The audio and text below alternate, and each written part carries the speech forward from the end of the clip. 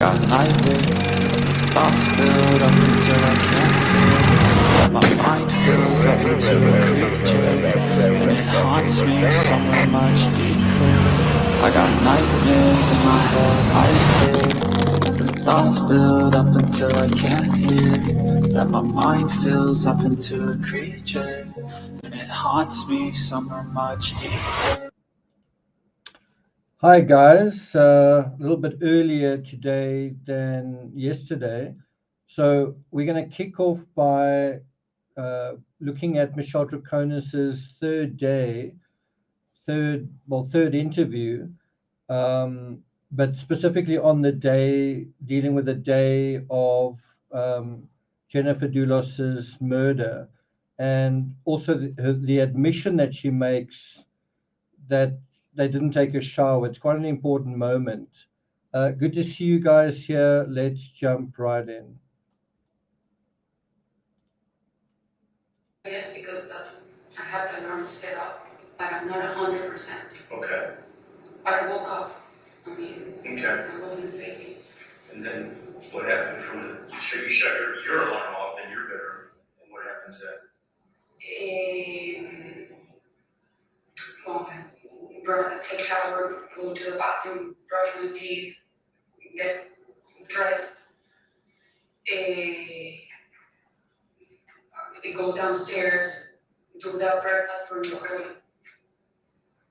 When you shut your alarm off between 6:30 and 6:40 in the morning, this is a very important question. Okay, this kind of goes to it goes to whether you're going to be truthful with this or not. When you shut off your alarm in your bedroom at 6:30 and 6:40 a.m. I think mine says 6:40. But this is the question. When you set your alarm, when you turn your alarm off in your bedroom, was focus there? It was not there. You did not. Did you guys catch that? So, in a way, she's kind of set up the. I think it's Kimball who's asking her the question, but he basically says this is a very important question. Remember, this is the third interview, and a lot depends on you answering this, I guess, correctly. And he asks, when you woke up, right? When you woke up at 6:45, was Fotis there? And she says no, right? She's previously already said something along the lines that she took a shower. Suddenly, Fotis isn't taking a shower with her. She doesn't explicitly say that. And suddenly the sex that they had is poof, gone. And so this is a major change in her story, right? I mean, if you think about it, if you want to give someone an alibi, what is a bigger alibi than you had sex with someone? Like their body's right against yours, their face is right against yours. You know they're there. It's not like they were in the next room reading a book, right?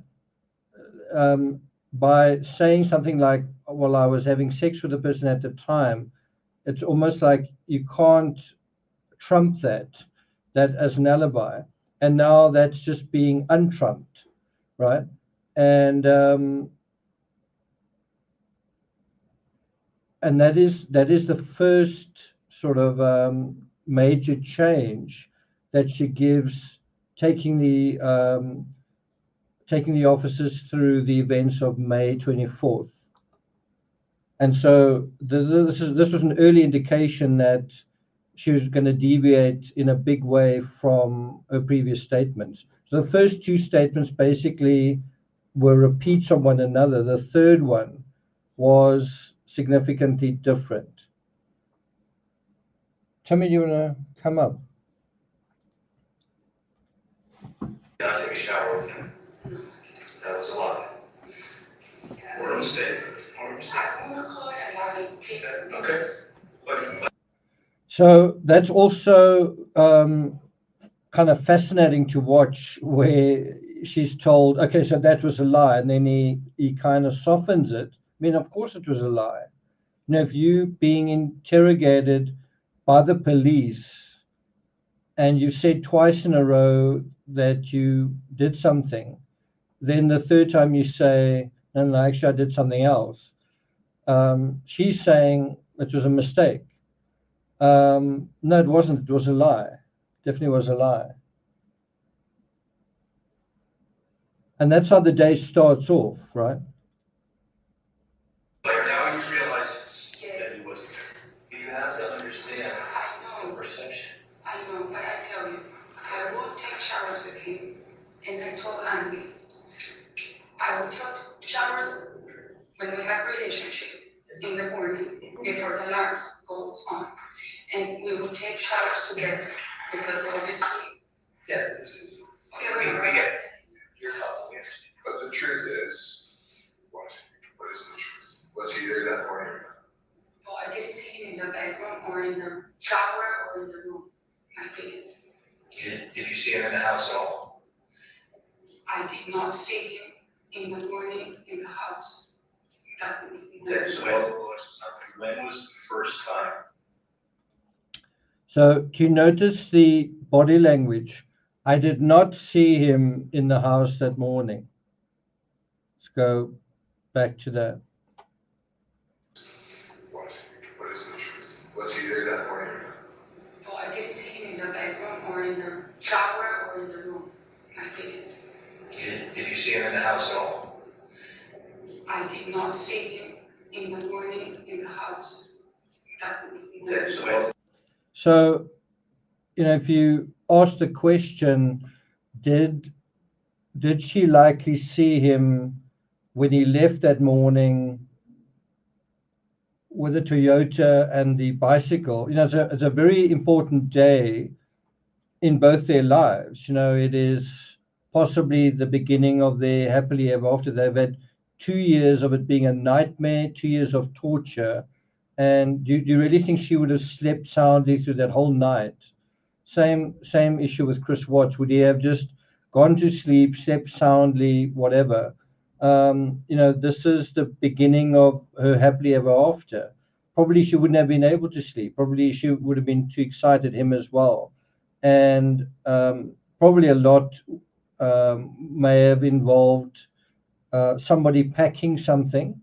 Did she see him packing a backpack? Did she see him preparing dark clothes? Did she see him remove the bicycle from the rack? Did she see him put the bicycle somewhere? All of those things. When did all of that take place? Did it take place at night, in the day, early that morning? When did it happen? When was the first time? I'm just going to pause it right there. You had detective, and I'm pausing it at 1:12:38 p.m. You and Detective Clabby appear to be engaging her about your previous conversations. Is that correct? That's correct.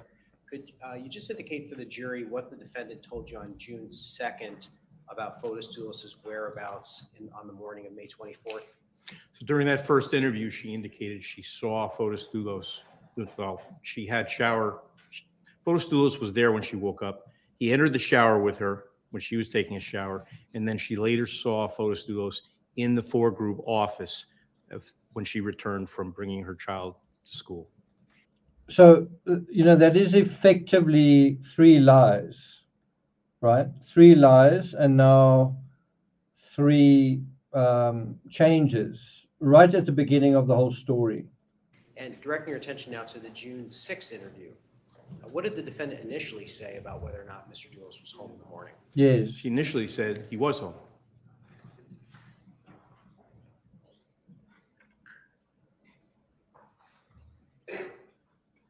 Saw Fotis with your eyes. When he called me, when he said, let's have lunch, Okay. that was good time. So that was at Fort Jefferson Crossing. You were upstairs and you hear him call out. Yeah, I was in Nicole's room. And he was in the down of the, you've been in the house, in the stairs. He was down and he says, Oni, let's have lunch. And I came out of At the 12 o'clock.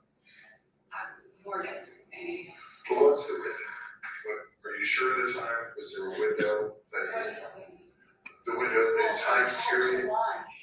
12 to 1:30. So it's sometime between noon and 1:30.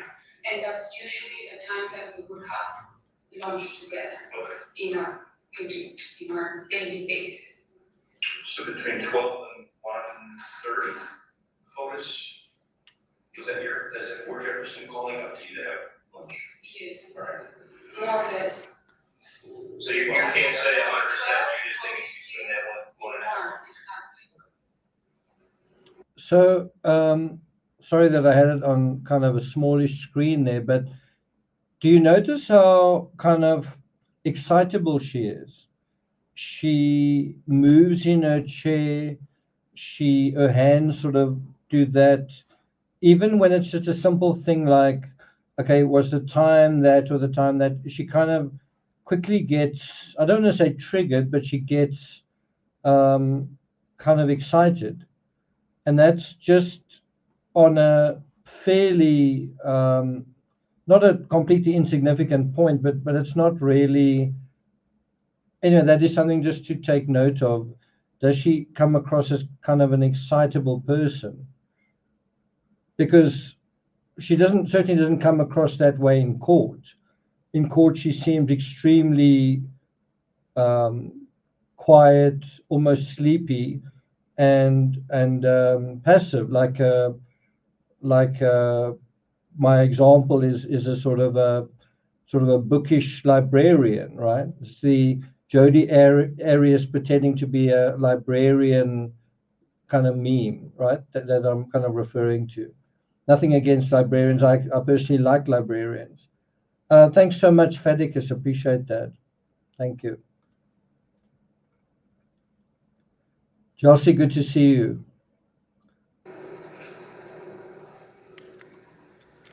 So on that day, you don't know what time? No, I'm not looking at the watch to see Okay. exactly what time Well, I I eat. mean- Normally, I eat between. So it's also quite an interesting point. I didn't look at my watch all the time. I think she possibly did. The other thing that is, I don't know whether they're going to come back to this, but remember she took the call from Greece within an hour and a half of waking up. So I don't know whether they're going to deal with that. I mean, they've already jumped to the end of the morning now.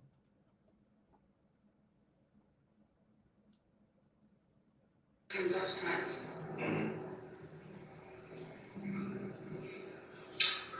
But Good. why? Oh, yeah. Did you, when you got up, just tell the officers what you did when you got up?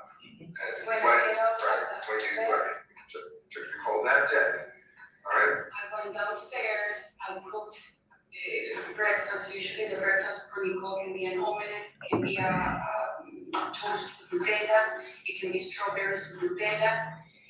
I made the orange juice. Okay, just tell them what you did and where you went. That's what I'm saying. Okay. I did the juice and I went to the school and I dropped her off at the school. So again, just even in her hand gestures, she's talking about, I can't really move both my hands because the dog's lying on my one arm, but just saying I made juice, she's kind of going like that. And I seem to remember when Chris Watts was interrogated, he made a similar gesture with his hand, kind of a vertical, almost chopping gesture on the table. They were there, remember? Now she's kind of making a similar insistent gesture. Just who would say, I made orange juice like that? I made orange juice. I mean, it's not even a very important, I made orange juice. Why is it I made orange juice, right? But again, it's just showing quite an assertive personality. Just the body language. And then I came back to the house.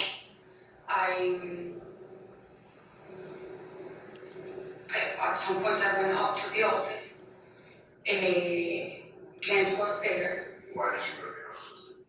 Kent Because I had Mawini, my right? computer, and I'm not sure I had printed out some Lord and Taylor return return some dresses from the court. And so I went inside to grab my stuff. That's fine. Kent's there. Yes. It's here. Tell me what Ken was in the far end, and there's a table. Glass table. Yes. It's a big room. Yes. Yes. So again, I just want you to look at her body language, the way that she uses her hands and her arms. You can see just what an assertive person she is. Just pay attention to that. If you go in from the inside of the house, it's a door, you have a square glass table, a round glass table that usually that's where Pavel sits, a long one here, glass table as well, that's where Andy sits, Cody sits here, and then you walk like a little hallway, and there's another glass table, and there's an office, not an office, What does Kent do? it was here, He's in the middle of the room at the glass table? oh, in the glass table. Yeah, which is kind of in the middle of the room, right? Well, It's a big room. yeah, it's to the wall, to the windows. What is Kent doing? I don't know what Kent is doing, but he was there. Do you see Kent? Yes, Does Kent see you? yes. Do you and Kent She says, I don't know what Kent was doing, but he was there. Okay. talk? Hi, good morning. Do you When say I that saw to Kent? Does yes. Kent respond to you? Yes, And what does he say? hello, good morning. And so you two spoke. Yes, Okay. and then I grabbed my computer. Thought his phone was there. What was his cell phone? Yes, Was where? in the desk. In the bedroom or the office? Inside the office. Going to pause it at 1:17, 13 p.m. The defendant just indicated that she saw Mr. DULOS' cellular phone in the Ford Group office, correct? That's correct. I want to direct you back to the June 6, 2019 interview. Did the subject of Mr. DULOS' cellular phone come up? It did.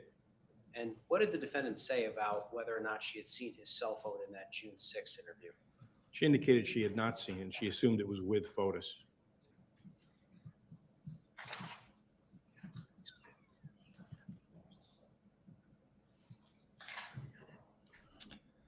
So, if you think about this, one mistake could be a mistake. Another mistake could be a mistake, but if it starts becoming repeated inaccuracies, it's very hard to say that's not deliberate and strategically deliberate lying. And as soon as you get to that point, how do you say that there's not guilty knowledge taking place? Because why are the lies or why are the inaccuracies related to very important points in the investigation, like someone's alibi, right? It's not like a call that was made randomly, right? It's something a lot more calculated, right? And that's the point to stress here.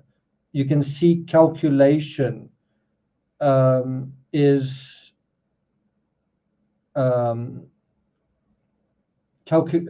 there's a calculated psychology at work here.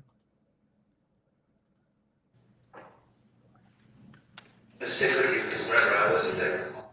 Okay, so the cell phone that Fotis uses was there Was there in the office in the office. where Kent was. Yes, Yes? yes. Okay. In that desk that is kind of like in the middle glass desk, in that Okay. square one. Do you remember exactly where on the desk it was? Was it plugged in or was it just there? It was plugged, but it was there. Okay. Like I believe the computer and the cell phone there. When Fotis goes to bed at night, what does he normally do with his phone? Like me, I leave my phone next to my bed, plugged in the charger or not. What practice does Fotis use with his phone?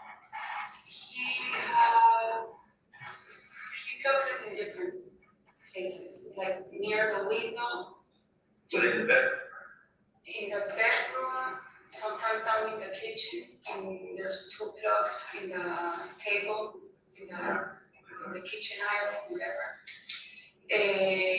this is his main cell phone, the 865 number, Is it the regular phone number. His main phone number, the one for Fort Roof, the one that Oh, has that's the the. one I know that he had. You guys are the ones who telling me that he had a different Okay. number. Okay. That's So just a quick question, and I might be a little bit ignorant here. When last did you answer someone else's cell phone? Let me just ask the question in another way. Have you ever answered someone else's cell phone? And maybe another way of asking it is, let's just say last year in 2023, the whole 2023, did you ever answer someone else's cell phone?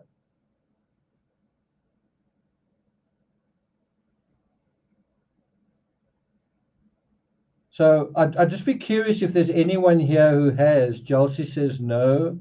Pauline says never. Elizabeth says no, never.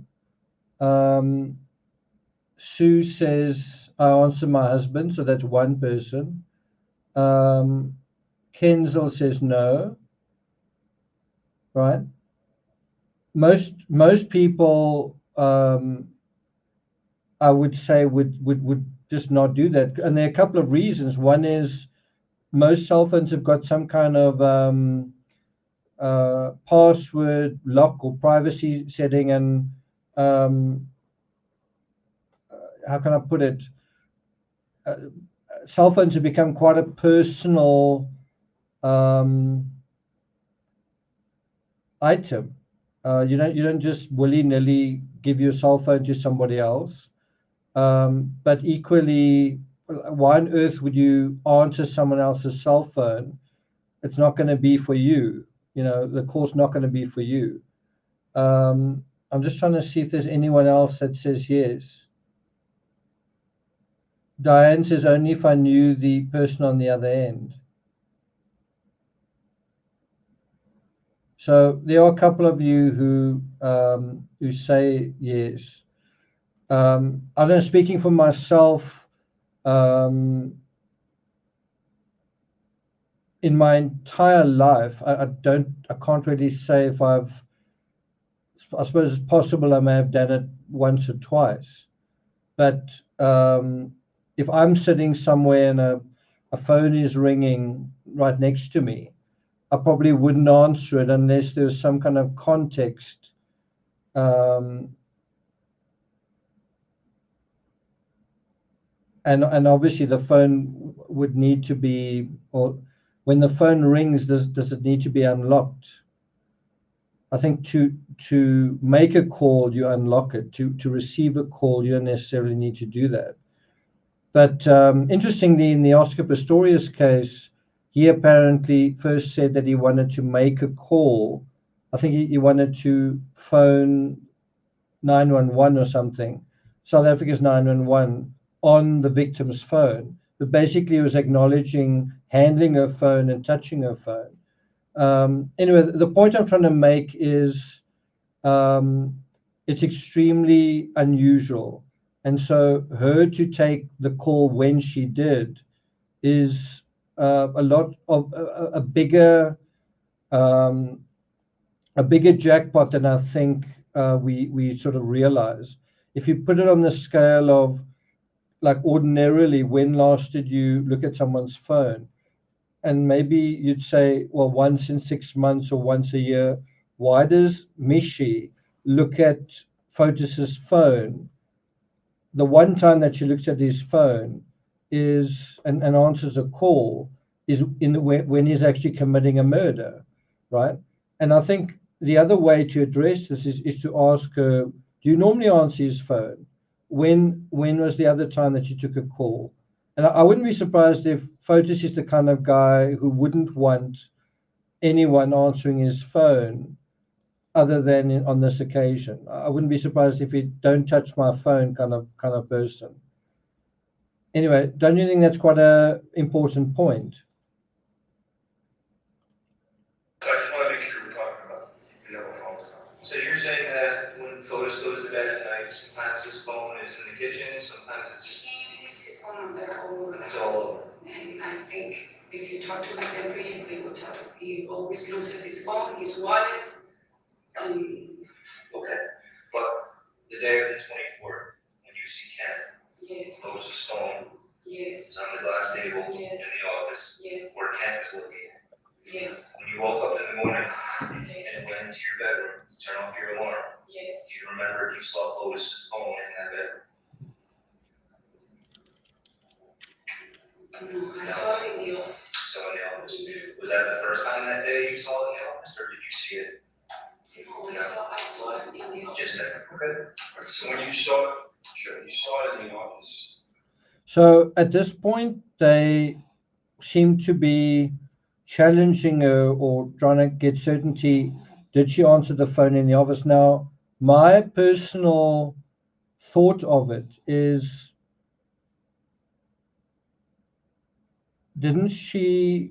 wasn't she almost like in a bedroom setting or in the kitchen setting? Remember, the call only came through at 8:30. Would she necessarily be in the office at that time? I guess it's a 50-50. I guess it's possible.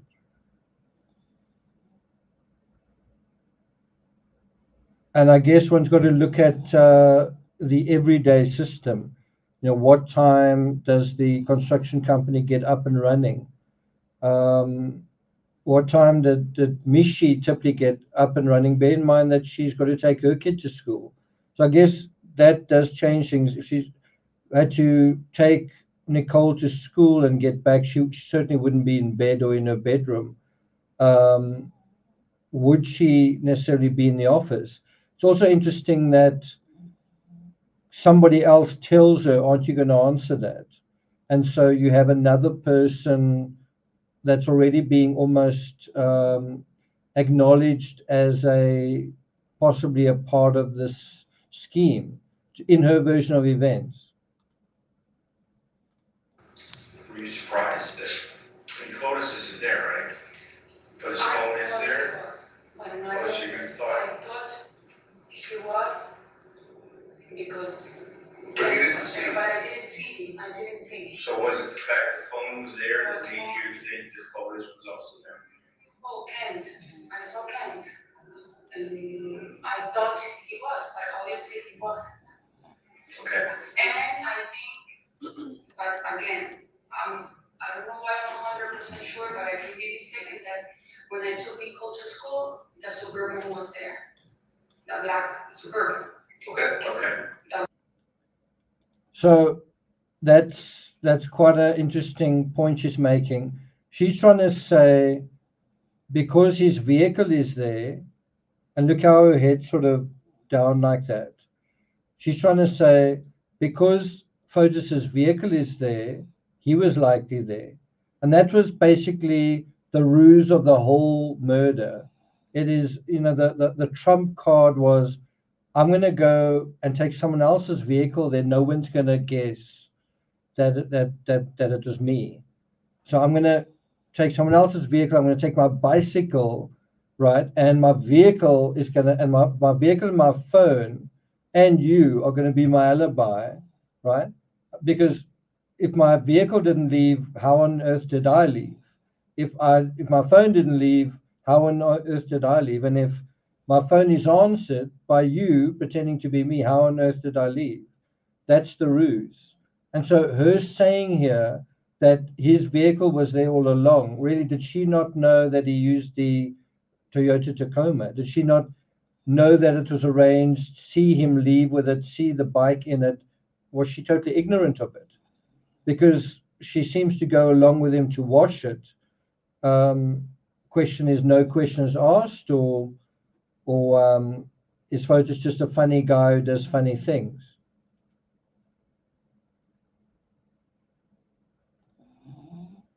Thanks a lot, Earth. See you soon. Thank you. Okay. Suburban there when you came back, dropping the pole off? I'm pretty sure yes, but I don't wanna say yes and then it wasn't.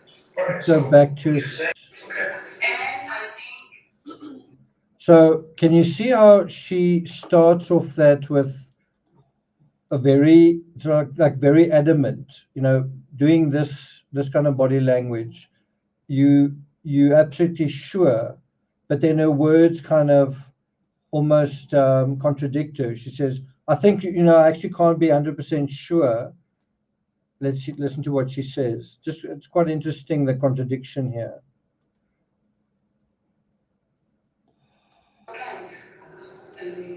I thought he was, but obviously he wasn't. okay. Hi, Terry. Good to see you. There you go. But again, I don't know why I'm 100% sure, but I can be mistaken that when I took Nicole to school, the Suburban was there, the black Suburban. That is a really big moment. What she's trying to convey indirectly, that he's got an alibi because his car's there. You saw how it starts off. Yes.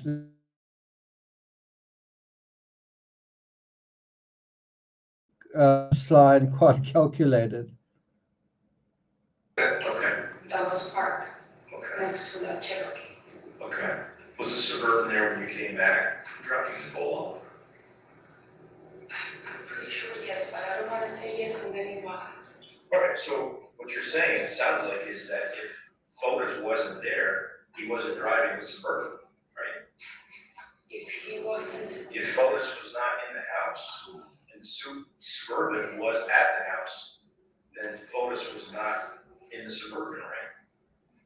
now, yes, I think if I think like that, yes, of course he wasn't. What do you say now? What do you mean now? If I'm not it's trying to not get you to there- say something, I'm asking. No, I know, because back then, Mhm. I always thought he was in the house, but thinking, I never saw him, I never heard his voice, so obviously he wasn't, or probably he wasn't in the house. Okay, let's just go back to the office now, okay? You see this phone. Did the phone ring? The phone rang, and it was a call from it said Andreas.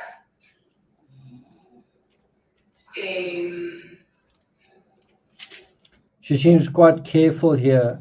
That's another quite important thing to consider is, would you answer someone's phone if you thought they were around? Like if you thought someone was around and their phone's lying somewhere, would you sort of rush over to their phone to answer it if you thought they were around? Would you the thought even cross your mind to answer someone's phone if you thought they were around? It is a very rare situation that someone's phone rings and they're not there. You know what I mean? How often do you have access to someone's cell phone where it's deliberately left behind and you're supposed to answer it and they're somewhere else?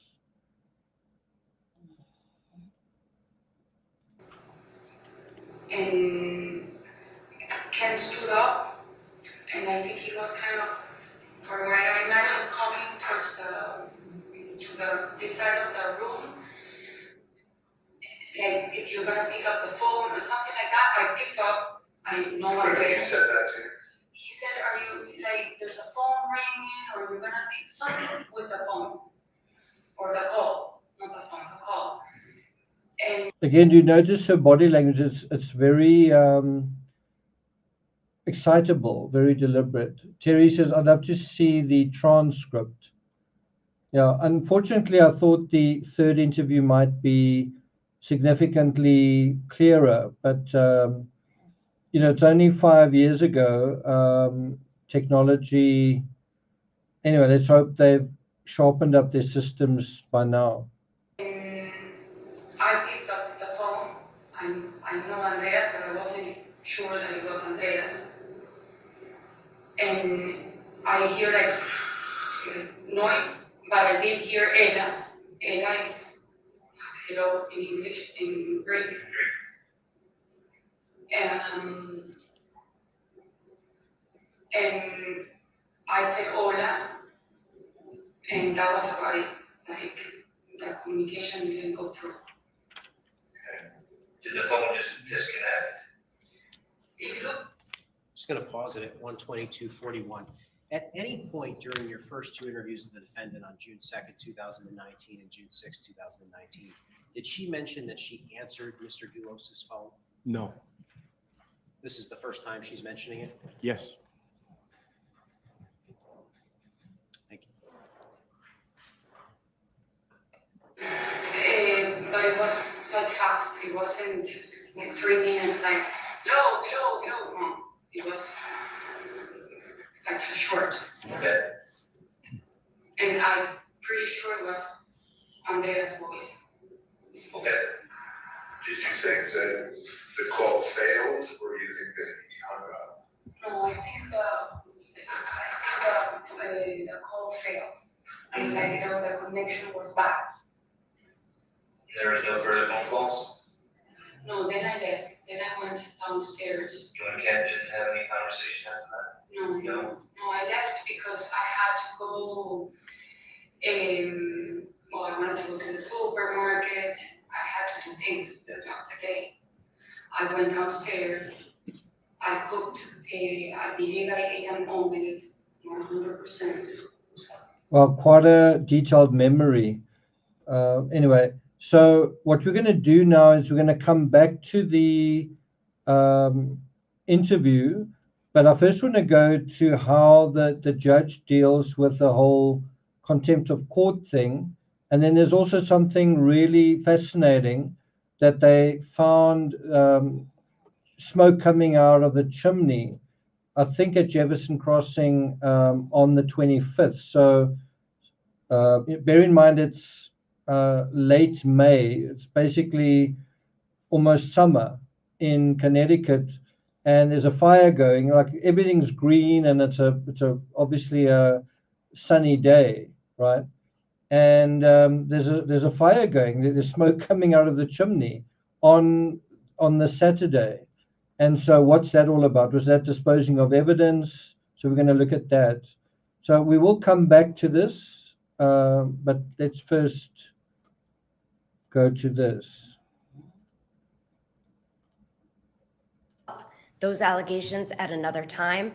However, what I will address right now is the fact that there have been other interruptions and disruptions and comments that have been made in the courtroom galley that we ignored and will continue to ignore. We don't feel the need to put anything on the record. We've addressed it with Your Honor in chambers. I don't know why that needed to be put on the record now, but rest assured, Your Honor, we've taken steps to speak to Michelle Troconis's family, to speak to Michelle, and ensure that there are no further disruptions.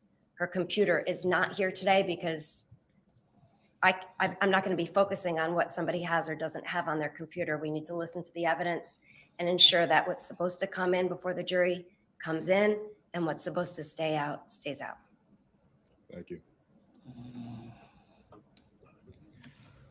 This court makes every effort to conduct proceedings in a fair and efficient and dignified manner. Okay, so I want to just impress upon you guys what he's about to say now. I think is fantastic. It deserves a round of applause. I want to emphasize it before you hear it. Maybe some of you have heard it, but I really want to emphasize that this channel certainly tries to have the same kind of decorum as far as possible. I know this isn't a courtroom. I'm not a lawyer and all that kind of thing, but I nevertheless try and approach true crime from the perspective of someone presenting a case, anchoring your arguments in facts, and providing sources. And in other words, if someone's going to challenge you, you've got some substance to that. any lawyer who's making a case in court expects to be challenged and expects to be able to not reinforce but substantiate their point, right? In the wild west of social media, just saying something is the court of is that court. It doesn't really require any substance or substantiation for the most part, and it also degenerates into a kind of high school mudslinging thing, which has got all seems to be about self-justification and not about reality. It doesn't seem to be about what really happened. It's about I'm on the side that is winning, and it feels good. Ha ha ha, kind of thing. Anyway, listen to what he says, and I really feel like this channel also tries to maintain the same thing. Provide analysis of a case that is effective, efficient, clear, but also respectful and how can I put it? Has standards of decorum, if I can put it that way.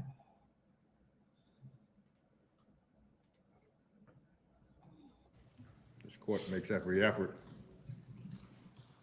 to show counsel and the defendant respect. That's also important to note is even when someone has committed a crime, even if they're a criminal, for the most part, they deserve a certain amount of respect, even though what they may have done is not respectable. And this channel, my channel, will sometimes deviate into parody. For example, when I've covered Gary Oliva and Christian Bruckner, that is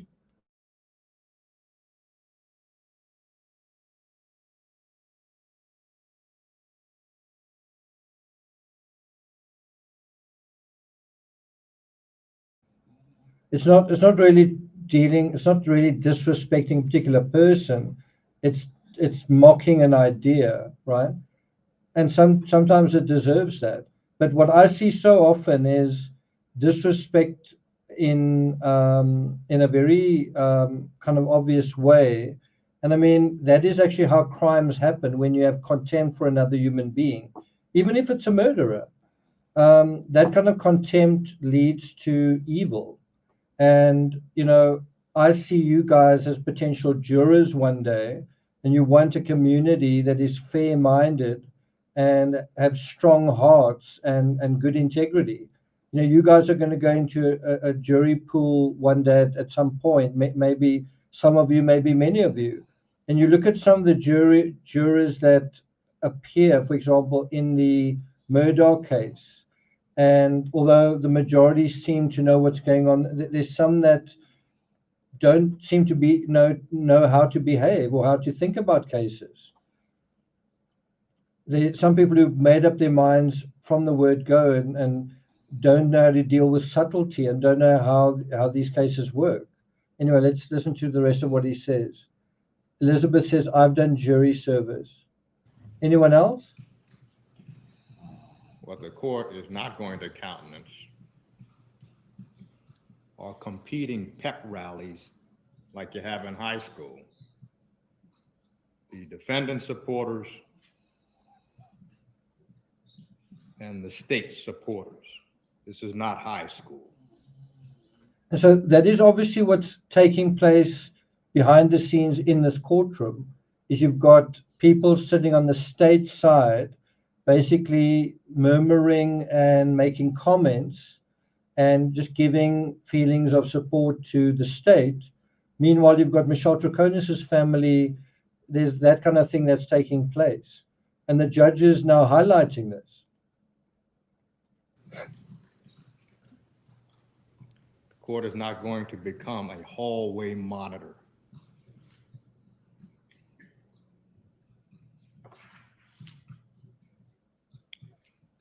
So if there are efforts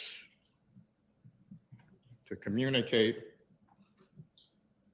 with a jury or a witness, you will be removed. No hearing, just removed.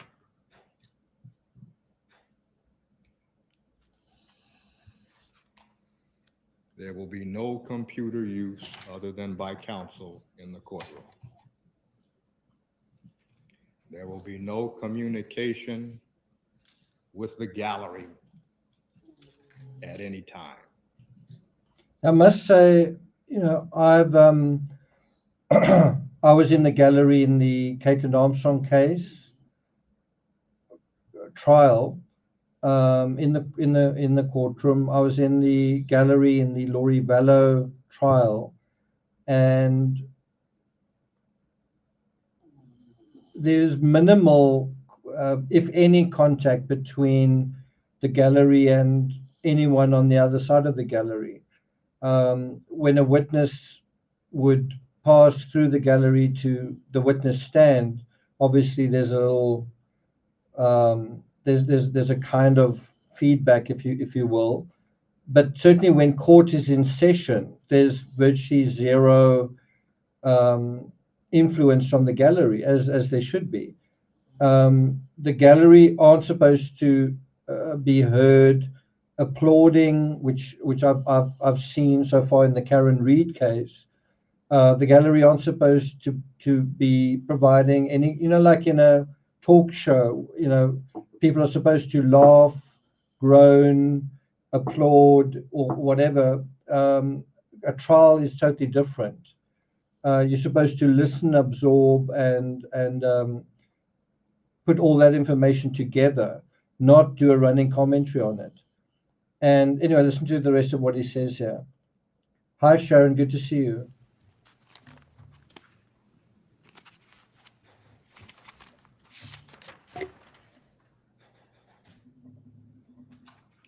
There will be no attempts to show your approval or disapproval of a witness's testimony.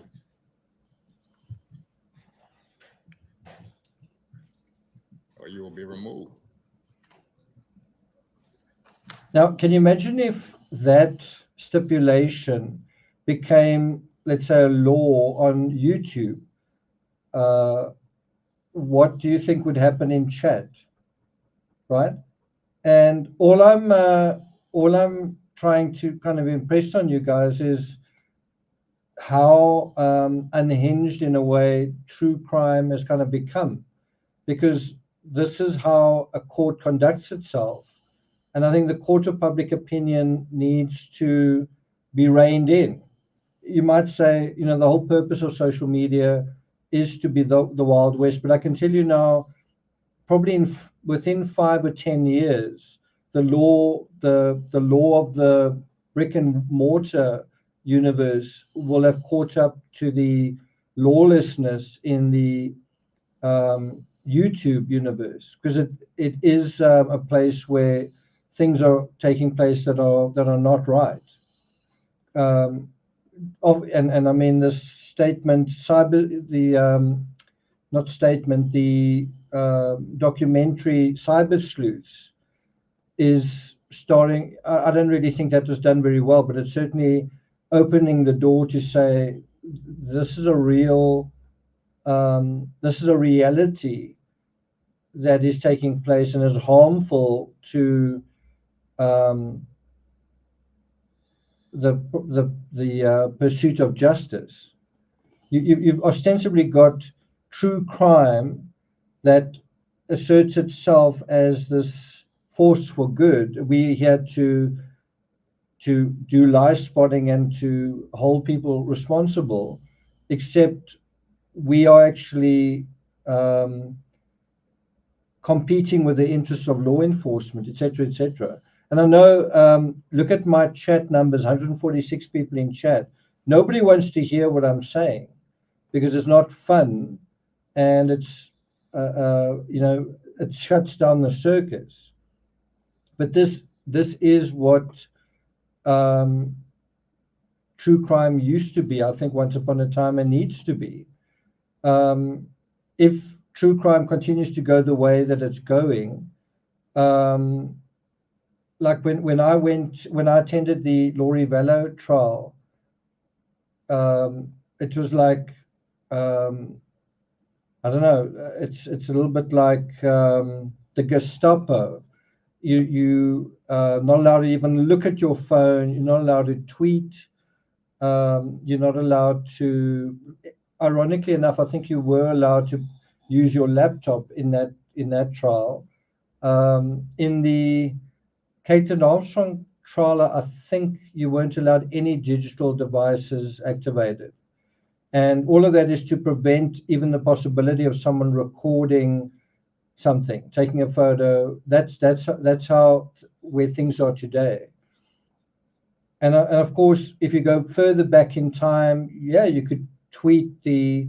I sat in on the Pistorius trial and the Henry van Bedard trial, and things were a lot more flexible because true crime hadn't gotten up to the mischief that it gets up to today. Right?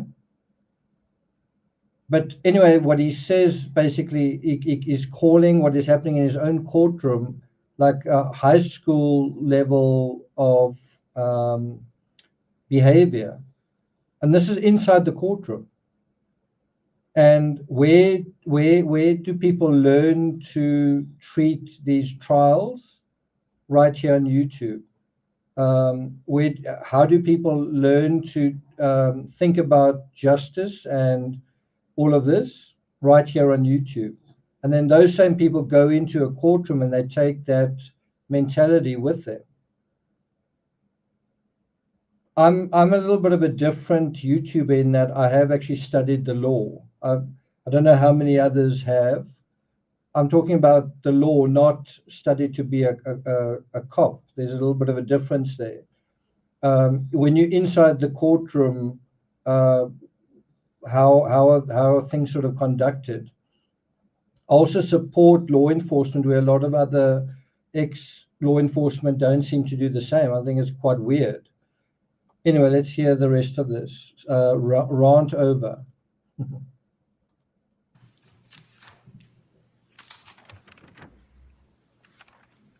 That's interesting. Court is not going to take up a formal contempt hearing today. The court will schedule a contempt hearing at the earliest after the defense rests. That's at the earliest. Now, what I found bizarre, maybe it's just me, was Michelle Troconis suddenly started trending after this whole contempt thing, and I was thinking, why is that even relevant or even important? She's on trial on conspiracy to murder, and it's almost like nobody cares about that. But as soon as there's a contempt of court, then suddenly Michelle Troconis is trending, and it's got everything totally. It's the wrong way around.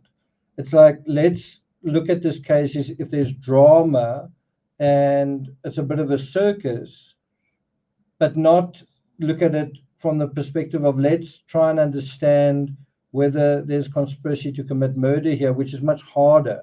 And maybe you might say, well, it's really boring. That's the hard work of prosecuting a case. Sorry if it's not more entertaining, right? But here you have even the judge saying, we're not gonna do a contempt of, let's get through the important business first. And the contempt thing we'll deal with at the end as an afterthought. That's really where it belongs. But can you see how drama, courtroom drama, shouldn't be more important than courtroom justice? Can you see that?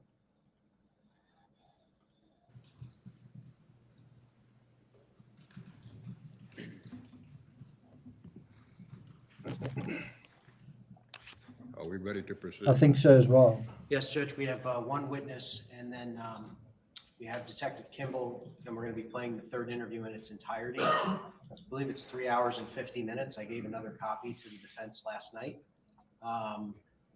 So I know that. If you think about this case, is this case about someone who endures a dramatic episode and comes through the other side with maturity and with grace, or is this a cautionary tale of someone who comes through a dramatic episode by throwing their own drama over it with catastrophic results? In other words, I like drama and I'm going to be even more dramatic in my own drama. Well, guess where that's going to take you?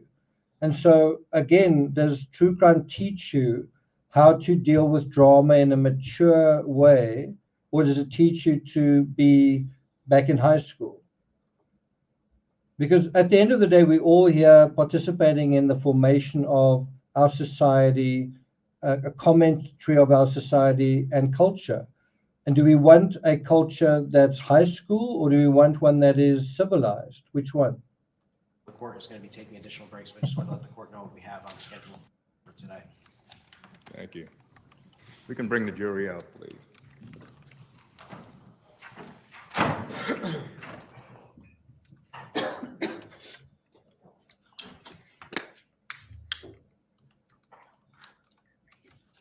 Okay, once again, Michi is dressed in sort of a gray garb, not trying to attract too much attention. By the way, she doesn't have a laptop with her in order not to misbehave, to show respect for the court.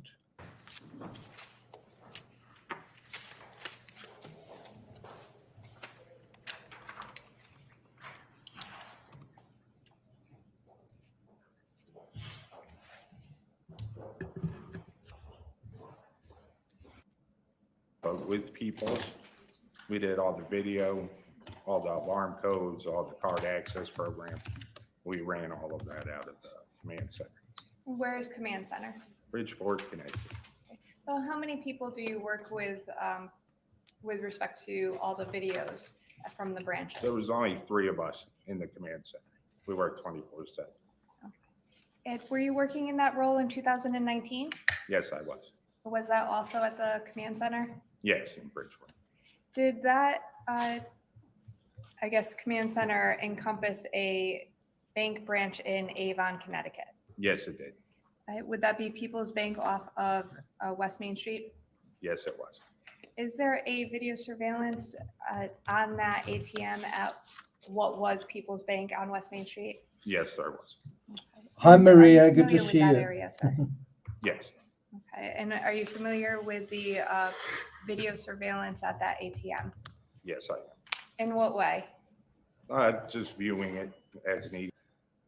So just FYI, we're going to, in a moment, be seeing footage of Fotis. I think he's drawing money to pay for the car wash. I think he may even have used Michi's card. But what is so striking in this is you really get an up close and personal look at Fotis's face, at his eyes, and Michi's kind of in. It looks like there's a woman in the background. Who else could it be? And that's why I want to show it to you guys. It's quite valuable. Just getting a sense of who this guy is, staring kind of right past the camera. It's kind of quite haunting. During different transactions as asked. Now, in 2019, sir, was a request made to download a video from that bank branch Yes, there was. for May 29th, 2019? Yes, And were you present when that download occurred? yes, I was. And did you view the video at that time? Yes, I did. If I may just have one moment. Yes. That's how you get your date and time. I'm going to have you take a look at the video, please. Thank you.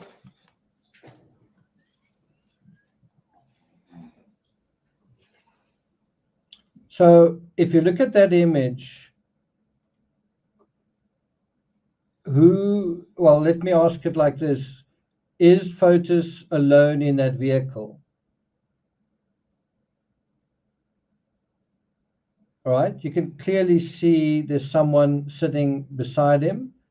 And doesn't it look like he's wearing the clothing that you saw in the CCTV yesterday? at the car wash, right? And doesn't that look like a woman? And also, who do you think that woman is?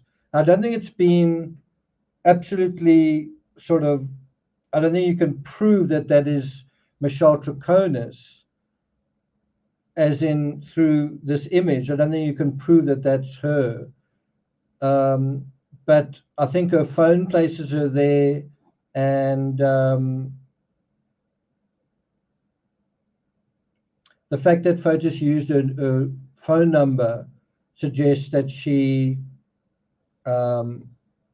must have taken the call when the car was completed, if that makes sense. But here again, you've got the two of them partners in the same vehicle, in the same way they were together in the Ford Raptor. Yeah, they together on this little expedition as well. Thanks a lot for that, Alf.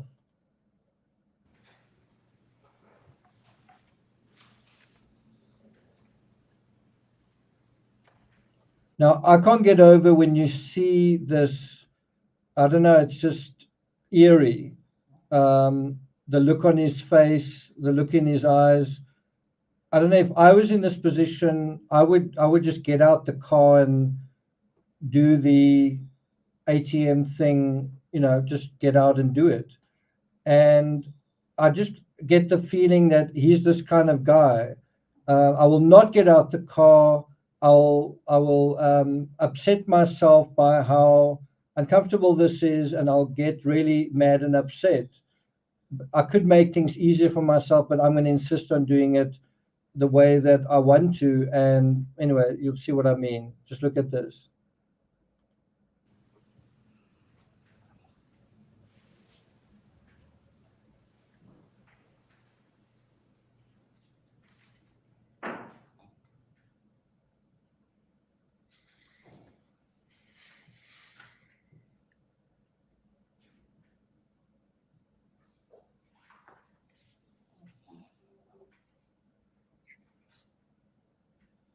I think it's particularly haunting in a way because he's here drawing money. And isn't this crime all about money? Isn't this crime all about him getting himself into $7 million debt? And so his whole life is really about money.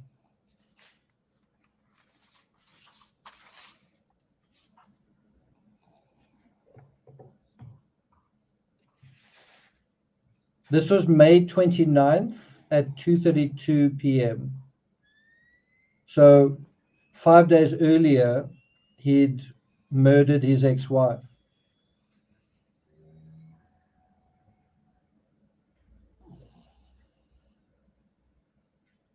Actually, just gonna pause it there, sir. Is that the view from the ATM machine at the bank? Yes, it is. Okay, and this vehicle, is this a drive out the ATM? Yes, it is. Okay, and inside the view, the individual reaching out, is he reaching towards an ATM machine, or what is he reaching towards? Yeah, he's reaching directly at the ATM machine.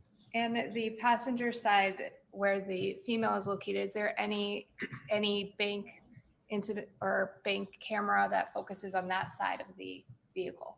No, there's not. Okay. If I can, I'll just finish playing the video.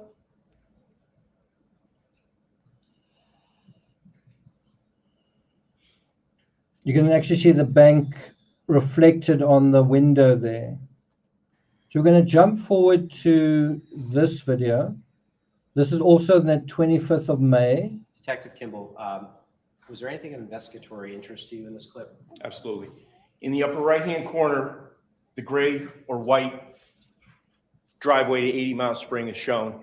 And at 12:22 on the 24th of May, we see a vehicle matching or consistent with the description of the Toyota Tacoma arriving, pulling into the property from the south.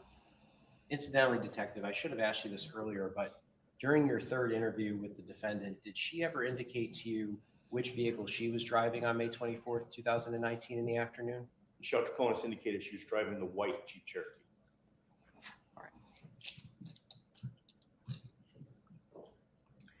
And I'm just going to pull up now file number 2, labeled 1:32 p.m., 77 Eli.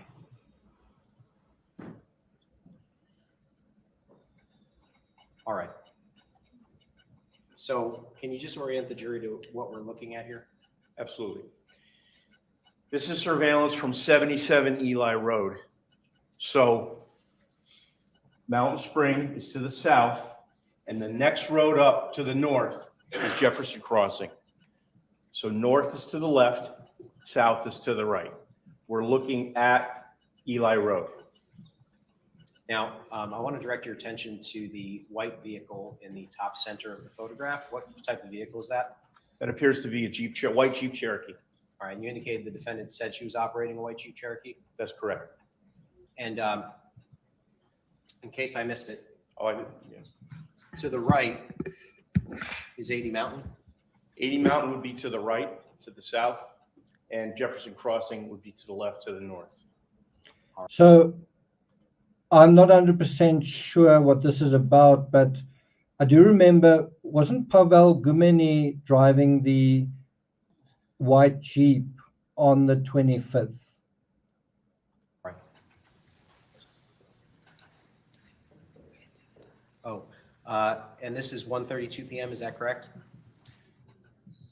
That's correct. This, the timestamp is down here. It's really probably not readable to the jury.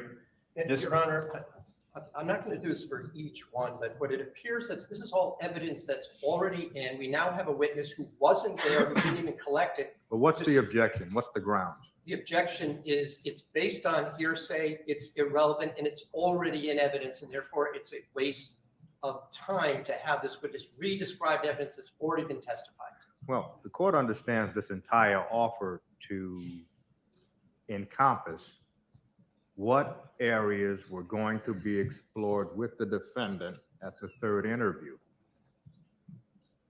Now, if the state represents that these areas will not be explored with the defendant at the third interview, then this is a needless presentation of cumulative evidence. If the state indicates these areas are going to be explored with the defendant at the third interview, the court would overrule the objection. The trips back and forth from 80 Mountain to 4 Jefferson Crossing were absolutely explored during the third interview. And I also just want to respond to the hearsay objection. The defendant's words are not hearsay, they're admissions by a party opponent, and so that objection is not well taken. She indicated that she was driving the Jeep Cherokee. I'm not objecting, let me be clear. I'm not objecting to that. I'm objecting. So I think it's kind of interesting that he says, I don't want to waste the court's time. How many objections has he made? And also, many trial days have started with 20, 30, 40 minutes of the defense attorney making a particular point. But especially, how many objections has he made that were ultimately overruled? Anyway. To this witness describing what he was told about what's in these videos. That's my concern. The court has articulated its reasons for overruling the objection. Next clip is 3. All right. Is this still 77 Eli Road? This is still 77 Eli Road. And what is the time, sir? The timestamp down here is 13:33, which is 1:33 p.m. on. This is a bit of a random observation, but I do wonder whether this roof carrier was ever examined for evidence. As I said, it is a little bit of a random observation, but I can't help just thinking about that. May 24th. And there appears to be a black SUV type vehicle in the photograph. Do you recognize that vehicle? I do. And what is that vehicle, sir? That vehicle is consistent with the Chevrolet Suburban owned by DULOS. And how do you know that? The general appearance of the vehicle, the Thule rack on the top, and there is a magnetic 4-group sign adhered to the front passenger door. And incidentally, during your third interview with the defendant, did she indicate that she was driving the white Jeep Cherokee and Mr. Doulos was driving the Suburban? Yes, And that's the Suburban. yes. And now we're going to play file number 4. I'm just going to play it and then I'll ask you about it.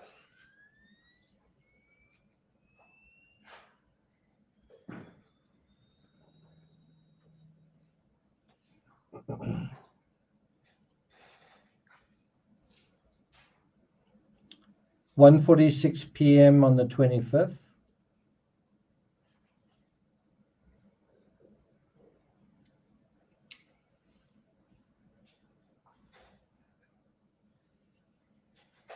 Here comes the next vehicle. Driving in tandem is quite interesting.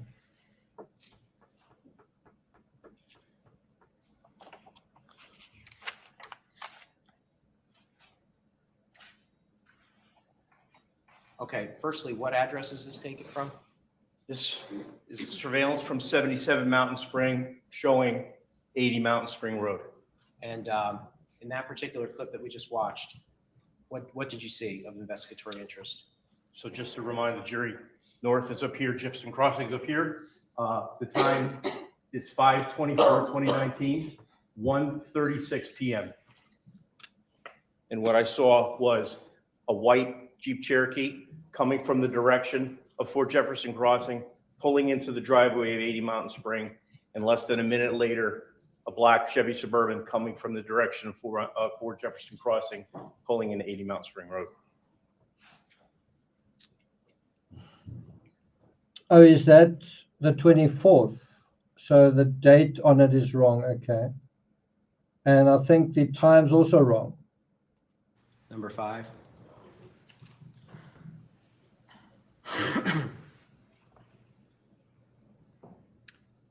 What are we looking at here, sir?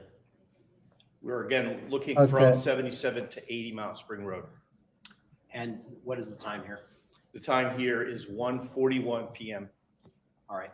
And I want to direct your attention to the upper right-hand portion of the photo. Do you see that white vehicle? I do, sir. Now, this is obviously a still shot.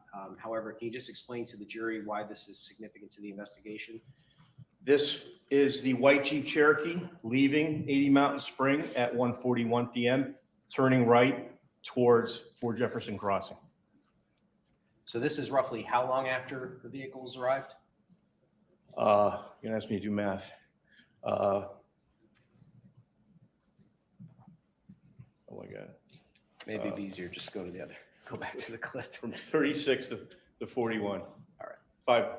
5 minutes. Okay.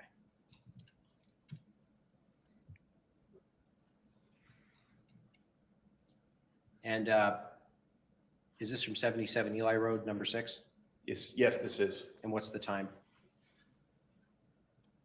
Folks here seem to like Chevy Suburbans. It's in the lower hood. I believe it's 1:45 Okay. p.m. on And, the 24th. All right, and I want to direct your attention to the vehicle in the upper left-hand portion of the photograph. What type of vehicle is that? Appears to be a white Jeep Cherokee. And what direction is it headed? It's coming from the direction of 80 Mountain Spring, traveling north towards Fort Jefferson Crossing. Clip number 7. All right. We're still at 77 Eli Road here in file number 7, or image number 7, I should say. So the reason I'm showing you this isn't really to show you so much the vehicles. There's a section here where they show smoke coming out of the chimney. And that to me is pretty interesting. Yes. And what is the time? Eli Road is off to the right. This road runs east-west. This residence right here is Fort Jefferson Crossing, where Fotis Doulos and Michelle Traconis resided together. This is from the perspective of 1 Jefferson Crossing, the residence directly across the street, looking south at 4. And I believe this is the Swanson's residence, is that right? Yes, correct. And if we just play the clip.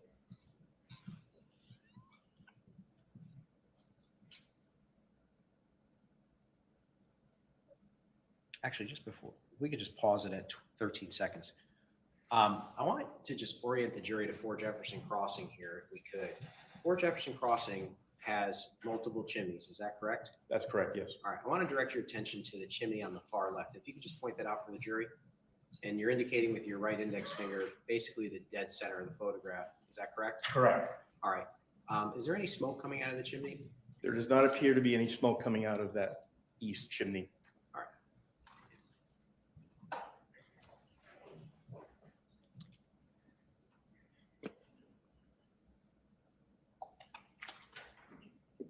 And the time is 2:30.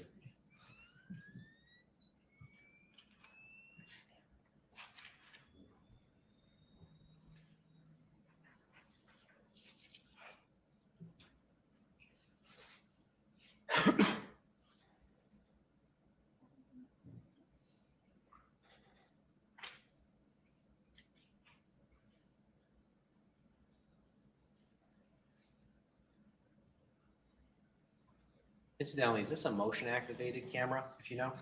Yes, this is a ring camera, so this camera only activates when there's motion within a close proximity to the camera. Understood. And we're just going to go on to image number 12. All right. With respect to image number 12, we're still at 1 Jefferson Crossing. Is that correct? Correct, looking at 4 Jefferson Crossing. All right. Just going to play the clip now, and I'm going to ask if you could focus on that chimney.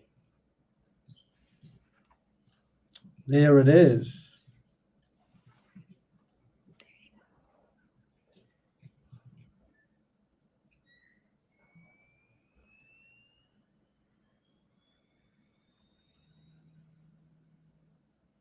There it's quite clear against the trees. Do you see anything coming out of the chimney? Your Honor, I have to object. The jury can see whatever they can see, what this witness says or. Yes, I have to object. The jury can see what they can see. Okay, so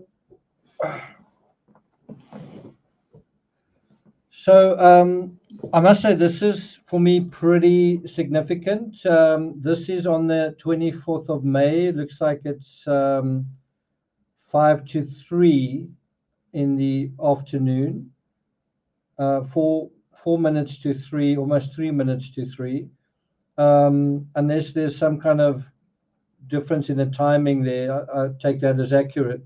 How many cases can you think of where evidence is or was apparently burned? Think about the Morphew case. They found, I think, a piece of wood that had been burned, all sorts of fragments in the fireplace. In the John Benet Ramsey case, they found a brick with carpet fibers in the fireplace. I'm not sure whether that fireplace was recently used, but wouldn't be surprising if it was. In the Chris Watts case, he barbecued the night before the crime. Possibly he burned, and bear in mind, Shanann wasn't there for that barbecue. I wouldn't be surprised if he burned things like receipts and possibly certain evidence as well. Suzanne's journal, a section of that also, I think, was in the Morphew fireplace. Stephen Avery case is a very good example. So, what could possibly have been burned here? I don't know. I don't know whether they checked the fireplace, but possibly some documents, some papers. Who knows? Who knows? There was also the Daybell fire pit. Patrick Frazee case is also a very good example. But maybe some of the excess paper towels, maybe even some cloths that were bloodied, maybe some of them. So quite interesting. And then another question would be, was Michelle unaware that there was a fire going on in the house? Would most people be unaware if there's a fire in your fireplace?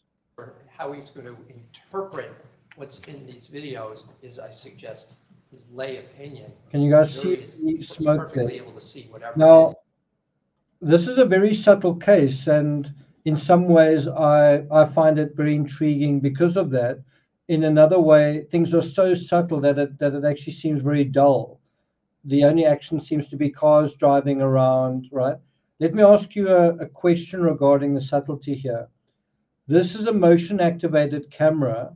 What do you think activated the camera in this particular instance? See what you guys say.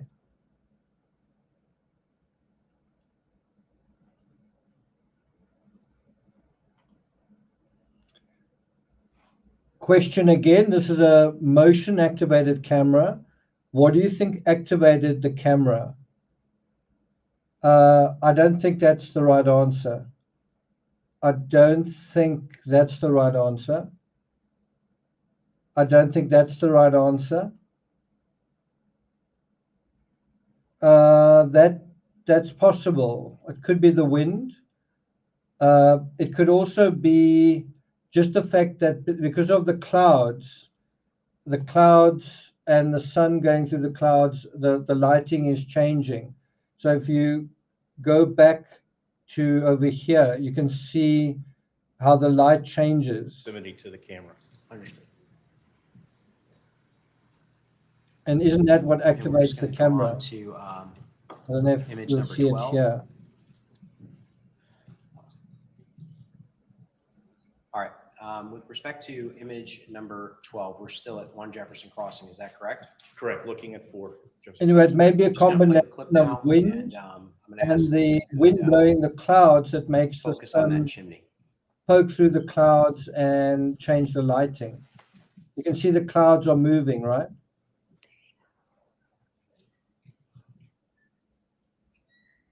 You see that kind of thing, the shadows moving over would activate the camera.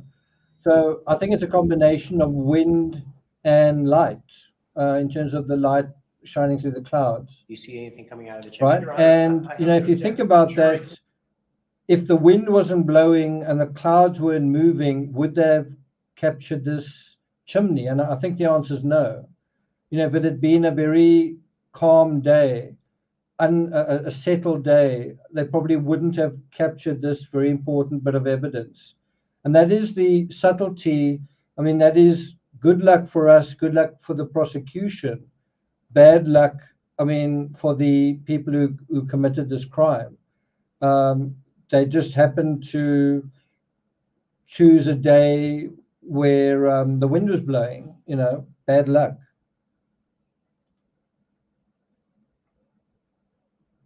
See whatever they see what this witness says or how he's. And almost by the same token, in the Chris Watts case, the thing that was recording him going out the driveway may actually have been activated by plants and a flag blowing in the wind that was actually catching the camera's attention.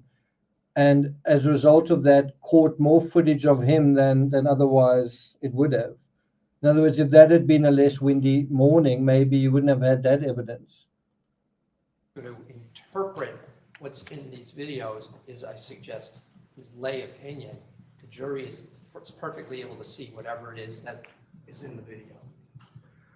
Wow. Well, the court agrees with counsel's objection, but the issue of the chimney apparently is part of the state's case.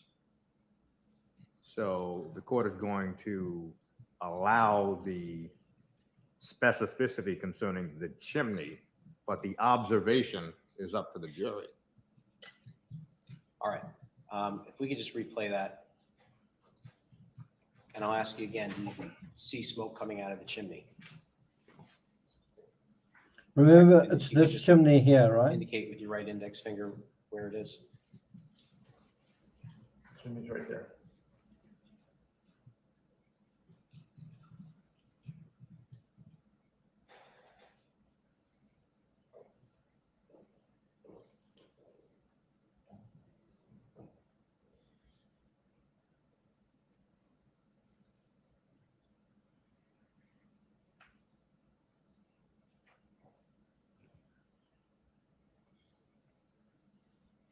So do you guys think there's any innocent explanation for the smoke? Like, this is the day of the murder. It's almost 5 hours Detective Kimball, after just the while that murder. game is playing with this. Do you think it was cold enough to warrant, in late May, to warrant turning on the chimney? Is there anyone you have that's from Connecticut that would have a fire going in late May just to kind of keep warm? I don't know if Stephanie's here. Do you guys typically have fires going on in May? Wouldn't think so. This have been before or after that vehicle consistent with a white Jeep Cherokee was observed heading back in the general direction of 4 Jefferson Crossing? This video is after the white Jeep Cherokee was seen heading towards Fort Jefferson. And image 13 in that same photo.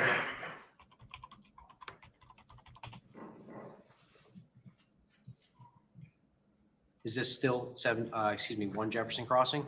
Yes, it is. And does there appear to be smoke?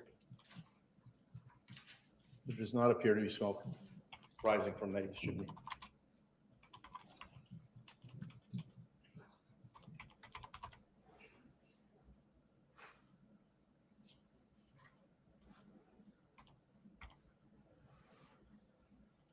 The time for this is 3:12 p.m.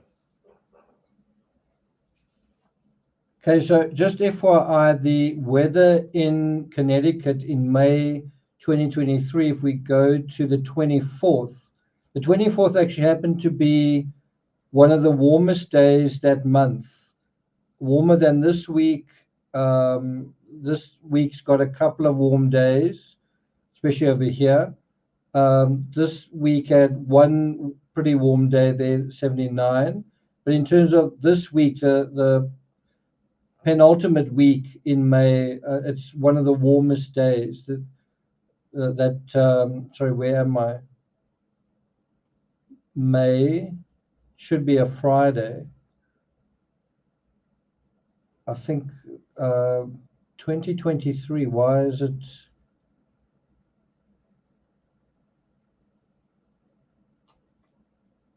May 2023. Shouldn't it be the 24th? Wasn't that a Friday? Quite sure why it has. This is the. Oh, that's 2023. Sorry, I'm having a bit of a brain fart here. There it is. The 24th was 72. But as I said previously, this was actually one of the warmest days in the whole month. The record for the month, there's 72 over there. 72 over there. That was a very warm day. The warmest day. Well, actually, that was the warmest day. And then, but that was one of the warmer days. 72 is not fantastically warm. It's 22 degrees Celsius, but you would think that that is too warm for a fire, wouldn't you? You know, sorry about that. It came out a bit garbled.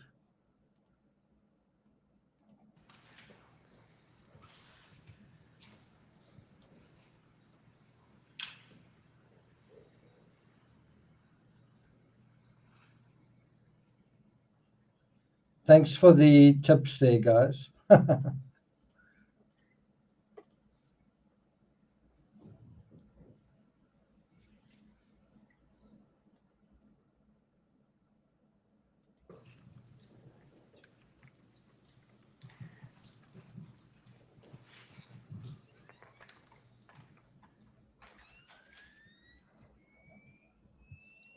And we're back at 77 Mountain in image. That's number- correct, looking at 80. I think this is image 16.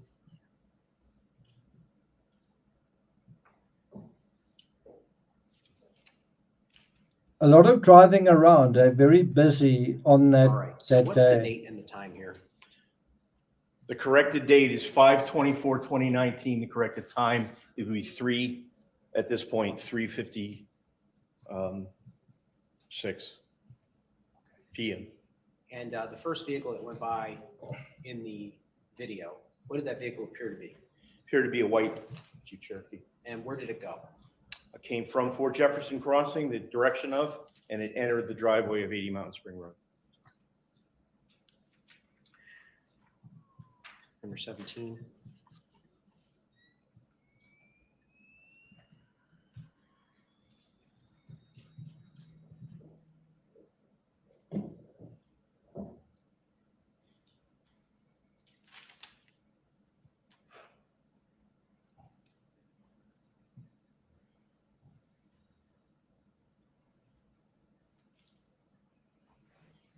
Definitely a pretty windy day.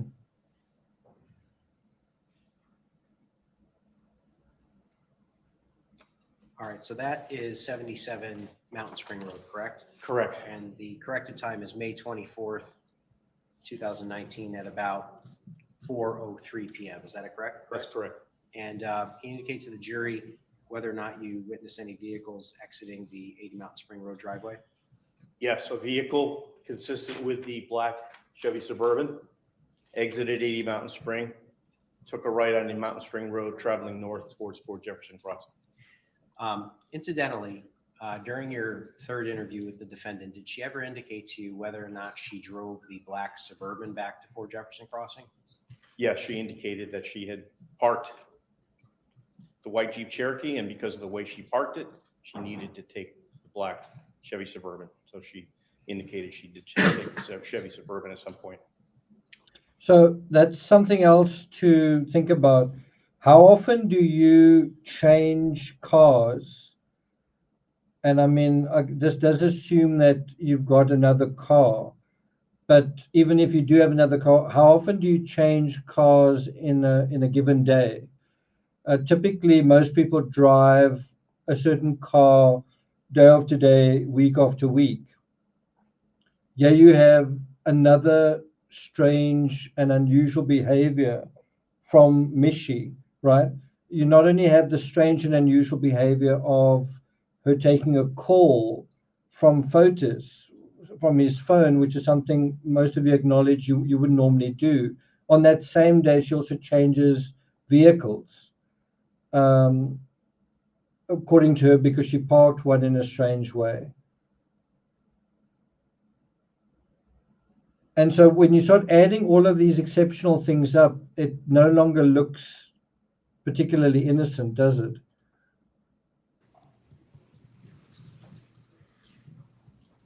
This is image 18. Back at 77 Eli, directing your attention to the date. Now, I must say one thing that I would, if I was writing a book on this, I would have plotted a infographic or some kind of map, literally showing the all of the vehicles and their sort of part in the timeline. I'm not sure if our friend on Twitter has done that or continued to do that. To be honest, I've just been too lazy to do that. I hope that the prosecution are going to show that. Something tells me that they haven't, but they probably do have it written down somewhere. They probably have thought about it and figured it out.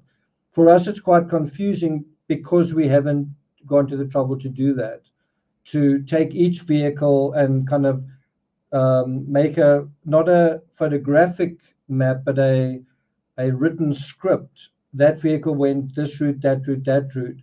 And I mean, that is going to be how you, if you want to see where Jennifer's body is, you want to look at all the little routes that the vehicle took, the times, and all the times that they passed by camera.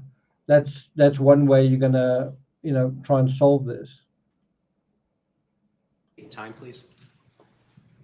Date 5/24/2019. Time is 4:07 p.m.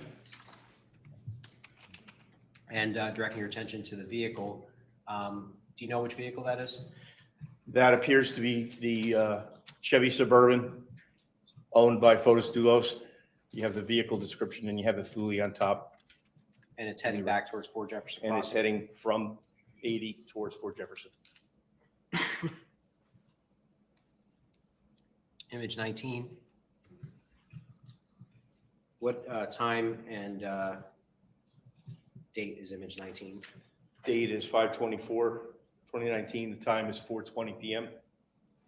And I want to direct your attention to the vehicle.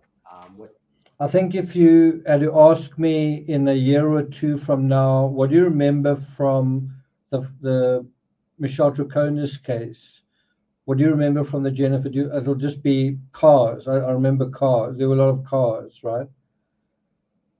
And that is part of the key to figuring this case out is the red Toyota Tacoma, almost said Tacoma, Tacoma was a key device to mislead your efforts to keep track of the car movements, right?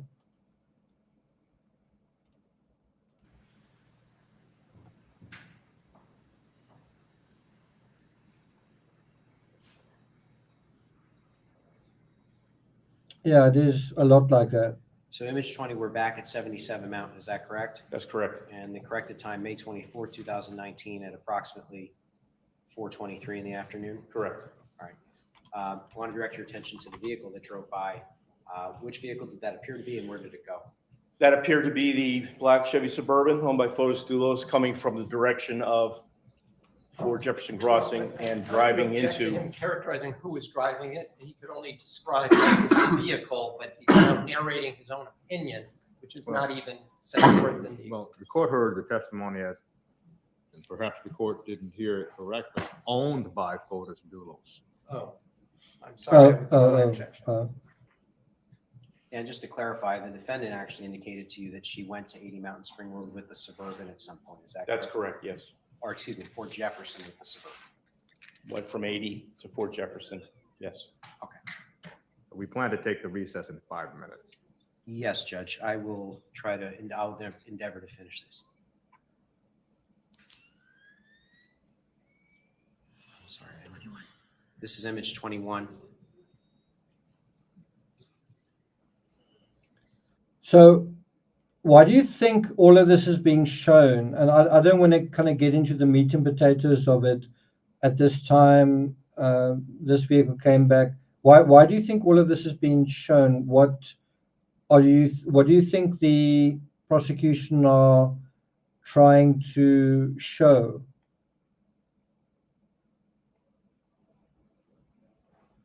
So we know that they are going to follow this up with the third interrogation of Michelle Troconis. Well, what they're going to try and show is how inconsistent her statements are about where she was, what she was driving, when she did whatever she did, whether what she said in the third statement is corroborated by what she says, right? And obviously, in the third statement, she's being more truthful than she previously had been. But the question is she still being completely truthful? Is she telling the truth about where she was and what she was doing on the afternoon of Jennifer's murder? That's it. So I don't really think we need to go through the rest of this. This is the point of it, is just to put it on record these times. You really would want to take notes, but I'm not going to be here for 4 hours like I was yesterday. So we're going to go from here to, you can see they continue just to show vehicles, and then is smoke coming out of the chimney at a certain point. And anyway, we're going to now pick up with the interview with Michelle Troconis. Let's just go to about here. That are not anywhere near this video, so I ask that that be stricken as not responsive. Well, it's really, the response really calls for other questions. So You can target your question, Counsel.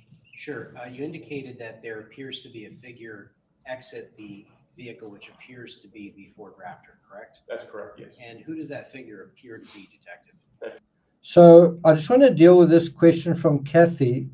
The impression you get here is that they are disposing of evidence in a scattered manner.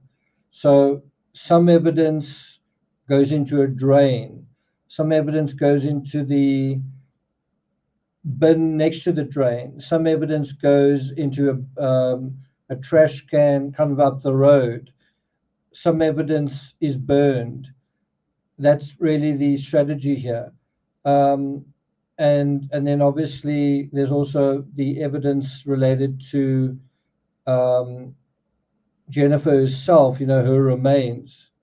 One must also think about the way the perpetrator went to the crime scene and left the crime scene. He's also scattering in a way. He's making it kind of muddy and murky what he did.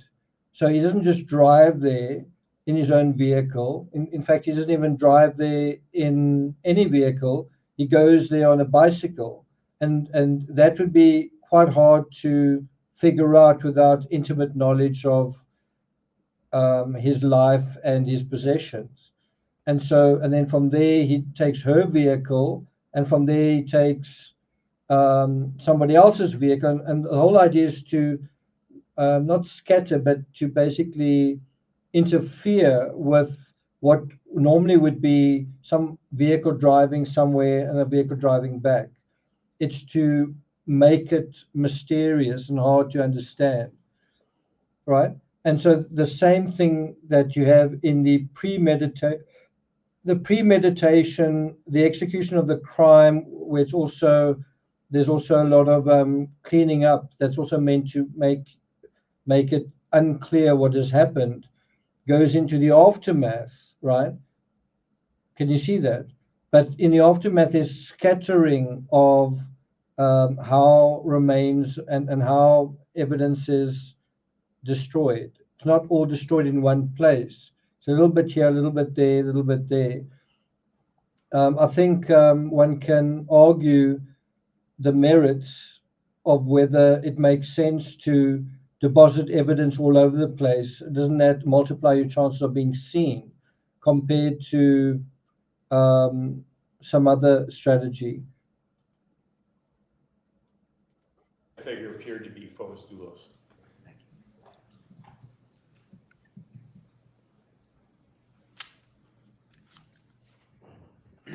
Now, you can have a seat.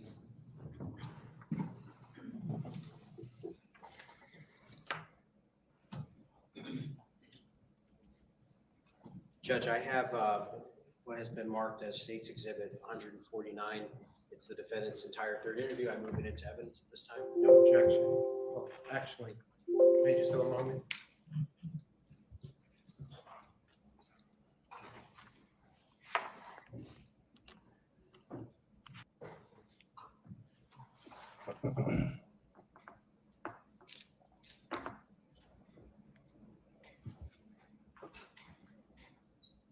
Isn't it strange that in this modern day and age, they still use CDs or DVDs as exhibits and not something like one of these things, like a flash drive? Don't you find that quite weird? Maybe some of the technology needs to be upgraded.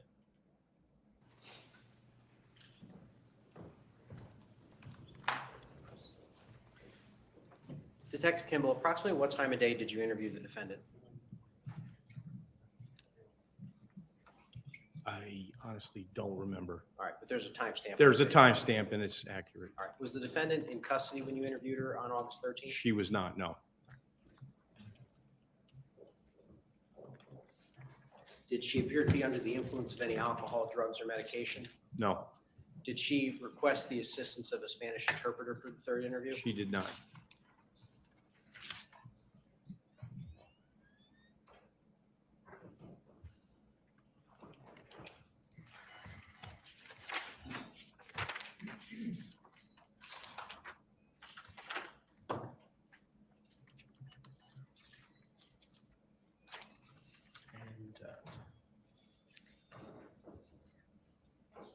All right, at this time, I'm going to publish the exhibit to the jury.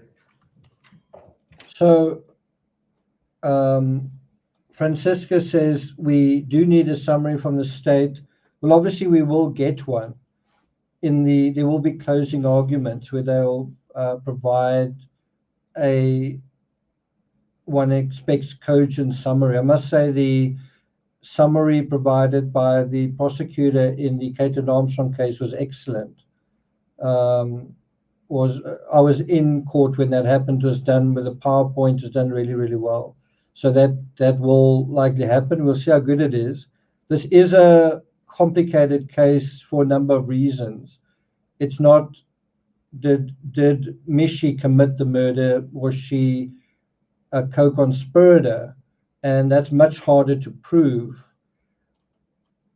You know, what is going on in someone's heart, mind, etc.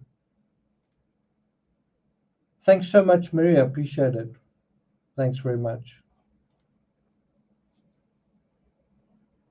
Doesn't sound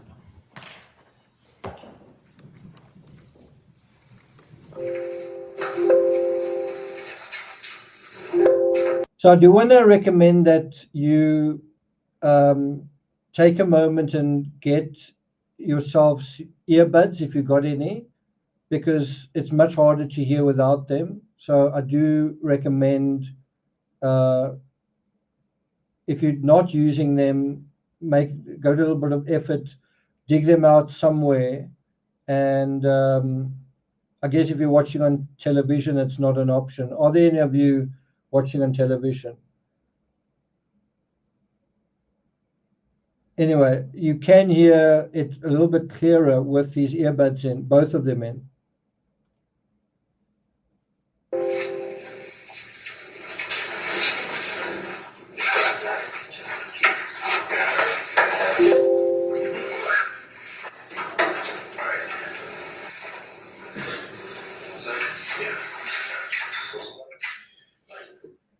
Just going to pause it right there. Would you just mind describing the interview room for the members of the jury? Sure. The interview room, it's generally square. It's probably about 15 by 15 feet. It has two doors. From where the defendant was sitting, there would be a door. There was a door to her left, which went into the major crime office. And then there was a door straight ahead of her, which went to a hallway at Troop G. And the room is equipped with cameras and audio equipment. And we've got one camera that's sort of facing Makes the end of sense. the table, and that's the angle, that's the predominant angle in this video. Is that correct? That's correct. And then there's a camera, I guess, in the upper corner of the room, which In the upper left-hand corner, it shows the door. It's the inset square in the video. and does this time stamp refresh your memory as to approximately what time you? I just want to speculate quickly on that question. I don't know the answer for a fact. One possibility is that those vehicles had already been seized. I don't think that's the reason. I think the whole point of the Toyota Tacoma was to muddy the trail back to Fotis. So going to the car wash with one of their vehicles would defeat the purpose of using the Tacoma in the first place. So the whole idea was just to throw anyone who was watching off their track. And of course, that didn't work, did it? Does that answer your question? Yes, we interviewed her approximately 12:49 p.m. on August 13, 2019.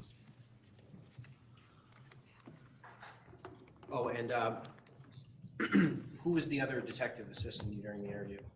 Detective Corey Clabby.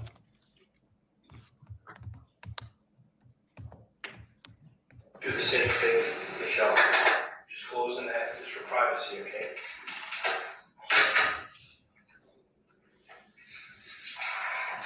So Michi hasn't started talking yet, and no one's really addressed her. She looks kind of guarded, doesn't she? She's got her arms folded. No one else does. A moment earlier, she kind of had her hands up on her face. Well, you just have to take my word for it. And she's got every reason to be guarded. It's a third interview. Often when police are trying to exclude suspects, there's only going to be one interview. When Nicole Atkinson was interviewed, that wasn't because, I don't think it was because she was being suspected, but because she could provide more information on the dynamics that were taking place. I suppose it is possible that the police thought that Nicole Atkinson could be in the top 3 of possible suspects right in the beginning because she was there. But then on the other hand, she called 911 for a welfare check, right? Thanks so much, Elizabeth. Make peace. Thank you.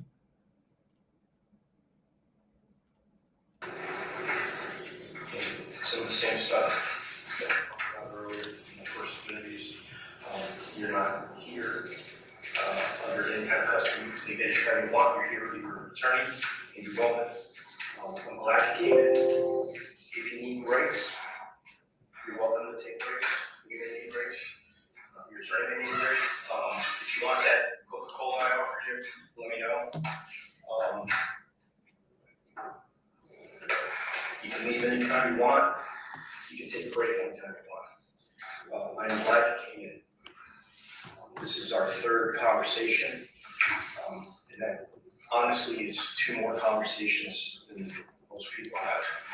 So it's our feeling that the way it looks now is you may be looking like you're more involved than you actually are. So we're trying to give you an opportunity to kind of explain what's going on and put things in perspective.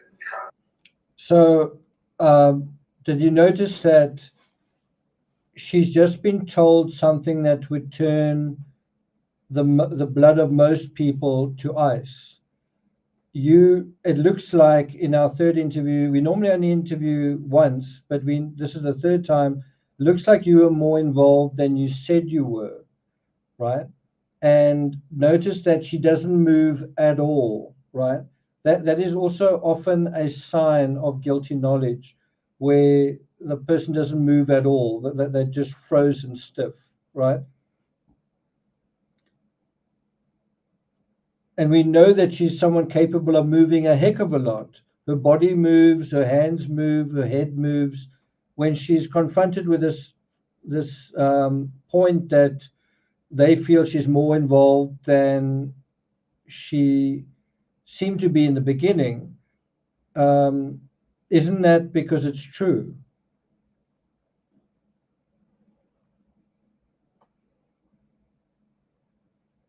Let's play that again.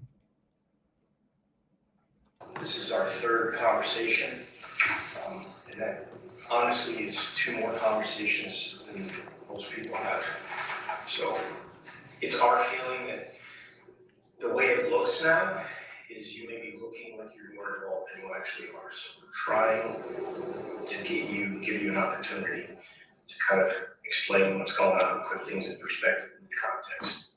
All right. Okay, what do you mean that I need both? Okay. Well, obviously, we're talking about the disappearance and possible murder of Jennifer. Okay. And one of the people that we're looking at as being involved in that is your former living boyfriend. So there's a lot of indications that you should have some knowledge of what's going on. Okay. And there's been, during the first interview, there were some things that he said that we suspected might not be 100% accurate. And subsequent to that, there was a second interview. Subsequent to that, and before this interview, which is number 3, there's a lot of evidence that they were not truthful. So if she wasn't truthful, this isn't news to her. It's not news to her that I wasn't truthful. What's news to her is that they know that she wasn't truthful. And so the thought that would be at the top of her mind would be, what do you know exactly? Like, I wasn't truthful about what? Do you know I wasn't truthful about that? you know I wasn't truthful about that? Do you know I wasn't truthful about that? So what she might want to do is say, okay, I didn't take a shower with photos, but the rest is true. Is she going to come completely clean, or is she just going to change her story in one or two areas? What do you think is going to happen? When you aren't truthful with us, it makes us wonder exactly where you are on the spectrum of involvement. So we think FOTUS is close to 100%. We're not sure where you fall, and we want you to clarify where on that line you fall. The way you can do that is you have to be honest with us. You understand that? We understand this is tough for you. We know this. We know English is not your first language. There are very few people in this. So far, the biggest reaction she's given, she's still in a very guarded mode, holding herself together.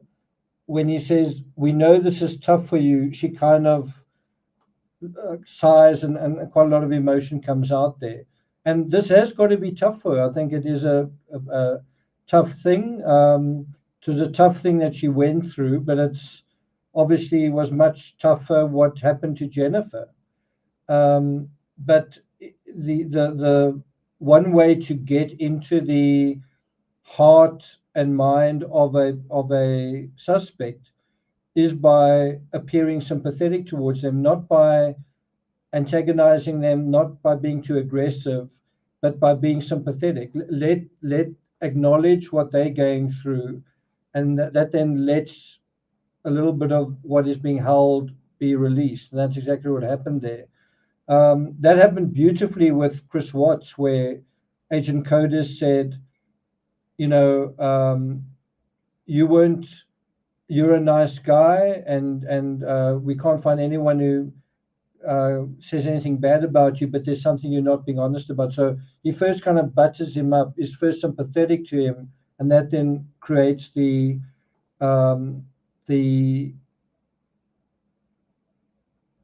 setup for him to open up to some extent. But the very important thing that's analogous here is Chris Watts, when he does open up, he doesn't open up completely. He says he has an affair, but then he says Shanann killed the kids to begin with.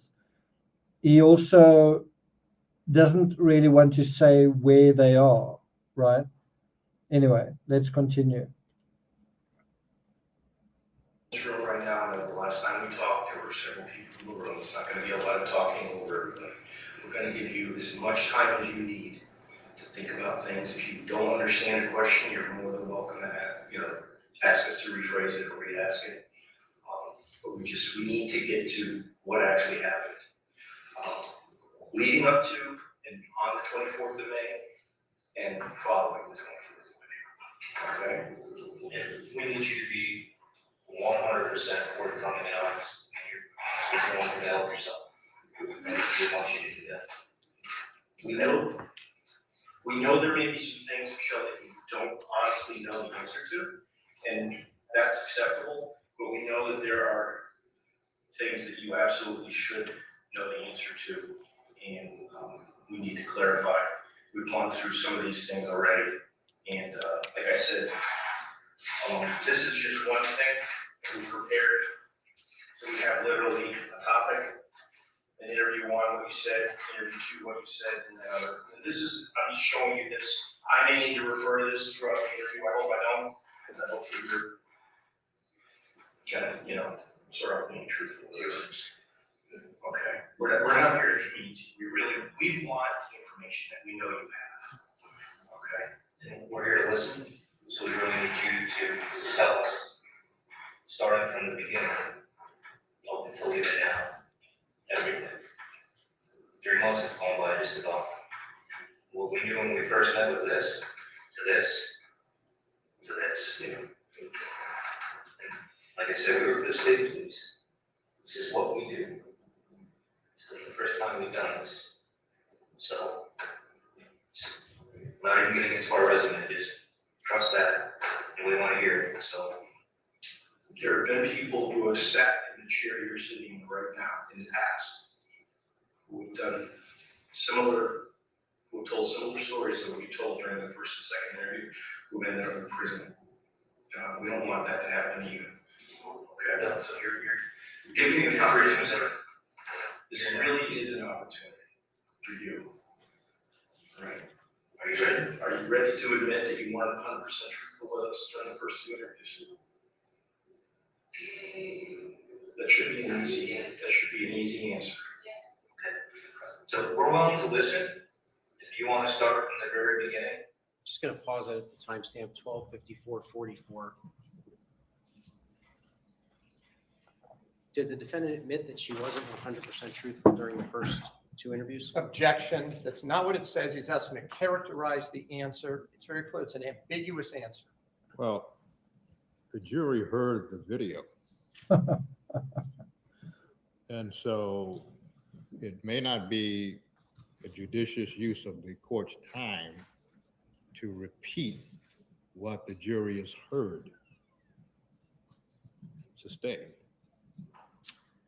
Detective, after the defendant indicated yes when you asked her whether she was ready to admit that she had not been 100% truthful, did that impact how you were going to conduct the interview going forward? Objection misstates the evidence before her answer. So that should be an easy answer. And then she said yes. Okay. Well, Not what Mr. overruled. Did that impact how you were going to conduct? Do you agree that Shonon is really on his toes here? Because now his client really isn't in the hot seat.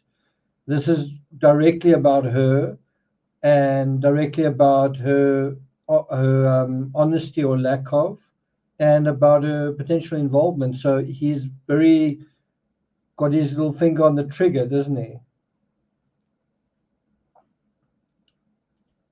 The interview? Absolutely. We are seeking the truth.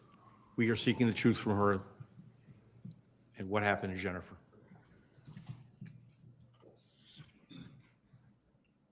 Well, how this all became, how it started, how it happened, and what you know. We will sit here and we will be quiet. Why don't you start with Wednesday before that would be May 23, when I'm sorry, May 22, when photos went to the camera. Yes. Okay, let's just start with Wednesday. Okay. Usually on Wednesdays, he would go and see his kids in the afternoon. And I would take those days or those Wednesdays to go out with my daughter Nicole. That Wednesday I went with Nicole, Kim Rose, and Lauren, who's the daughter. We went to West Hartford to have a sushi at a restaurant in West Hartford. And I think we met there around 7. The 4 of us. So you can see the way that she started, like before anyone spoke to her, right in the beginning when she still had her black sweater on, she had that same pose, that sort of holding herself together pose. She's still in that mode at the moment. Just let me know in the comments, in chat, I guess, whether do you want to go through Wednesday and Thursday, or should we jump to Friday? I know I texted, I usually thought this would go to Grace Farms to spend time with the kids, and he had supposedly a supervisor because he couldn't get along. I texted him and I saw that the text didn't go through. So I don't remember what I said, like, are you with the kids, are you enjoying it? I don't know if I don't remember exactly, but I wrote something. And I saw that it didn't go through, like he didn't read the message. Not that he didn't read, like he didn't, I don't know how to say it, when you block someone, that you don't see the birds, or I call them the birds. So I put him like a finger. I said, okay, An emoji. an emoji. Yes. And then I went out and I never spoke. We had dinner, we finished dinner, we went to Icy Rolls. We were the last ones because Nicole was the last one to order an ice cream. And that probably they closed at 9. Maybe we were there just before 9, 2 minutes before 9. And Nicole had her ice cream, and then we went back to the car. They went to their home, and I went with Nicole to Fort Jefferson. Mhm. And I arrived, and I think Fotis was already there. And well, obviously I put Nicole to bed like what I always do. I asked how it was. He said it was good, like always, with the kids. Like they were loving. They said hi. And that was it. And then Thursday, well,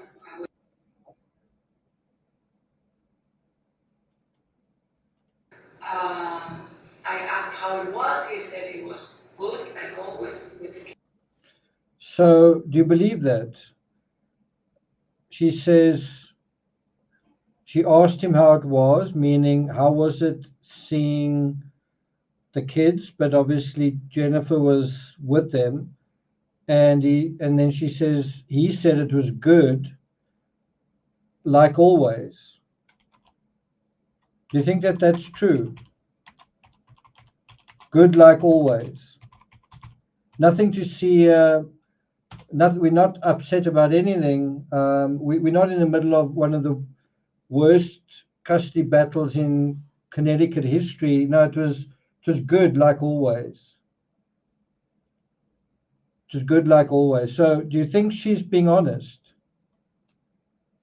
If you're in the middle of a divorce and custody battle, and you're the mistress, would you describe any part of it as in those words? And it might be true, the first part, that it was quite a good meeting. Got along quite well with the kids. They had a good time. But why would you say like always? We're in the middle of a custody battle. It was good like always. Now, I think it was bad like always. Kids, Thank they were you. loving. They said hi. And that was it. And then Yeah. Thursday, well, I wake up at the same time. No, sorry, Thursdays a little bit later because Nicole starts school on Thursday at 9 instead of at 8. Did you have any discussion with Fotis about the fact that he didn't pick up the text? Or that he thought that I did, but it wasn't right away. It was at some point we did. But it wasn't that night or it wasn't that morning.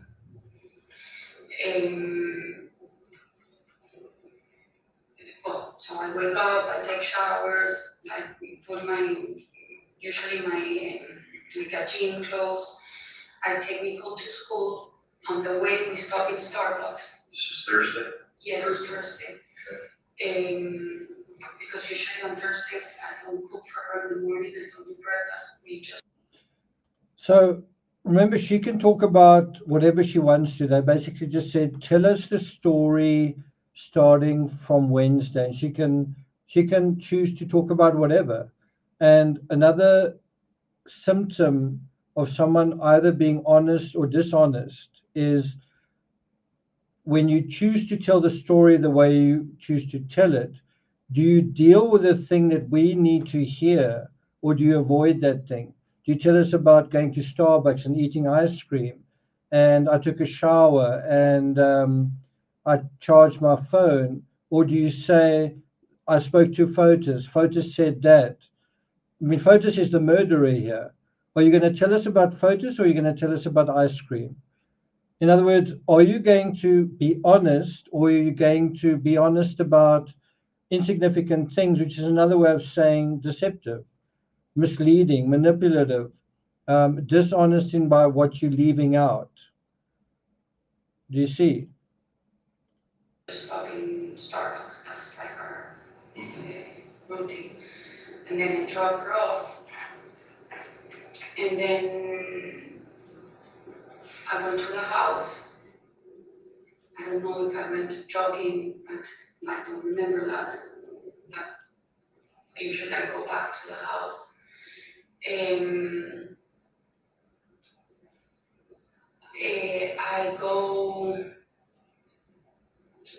I go to the supermarket because we were having a dinner that night. Also, Nicole, on Wednesday, she told me that she needed oranges for a juice on Friday to take to the classroom. So I believe I bought the oranges that day. I went to my friend's store to Pecos to grab some rocks because Yeah. Stefan and Beth, they wanted to see my rocks to see if they wanted to buy rocks.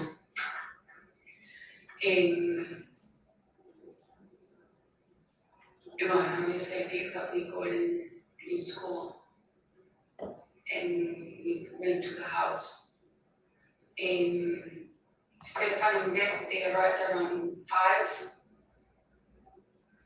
I showed them the rocks that they were in the office, on Potty's office. Apparently they liked them, I gave them explanation. I usually have a presentation like in my computer with price lists, and I had it there just in case they asked, but I was just showing them. So you sell on Instagram? The rug you sell on Instagram? That's You still sell them on Instagram? Well, I don't sell them on Instagram, but I have them posted. Okay, both of them, okay. It's called Patagonia style. Right. But I mean, it's just to show pictures of drugs, this is a business I just started this year. The owner of this company of drugs is a friend of mine that prior when I used to live in Argentina. I used to buy him the sheepskins, the drugs for the ski resort. So I called him in December, and I don't know if this is interesting. Let's stay on track. So anyway, so then I took them in the house. So we walked out of the office to the TV room, and I showed them my green one that I had there. Then we went all the way to the room. I showed them the one that I had in the master bedroom. Then we went down. I showed them the one that I had in the family room. Got the rocks, and they liked it, and this, and then, the typical, oh, I would like to have the beige, but in this size, I don't know, we were kind of figuring out which one they wanted for them, but they were gonna tell me not that one later. And then we went to the kitchen and we started getting the food ready. I already had the meat out. Renata was there cleaning the house all day. It sounded like she said, I was cleaning the house all day or something like that. That the day before she was cleaning. I think I'm going to jump forward about 10 minutes to Thursday. Let's just listen to another minute or so.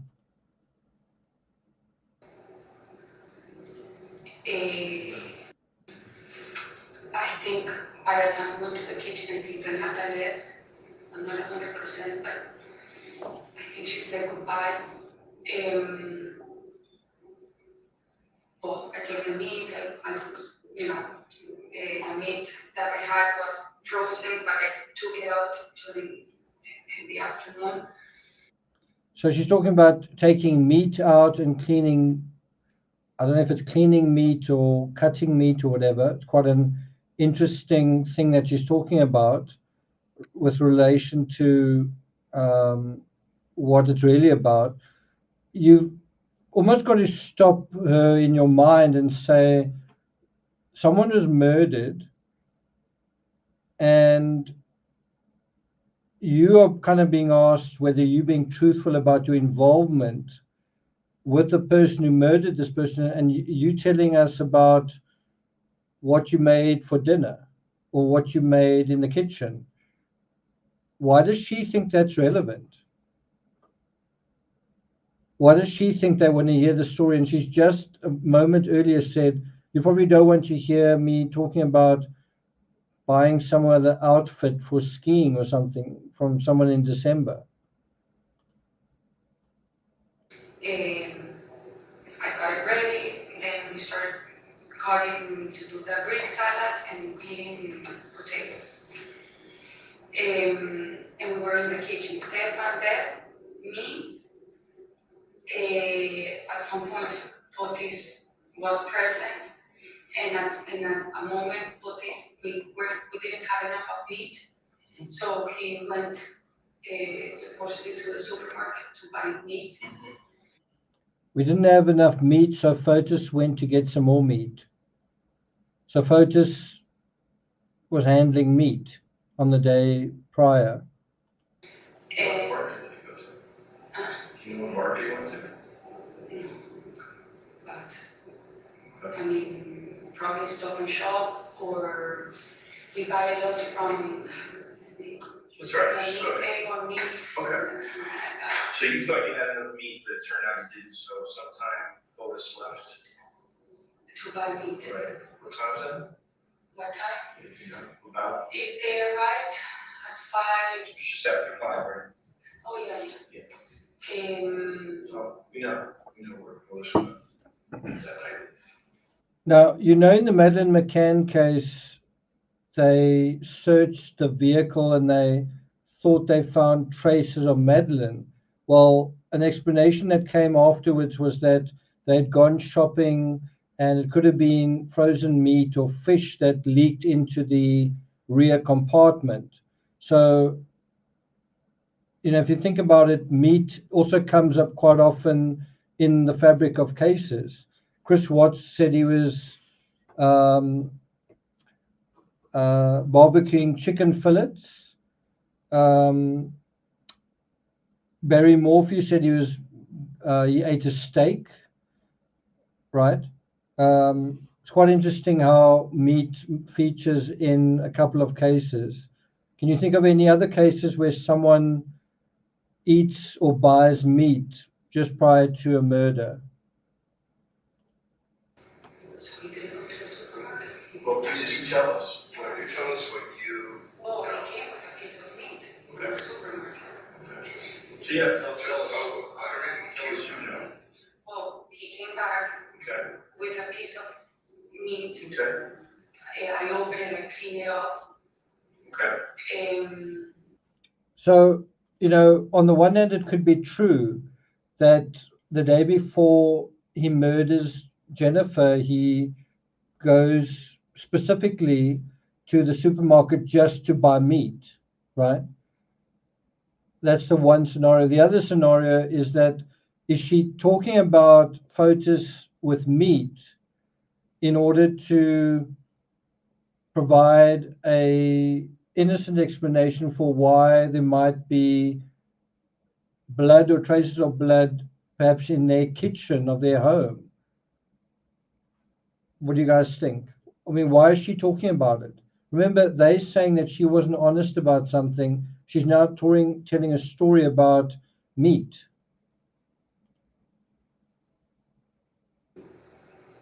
And then right in Hodge and Aaron arrived. I believe 7. Okay, Maybe a little bit earlier, I don't know, but it was some time around there. okay. And then, well, we were having wine. I think Fotis offered wine to Hodge and Aaron. Mm-hmm. And then the 3 of them went outside to cook the meat and the French fries. And it was raining, but not hard rain. So we were deciding to eat inside or outside. We decided to eat outside under the porch. And we put the table outside, me and Beth, Aaron, helped. And now the meat is outside. And I believe we ate probably around 8. Nicole came down, we sat outside and we ate. And we were hanging on the table, talking, blah, blah, blah. At some point, I go upstairs to put Nicole to bed. I spoke with my sister, like a long conversation for, I don't remember, it was maybe 20 minutes, whatever. I put Nicole to bed, I go down, and Aaron and Hush were gone, they left. And Stefan and Beth were there, and I both. And we were hanging in the kitchen. They were washing the things from the dinner.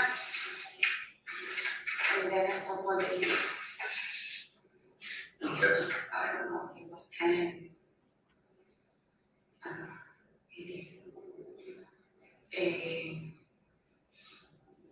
We went to watch TV. Me and Paul.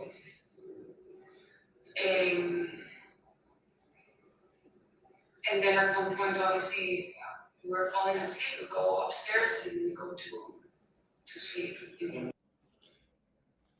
So that's her story, is that on the Thursday night, bear in mind, by like 6 o'clock the next morning, 6:30, Fotis is gone. He's on his way to the murder scene, right?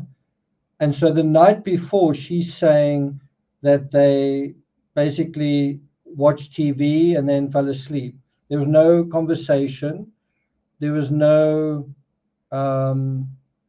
we just watched TV and then fell asleep. And I wouldn't be surprised if Chris Watts said something similar. He watched television and fell asleep. Remember, Alex Murdaugh said something similar. In fact, his story was that while the murder was being committed, he'd fallen asleep in front of the television, right? That is often another giveaway, is when someone is supposedly, when you would imagine someone is either thinking about committing a crime or taking some kind of action, packing, preparing, whatever, or even committing the crime, they're sleeping. You know, sleep is a period where you can be, time goes by, nothing's happening. But there are quite a few cases where it looks like the person's not sleeping and they're doing something else. O.J. Simpson spoke about sleeping just before the murder was committed. Same with Amanda Knox, was asleep, according to her. The Ramseys were sleeping, and so on and so on. There are quite a few cases where, you know, most cases happen at night. Most incidents happen at night. Where were you? Oh, I was sleeping. And so, do you believe her when she says they watched TV and then she went to sleep the night before? And then Nicole calls me at 12:59. And How did she call you? On the phone? yes, Like on the, you call your phone or does she use an app? she calls me with her phone. Does she have WhatsApp? Yes, I don't think that was on WhatsApp. Alright. But she called, no, it cannot be because I found it in the AT&T logs. Okay. So she called me from the regular phone. And Like a house phone? So, And from her cell phone to. is there a house line in the house? Is there a hard line? There's no hard line going into that house? Is there a hard line going into the office? I never saw phone. Now, if they have. So you guys just use your cell We phones? use the cell phone all the time. Okay, it's a big house, right? Yeah, It's a 15,000 big square house, feet. yeah, okay. I mean, from one side, we need to call each other from the phone, even though we're inside the house. Okay. That's something that we do on a regular basis. All right, it's 12:59, Nicole. All right, so you guys are watching TV, folks. Before going to bed, yes. Okay, so continue from there. Then I guess we were falling asleep in the couch and we go up to the bedroom. And no, I was obviously sleeping. Nicole calls me at 12:59 that it was raining hard, and it was. And I go to sleep with her. So I'm not clear on this. I'm not quite sure whether did Michelle say that she'd slept with her daughter all along?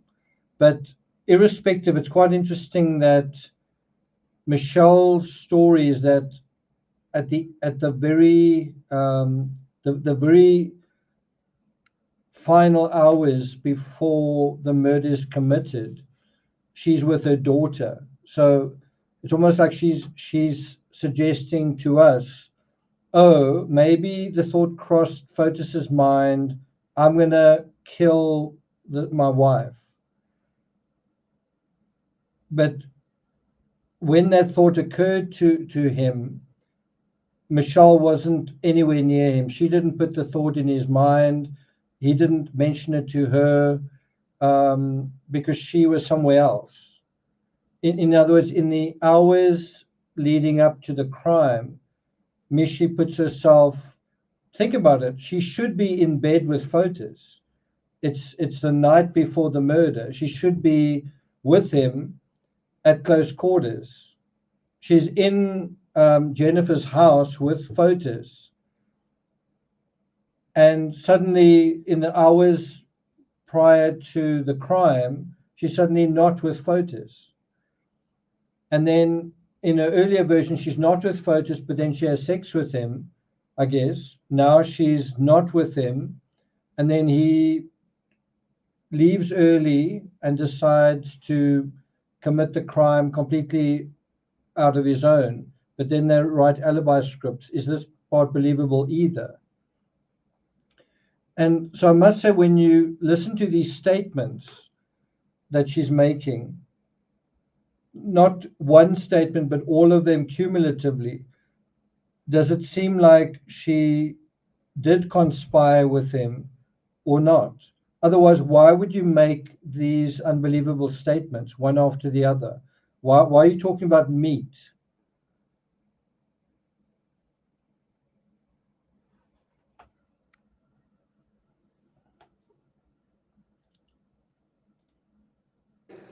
And then on Friday, the alarm goes on. Usually I have the alarms at 6:40.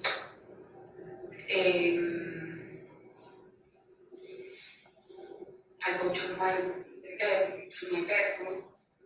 I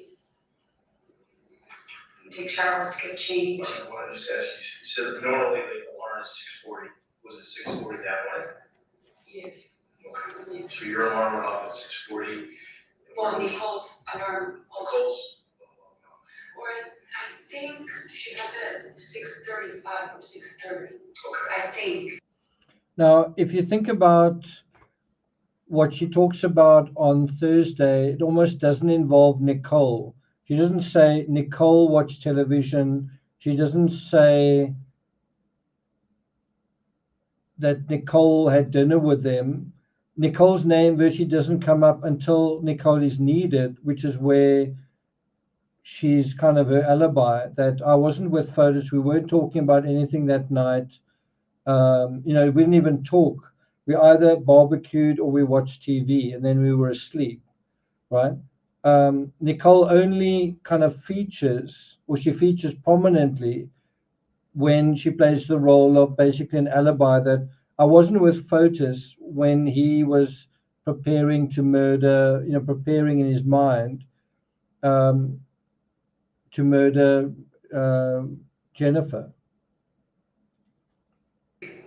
I think she has it like 10 minutes before me, but I'm not 100%. Okay, By night, for sure, it's a so 6. somewhere around 6:30, 6:40. Which alarm was it that went off to you then? Well, hers and mine was in my room. So what woke you up? And you go to an alarm. So Nicole's alarm wakes you up. Yeah. Do you shut it off, or does Nicole shut it off? Does it just keep sounding? No, she did, Okay. because it was on her side. She And does you the get up, night table is on her side, she sleeps here, and I usually sleep next to the bathroom. okay, so you get up, and then what do? I go to my room, walk her to the Is your bathroom. alarm going off? My alarm, I think I turned it off. I think my alarm was going on. So as you walked into the bedroom, was the alarm going off? I'm not 100%, but I assume that yes, because I have the alarm set up, but I'm not 100%. Okay, But I woke up. I mean, okay. I wasn't sleeping. And then what happened so you shut your alarm off in your bedroom, and what happens then? Well, take shower, go to the bathroom, brush my teeth. So this is a very important point in the timeline, and and Michelle's going to be reminded of that right now. Get dressed,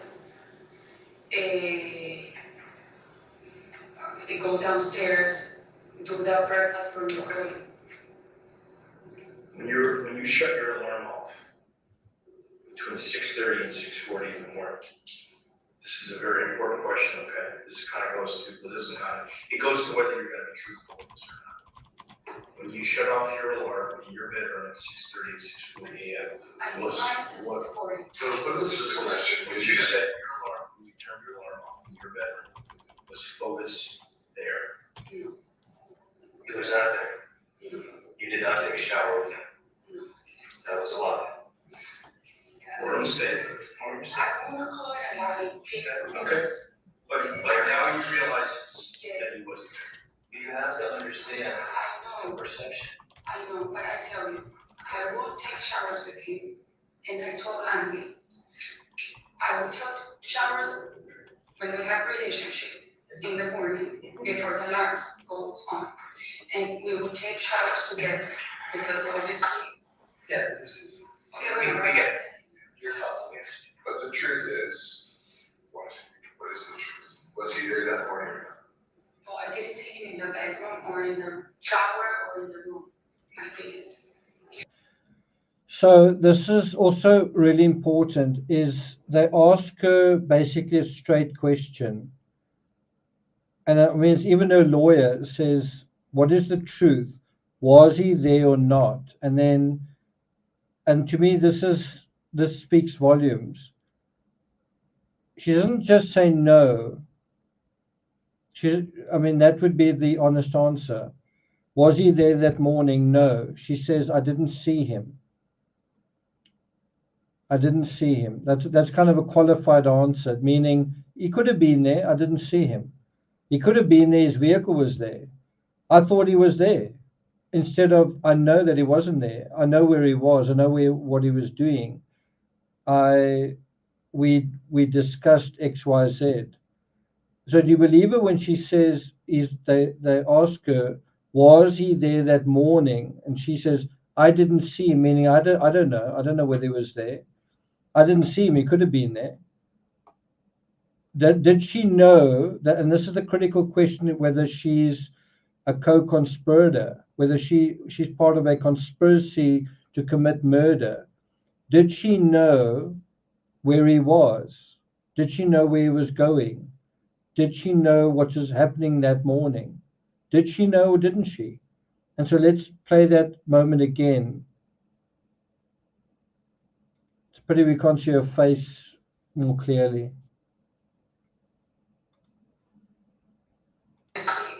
Yeah, this is, Okay, we get it. You're helpful, we understand. But the truth is, what? What is the truth? Was he there that morning?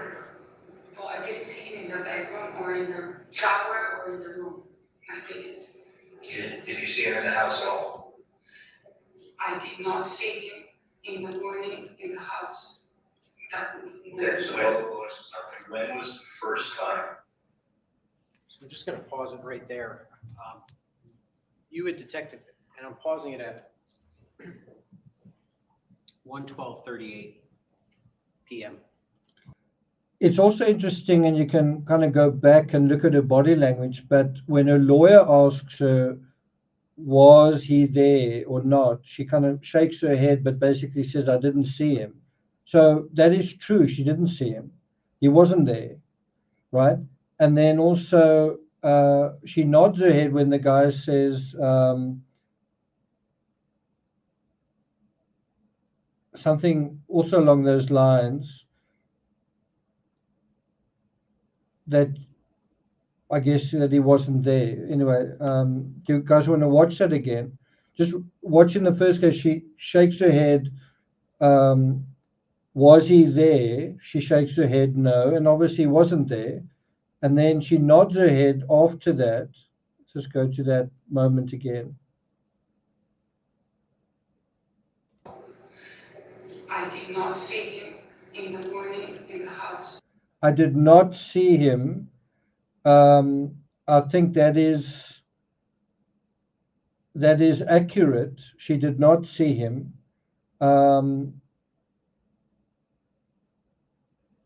It's a little bit difficult to say there because it's true that she did not see him. I don't know if she would say I did not see him.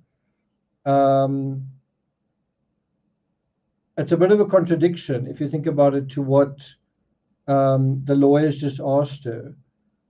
So she's saying, yes, I didn't see him. But the bottom line is not that she didn't see him. He wasn't there. That's the bottom line. That's what she should be saying.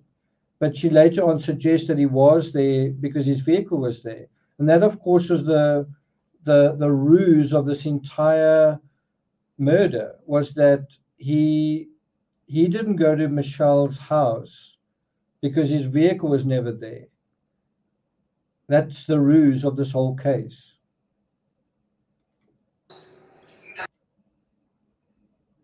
Perception.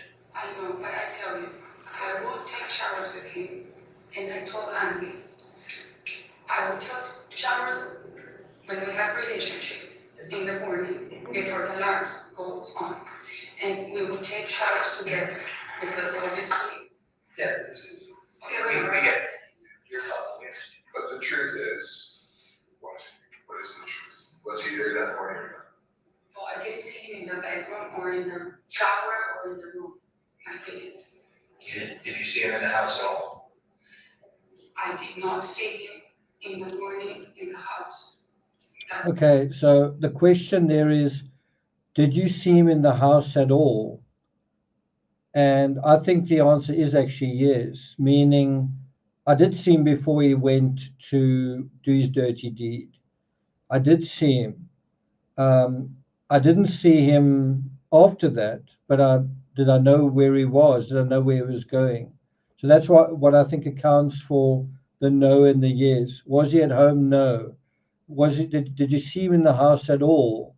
And that's a fantastic question, because it's like that morning, although it's inferred, did you see him in the house that morning? I don't think I have my doubts that she was in bed with Nicole. I somehow think that they were somewhere else discussing things. And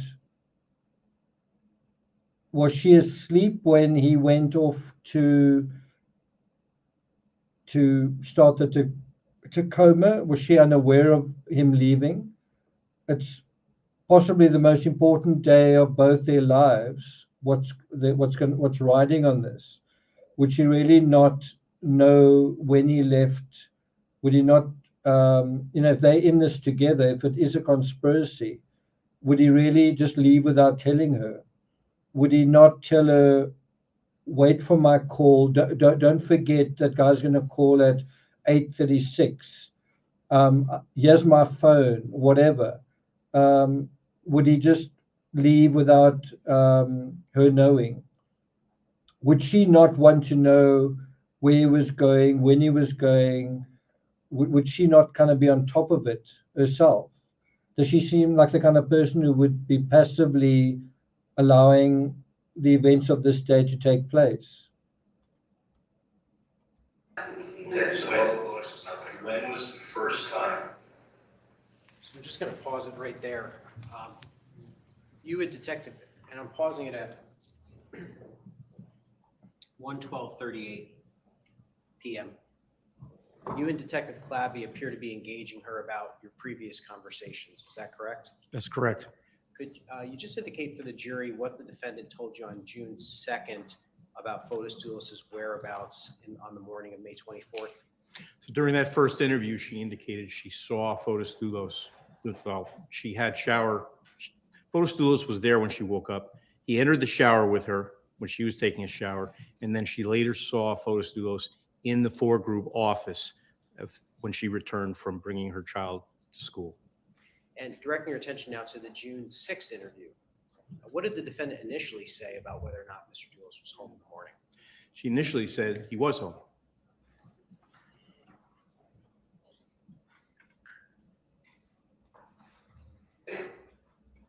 Saw Fotis with your eyes. When he called me, when he said, let's have lunch, Okay, that was the time. so that was at Fort Jefferson Crossing. You were upstairs and you hear him call out. Yeah, I was in Nicole's room.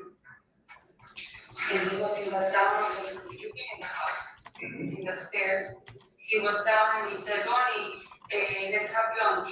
And I came out of At the 12 o'clock. more or less. Well, what's the window? Are you sure the time, was there a window What that, is the window? the window, the time period? 12 to 1:30. So sometime between noon and 1:30. And that's usually a time that we would have lunch together Okay. in our daily basis. So between 12 and 1:30, Fotis, is that Fort Jefferson calling out to you to have lunch? Yes, Right. more or less. So you can't say 100%, you just think it's between that one and a half. Exactly.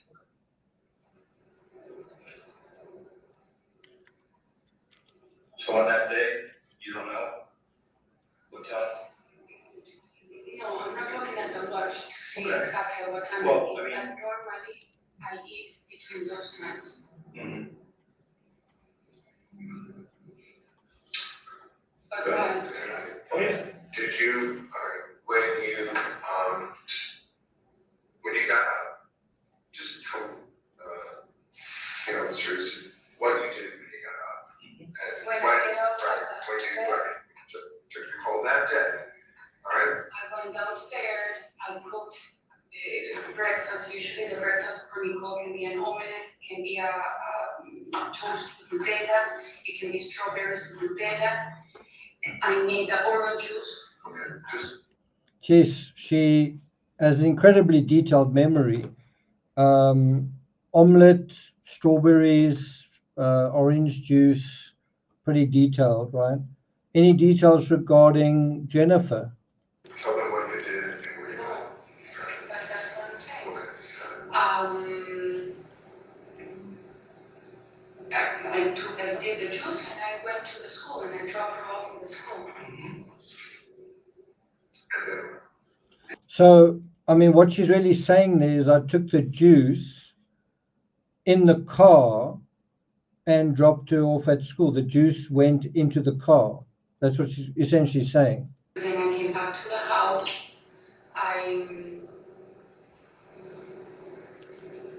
At some point I went up to the office. Kent was there why did you go to the office? because I had my computer and I'm not sure I had printed out some Lord and Taylor return, because I had to return some dresses from the court. And so I went inside to grab my stuff. That's fine. Ken's there. Yes. It's here. Don't put it. Ken was in the far end, and there's a table. Glass table. Yes. It's a big room. Yes. Yes. So if you go in from the inside of the house, it's a door, you have a square glass table, a round glass table that usually that's where Babel sits, a long one here, glass table as well, that's where Andy sits, Cody sits here, and then you walk like a little hallway. So thanks for your question, Matt. Matt says, do they have anything concrete that she has guilty knowledge of the premeditated murder? What do you think the answer is to that? I mean, why do you think it's been so many court days already? We already at court day 23, and there are probably at least 10 more to go.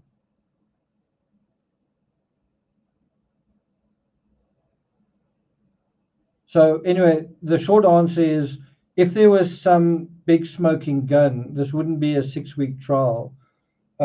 It's not. There's not anything. There isn't anything concrete, but there are a lot of very compelling, if not damning, fragments, such as that screenshot of her with her fingers on the sidewalk, right? Such as her participating in the alibi scripts. I think I've put together a list of 10 or 11 or 12 aspects that are pretty compelling. And if you put them in a box together, it does seem to be guilty knowledge. That I do need to update that. I'm not sure when I will, though. I made a video with about 8 of them. There's since been about 3 more. And there's another glass table, and there's an office. Not an office. What does Ken do? He was here. He's in the middle of the room at the glass table? Oh, in the glass table. Yeah, which is kind of in the middle of the room, right? Well, It's a big room. yeah, it's to the wall, to the windows. What is Ken doing? I don't know what Ken is doing, but he was there. Do you see Ken? Yes, Does Ken see you? yes. Do you and Ken talk? Hi, good morning. Do you When say I that saw to Ken? Does yes. Ken respond to you? Yes, What does he say? hello, good morning. Okay, so you two spoke. Yes. And then I grabbed my computer. Told his phone was there. What was the cell phone? Yes, Was where? in the desk. In the bedrooms or the office? Inside the office. Going to pause it at 1:17, 13 p.m. The defendant just indicated that she saw Mr. DULOS' cellular phone in the foregrip office, correct? That's correct. I want to direct you back to the June 6, 2019 interview. Did the subject of Mr. DULOS' cellular phone come up? It did. And what did the defendant say about whether or not she had seen his cell phone in that June 6 interview? She indicated she had not seen it. She assumed it was with Fotis.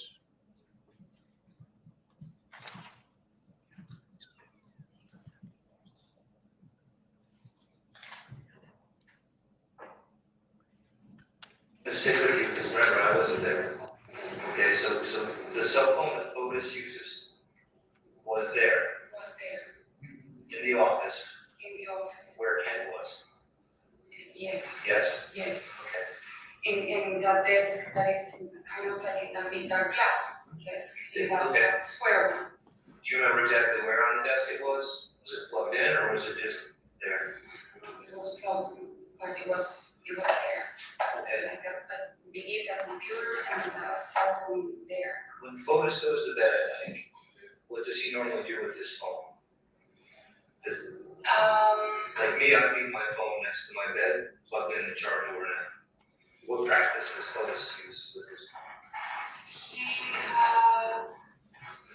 He goes it in different places, like near the window, But in the bedroom, in the bedroom, sometimes down in the kitchen, and there's two plugs in the table, in the kitchen aisle, whatever. This is his main cell phone, the 8625 number, Is it the regular phone number. His main phone number, the one for Fort Roof, the one that Well, ends that's the 8625. one I know that he had. You guys are the ones who tell me that he had a different number. Okay, so I just want to make sure we're talking about the number phone.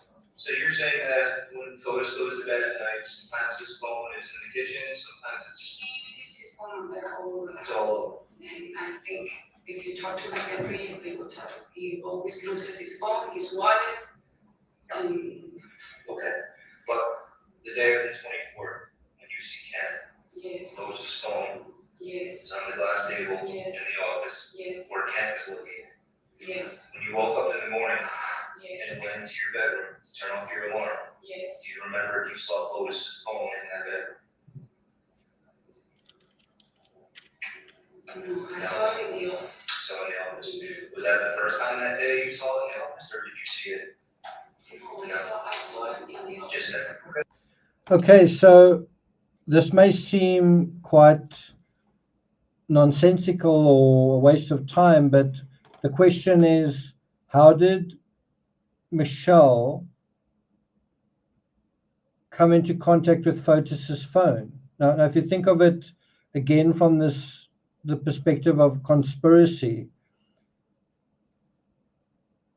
you have two narratives. The one narrative is Michelle is innocent and she randomly happened to answer a phone call because she was randomly in the office and someone randomly said, aren't you going to answer that phone, right? That's the one scenario. The other scenario is this was premeditated, that Fotis instructed her to take his phone, answer his phone at a given time. Now, if Fotis did the latter, then the question is, how did Fotis's phone get to wherever it got to after Fotis left? Now, the phone may have gotten to the office. I just don't really believe that part. Maybe it did, maybe it didn't. The question is, how did Michelle get access to his phone? Now, the office is kind of the only neutral territory in the whole house. It's a place where she's supposed to be because she works there, and his phone is theoretically supposed to be because he works there as well. And so that is an innocent way that she could come into contact with his phone. But a way that's not innocent is that she literally has his phone with her, as in she has it in her pocket. She has it with her in the sense of she's waiting for the 836 call because that was that was all set up, and she's supposed to play her part in that setup. So it's a very interesting question.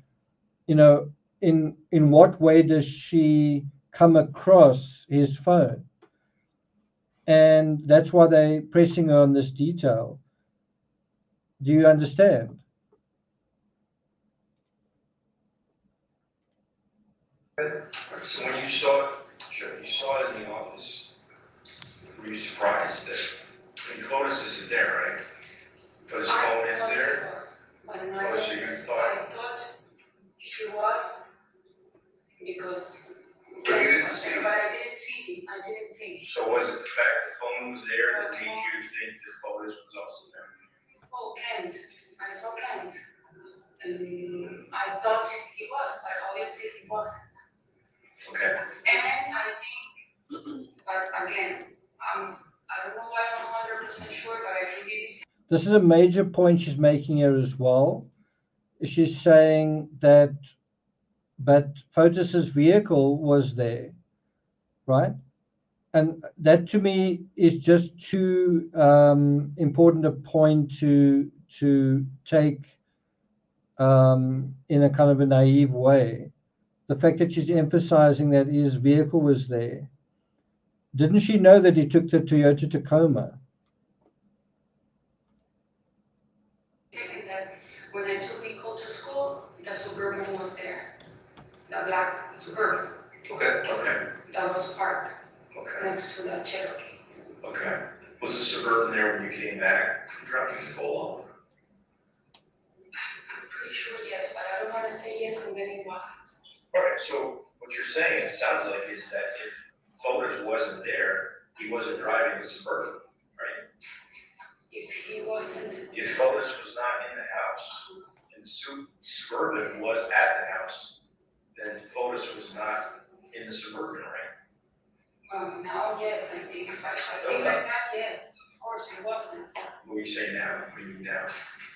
If I'm not it's trying to not get you to there- say something, I'm asking. No, I know, because back then, Mhm. I always thought that he was in the house, but thinking, I never saw him, I never heard his voice, so obviously he wasn't, or probably he wasn't in the house. Okay, let's just go back to the office now, okay? You see this phone. Did the phone ring? The phone rang, and it was a call from it said Andreas.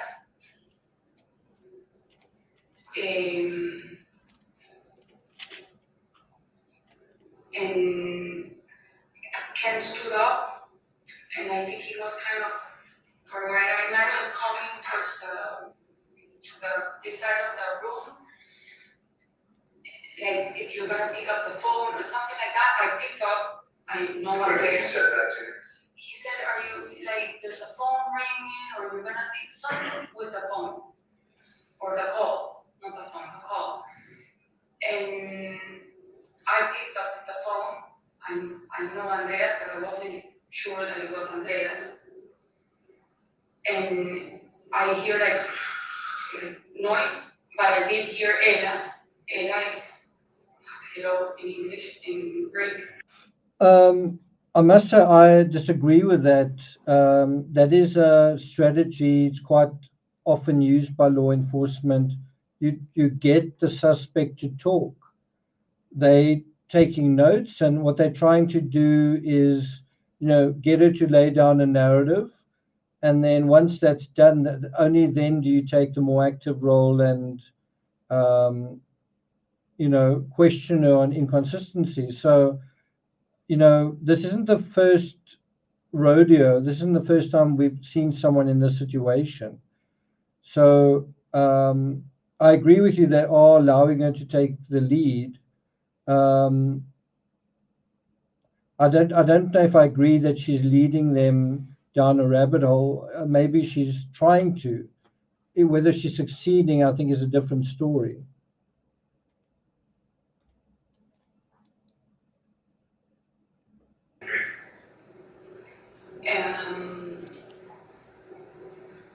And I said hola, and that was about it. Like, the communication didn't go through. Did the phone just disconnect? If you look, Just going to pause it at 1:22:41.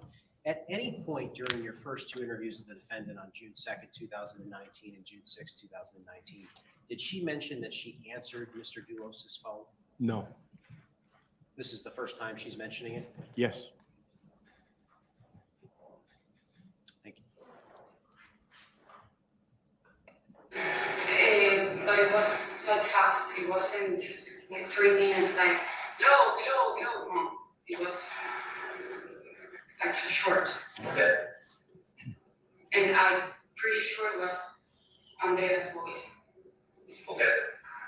Did you think that the call failed, or do you think that he hung up? No, I think the call failed. I mean, like, the connection was bad. There was no further phone calls?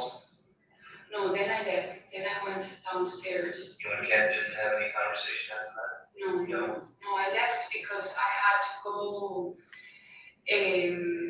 oh, I wanted to go to the supermarket. I had to do things throughout the day. I went downstairs. I cooked I believe I ate an omelet, 100%. I sent some emails. I sent an email to Nicole's, called the middle director of the school, because that Tuesday Nicole had fever. She had an activity in school. She got sunburned. And again, I stayed that night with her. And I texted her, do you have sunscreen, please, to put on Nicole? And then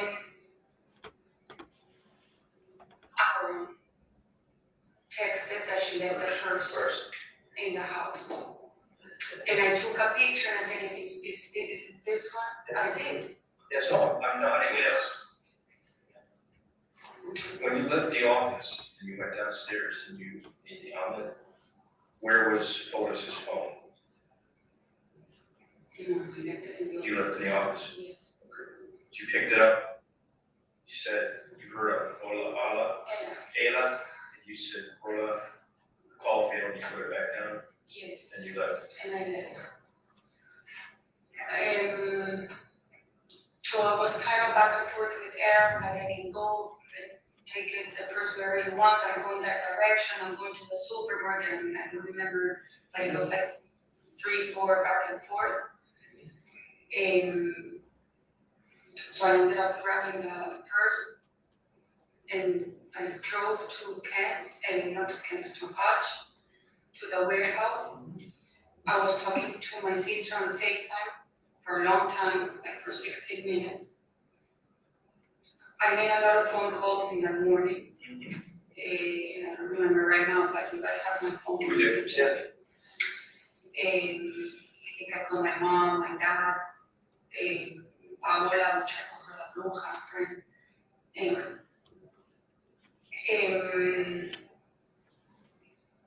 I drive to the warehouse, I go inside the office, I see a secretary, well, a woman, I don't know if it's a secretary, a blonde woman. I asked for Hutch, and Hutch was sitting to the right, Right.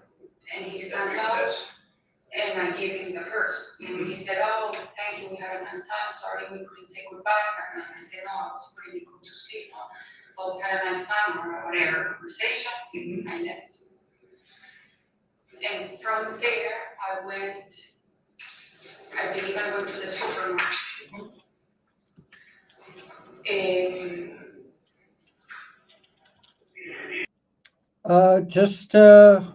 Just a quick comment. Someone asked, why would you refer to her as Michi? Because that is her nickname. I mean, that is what the title is of this video, Michi's Third Interrogation. Her name's Michelle, and everyone called her Michi, including Fotis's kids. So that's really the thing. There's the answer. Not sure it's really such a big mystery. On the supermarket, I found a robot. I took a picture with the robot in a video and I sent it to Nicole and to my family. I was kind of making like a stupid joke about the robot. I bought, or I had to buy, and I left and I went back to the house. Okay. What time do you think you get back to the house? Do you have any idea what time you get back to the house? 10:30 somewhere? It could be, I'm not 100%, but it could be. Okay. I know I called Pedro at some Yeah. point because I was gonna meet with her. Right. She was leaving to London that day. Right. She was supposed to give me a check of some rocks that she bought, and I wanted to say goodbye. So I went, we arranged, and she said something like, we'll be here at 11, because, yeah, I can only be for, I'm gonna be for only, a short period of time. Right. So I probably got there at 11. Till 9. Oh, I Get did. there at 11:09. Okay. I probably stayed there like 15 minutes, 20 at the most. I sent an email to me with with the descriptions of the items, of the rugs that she wanted. She told me, I'm gonna pay you in cash. I said, no, I'd rather, because she left her checkbook. Yep. So she said, I can go to the ATM. I said, no, don't worry, pay me later. I'd rather have a check. Berenice was there. Berenice is her partner. So it's obviously saw, but was it Berenice or Claudia? No, yes, it was Berenice.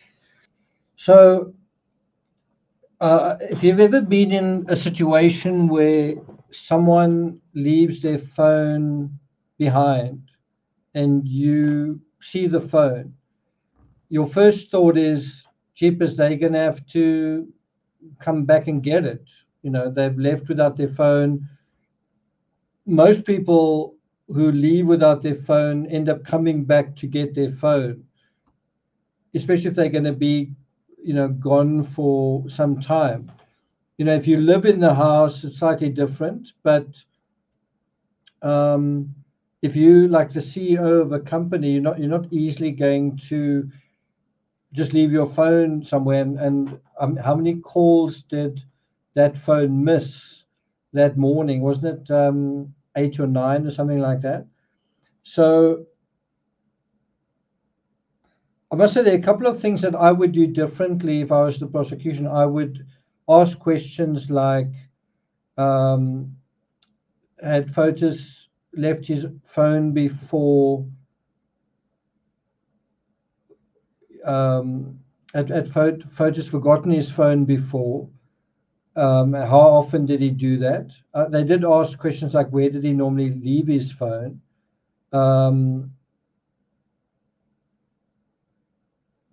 But it's a good point. You would imagine that she would be quite preoccupied.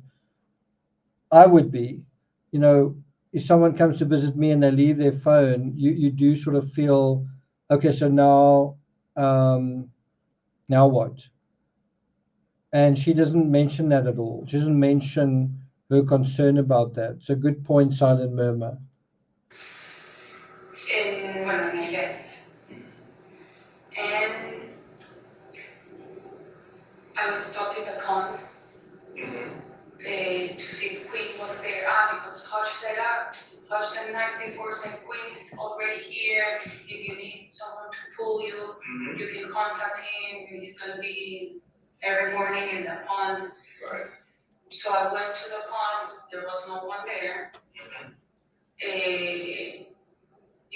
The water was windy. There was a lot of wind current in the water, so obviously it wasn't a good day for water skiing, and I left. Okay. And I went back to the house. Okay. And there was a lot of wind current in the water, so to see if Queen was there. Because Hodge said, Hodge the night before said, Queen is already here. If you need someone to pull you, you can contact him. He's gonna be every morning in the pond. Right. So I went to the pond. There was no one there. Is that significant? What do you think of that? On the day of the murder, she says these words: I went to the pond. There was no one there.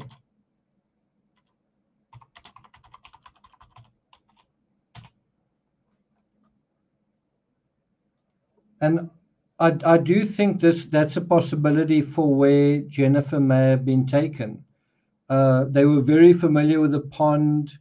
There are a lot of people who are disposed of in water. The fact that they went there when no one was there, well, when I say they, Michelle went there when no one was there. Surely she knew no one would be there because no one was there usually at that time. It's a weekday after all. People are working, and it is quite interesting how Fotis and Michelle are supposed to be working for a construction company, and they seem to be doing everything except working. She's going to the supermarket, making food, driving around. Fotis is doing whatever he's doing. Really, shouldn't you be at work working? So I don't know whether the investigators have investigated that part sufficiently. One would expect that they would. But maybe you need someone like AWP to check out, an expert to check out the pond using sonar. Let's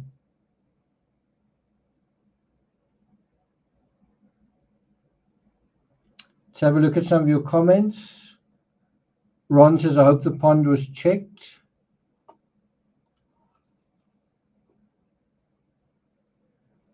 Maria Earth says, hasn't the pond been checked?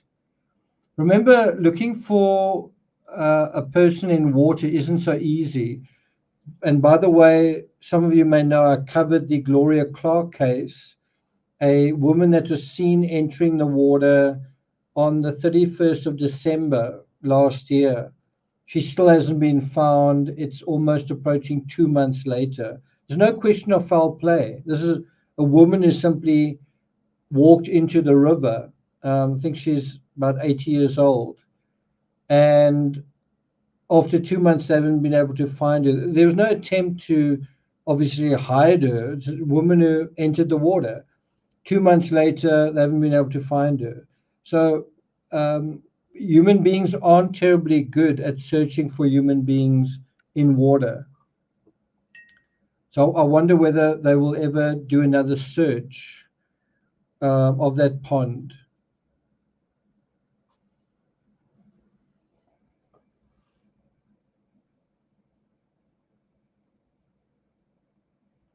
Anyway, let's continue.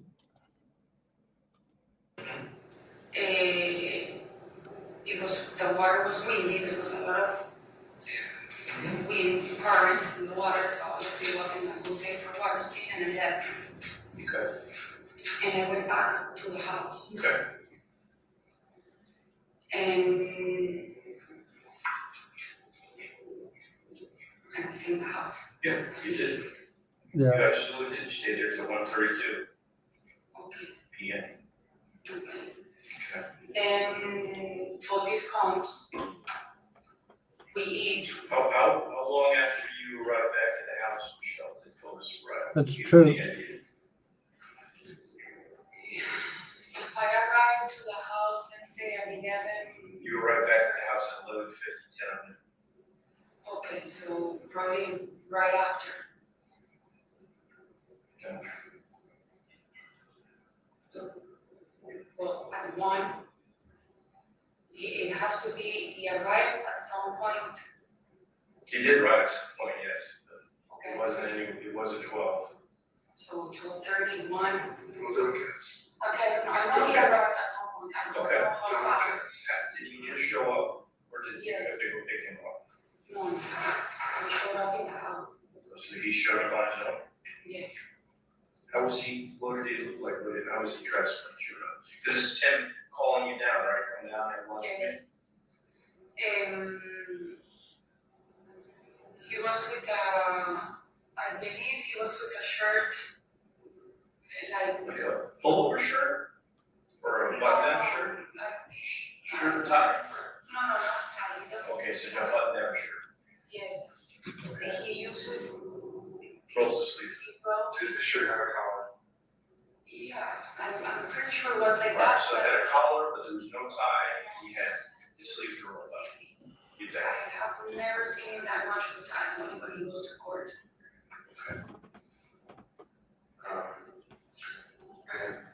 And did you know, did you see Phyllis arrive? No, I was. So do you know how long he was at Fort Jefferson before he called up to you? I was in, when he called me, I was in Nicole's room. So his appearance was normal. I saw him normal, He wasn't sweating, he wasn't red. and he wasn't with drunk. They told me. He wasn't what? With, some, you guys told me in the last interview that he was, I if don't he know had what- what. Yeah. Why did ask me? I don't know. Oh, you asked me, and I said, no, I didn't see him. We asked questions. I didn't see him. Okay. It's like the detail you gave earlier with the text message, you gave the middle finger and the blocking, like that detail, that's the detail we want, but sometimes we ask questions to see if there's a But that part wasn't of. the thing. I know, I understand, I'm just giving you an example. All right, well, the detail we like to see, sometimes we ask questions. So you're not sure when he arrived at the house, when he did, No. he was dressed normally? And he didn't look He unusual? much dress, he doesn't have that much clothes, Mhm. and he dressed pretty much the same. Okay, That's what I recall, all right. So he calls to you, he says, let's have lunch. yes. And what happens from there? We have lunch fast. Fast. Yeah, because normally lunch, we don't sit for an hour. It's like reheated food, sometimes we do salads, something fast, something easy. Okay. Usually some leftovers. Do you remember what it was? It was we ate pastel de papa. What is that? It's meat with mashed potatoes on top. I do that a lot. It's one of Nicole's favorite too. That's the shepherd's So that's what they said. Yeah, That leftover. yeah, Yeah, that leftovers. And yeah, then, that's and then, usually in the afternoons, for lunch, normally, it's, unless it's a salad, it's a leftover. okay, so you guys ate fast. Was there a rush? No. You eat maybe 15 minutes. So what happened at lunch? After lunch, at some point he calls me, and I wake up, and, Yeah. and, I don't wanna, when you say at some point, it's like oh, you're skipping over. I received a call of him at 1:53. Right, so what did you do right after lunch? Did I you clean worked. the dishes? I put them in the sink, You make sure you clean the dishes? well, yeah, Okay. the dishes. So you clean the dishes and No, when, I don't know if I clean the dishes. Oh, you put 'em in the them sink. in the sink. then what did he do? So earlier she mentioned something about she got a call from him at 1:53. That's pretty detailed memory there. Does make you think that she's checked her phone. And, you know, she has, maybe that's part of the alibi script. I don't know, but I did, because I have the logs, he called me at some point at 1:50, something, I don't remember. It's okay. But you guys have my. Please, check it. Go ahead. Go on. He said to go that, I don't know if it was that call, because he called me again after. He said at some point in one of the calls, he said, I need you to bring cleaning stuff to a mountain because Rania is coming tomorrow with some clients and I want the house to look clean, decent. I wanna kind of stop, just wanna make sure you understand. Perhaps we could This is pause like- it right now. This is where start. Yes, Judge, pause it at 1:35:04. Thank you, ladies and gentlemen. We will take our lunch and recess until 2 o'clock. Please do not discuss the case. Okay, so do you guys want to take like a 5-minute break? I actually wouldn't mind getting a cup of coffee. What I can also do is I can resume playing while I'm making the coffee. If you guys want to continue watching, just let me know what would you guys prefer, 5-minute break or I go make coffee and you guys keep watching? Attorney Schoenhorn. Yes, it was a motion dated What do January you guys 10th say? to preclude testimony that contains or references speculative statements, theories, or opinions of law Elizabeth, enforcement. what are you filed saying in- with please? Please what? It's only a 1.5-page motion, and we argued it then. You asked me to bring it up when that was happening. So I'm gonna, A few times during the course of the trial, and sometimes the court has agreed with me, other times it has. well, we don't want to actually hear what he's saying. Well, I don't. So Should we take a 5-minute break? Keep watching. Okay, I'll resume play, but I'm gonna go make a quick cup of coffee. Would counsel stipulate, please? Yes, Judge. Good, thank you.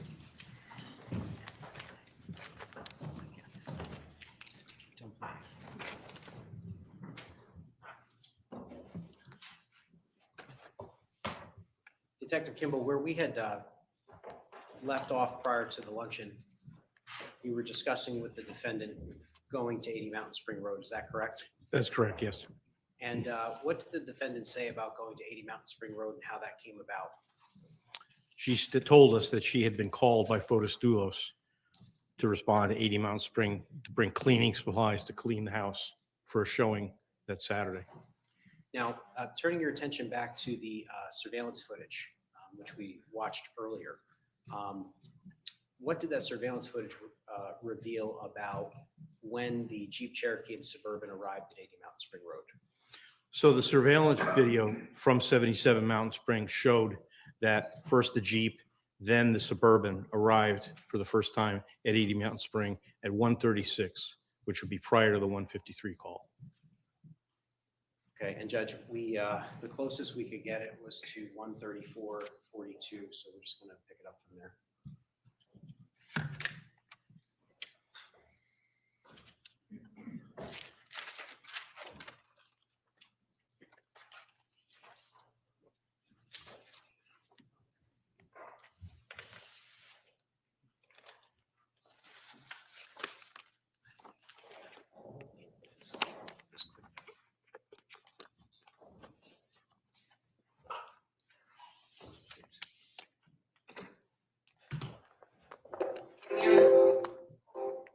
With some clients, and I want the house to look clean, decent. I want to kind of stop, just want to make sure you understand that this is like, this is where it starts getting real important. And you know exactly where you were, and just so you know what you told us the first couple times doesn't match up to this. This is very low. So you put the dishes in the sink. Yes. Okay. And Fotis, you don't know what he did. Did he stay at Jefferson?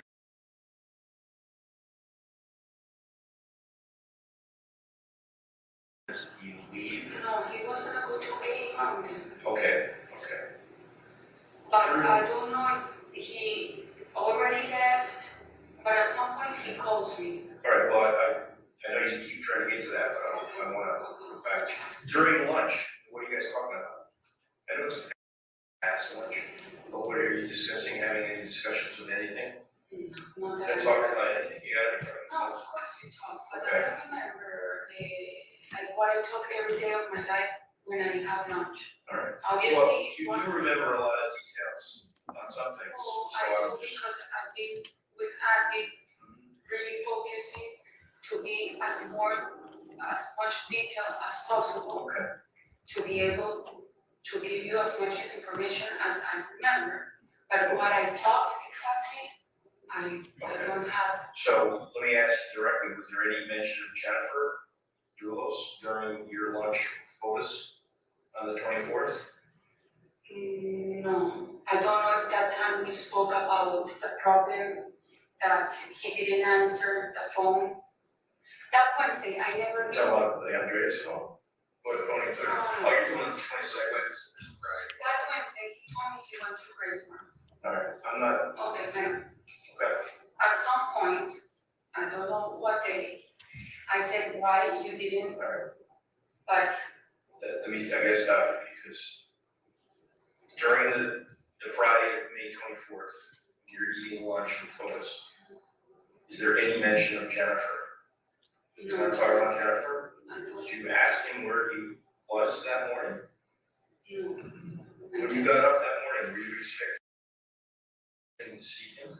no, because sometimes he wakes up and you have his phone. He wakes up at 4 in the morning, 5 in the morning. Right, And Right. he watches TV, he reads, sorry, this is bothering me. and he leaves the room because he turns the lights on and it bothers me. Or if he doesn't want to leave, I go to Nicole's room. Sometimes he moves to another room to read. Is that something he always does? Yes. He's always done that? Or is that more recent? It was more recent because I don't remember, like, when I first moved, he was sleeping very, like we were kind of like in synchronized, like we were synchronized with someone. So now when you say more recent, how recent? When did the waking up at 4 a.m.? Like for instance, when he came to Vail in March, that he came to visit, he was waking up a lot, and he would tell me that it was because there was 2 hours of difference. So I didn't know it was that that was bothering him. But you told us in the first interview that recently, prior to May 24th of 2019, he had started waking up earlier in the morning. And there was a guy, I don't know if I told you, that he wanted for this to sell his piece of land in New Hartford, I think. Nick. I told you? Okay, he was calling like at 4:30 in the morning. He did several calls, and that was annoying. Sure.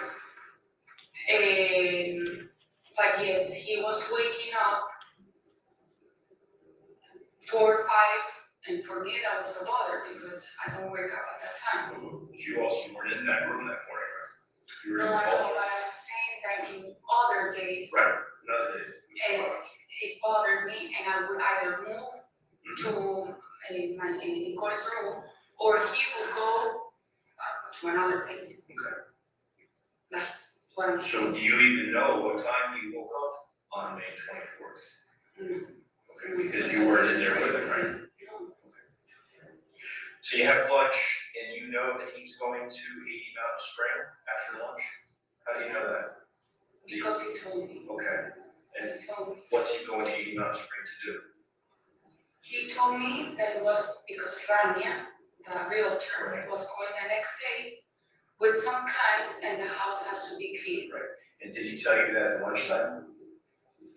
No, he told me that he was going to 80, and then at some point he calls me saying, bring cleaning supplies to clean the house Okay, for Rania. Welcome, Sherry. okay. That's more or less what I remember. And he called me like at 1:50 something, then he calls me like at 3. Well, let me just tell you that at 1:33, Clovis is driving to Jefferson, or driving to Mountain Spring. And by 1:36, you guys are both arriving at Mountain Spring. Okay, so I went with the cleaning stuff. Okay, but you went with him. You guys are both driving into the driveway together, like literally right behind the We other. went together. But Do you remember driving over to Mountain Spring? I remember driving. So that's really a good point. And welcome if you've just joined us. I've just made myself a quick cup of coffee. The first time I think I've ever worn my TCRS cap with a TCRS shirt with a TCRS mug. I don't really do that very often. Anyway, if you've just joined in, welcome. It is such a good point. Why on earth would you go somewhere? You're going to the same destination. She's taking cleaning supplies, but they're going in 2 different vehicles. That is also really suspicious. And then, if there's one thing that differentiates this trial from pretty much all the others we've seen, is it's like a musical vehicles thing. It's one vehicle, another vehicle, another vehicle, another vehicle. And did it work? Did all of that effort work? Come on to me. Come boy. Come. Up. And the cleaning narrative in the story is so huge. It's like front and center. I was cleaning, I got the mop, I got this, I got that. It's plumb in the middle of the day of the murder, isn't it? And which car were you driving? I was driving the Cherokee. But can you repeat again? Well, I don't want to tell you, I'm trying to ask you. No, I'm trying to ask you, when you went over in the Jeep, where was Fotis already there at Mountain Spring? I recall that, yes, but can you just repeat what you said and clear I understand? will in a second. So you drive the Jeep over at 136 and you arrive, and you're saying Fotis I think she was cleaning. I just don't think she was cleaning the house. was already there, and that's not, he's driving it right ahead of you. You're following So him. they are following me. You don't remember that? No, I don't, it could happen. It did happen, absolutely did happen. No, I'm just telling I'm you. not saying no. Okay, no, I'm just telling you that strange that you wouldn't remember that. No, I don't, John. Okay, I don't. okay, no, I can't tell you what you were talking about. Okay, and I do remember going back to the house at some point and then coming back. Like, I did go back from 80 to the house, Yes, and you from did. Forest Jefferson to the house, Yes, because that's I correct. changed the vacuum for a room. So when you came over in the Jeep, what did you have with you in the Jeep for cleaning supplies? I brought bucket, a sponge, garbage bags,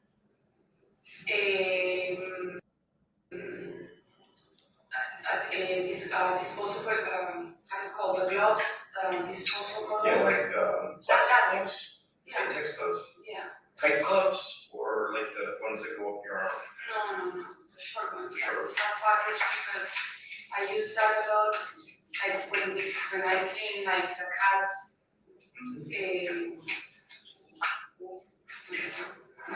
Drop-ins, right? I had a cat, I The understand. box with the cat, the dog, when I clean like, when I'm doing like the meat or the chicken. You wear taking- latex gloves. Yeah. Yeah, that's, Or the yeah, you chicken. gotta watch out.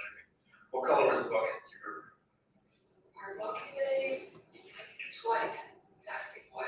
Does it have I thought she said paper towels as well, that she also took paper towels.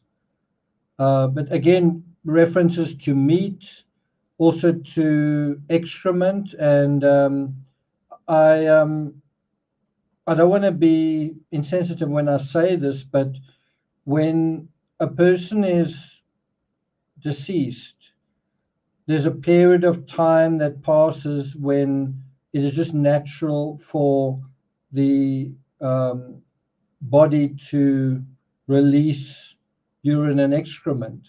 And that is, I think, a part of a crime and a crime scene that catches many criminals off guard, is that the body doesn't just give off blood and perhaps mucus, but at any given moment it can basically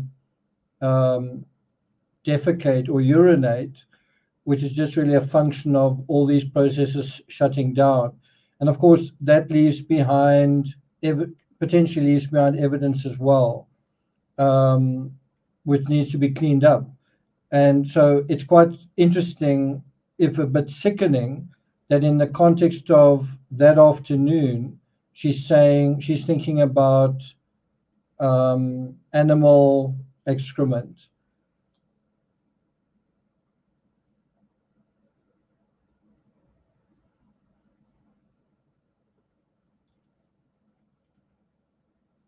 a handle?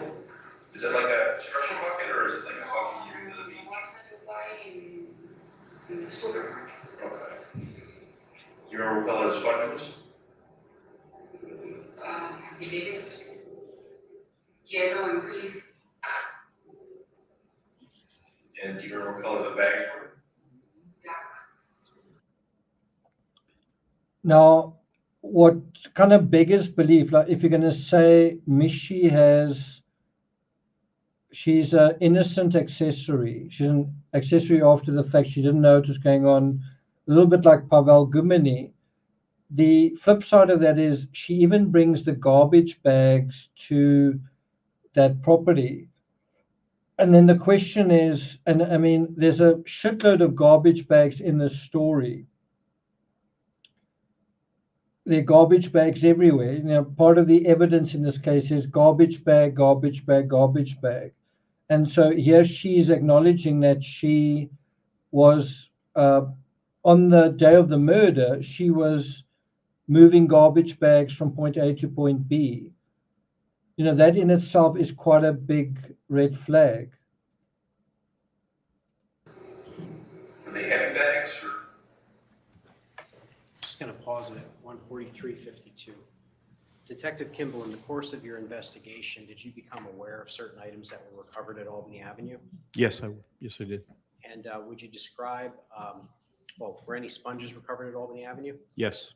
What color were they? Again, Your Honor, I'm going to object to this kind of narrative of Again, Your Honor, I want to object. The defense doesn't even want to allow him to answer the question. So it's quite an interesting point. You've got Michi playing the role of housekeeper. Didn't they have a housekeeper? But anyway, playing the role of housekeeper, transport certain items from A to B, and then what items were ultimately found and found in what condition? Were they found with Jennifer's blood on them? Were they found with other incriminating items, broken brooms, etc.? other police conduct. It's not relevant to what's happening unless there's a. I disagree. Well, the testimony Good point, Susan. that has already been heard concern sponges, bags, and Detective Kimball has been asked, did you become aware of? And I really agree with Desert Cat's sentiment.